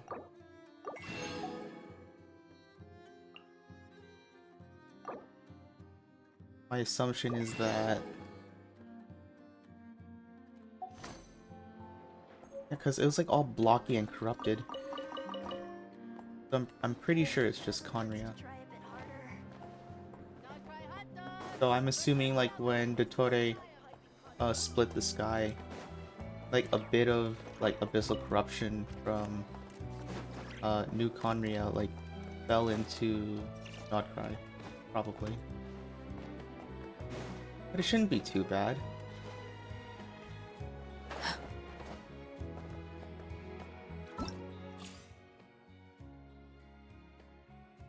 Finish all that. Winter's Night. Finish the Archon quest. And Inside Route.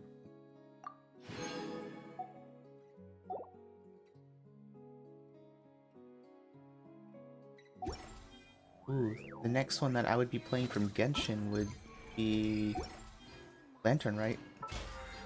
Also, I'm surprised that they didn't have the event for completing the Archon quest.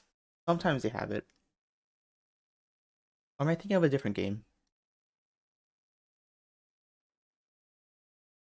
I might have been thinking of a different game, but I'm pretty sure it was also for Genshin as well.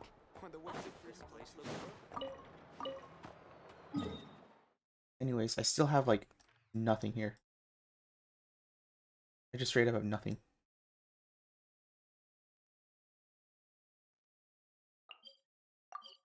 With that being said, this would be the end of the Genshin stuff.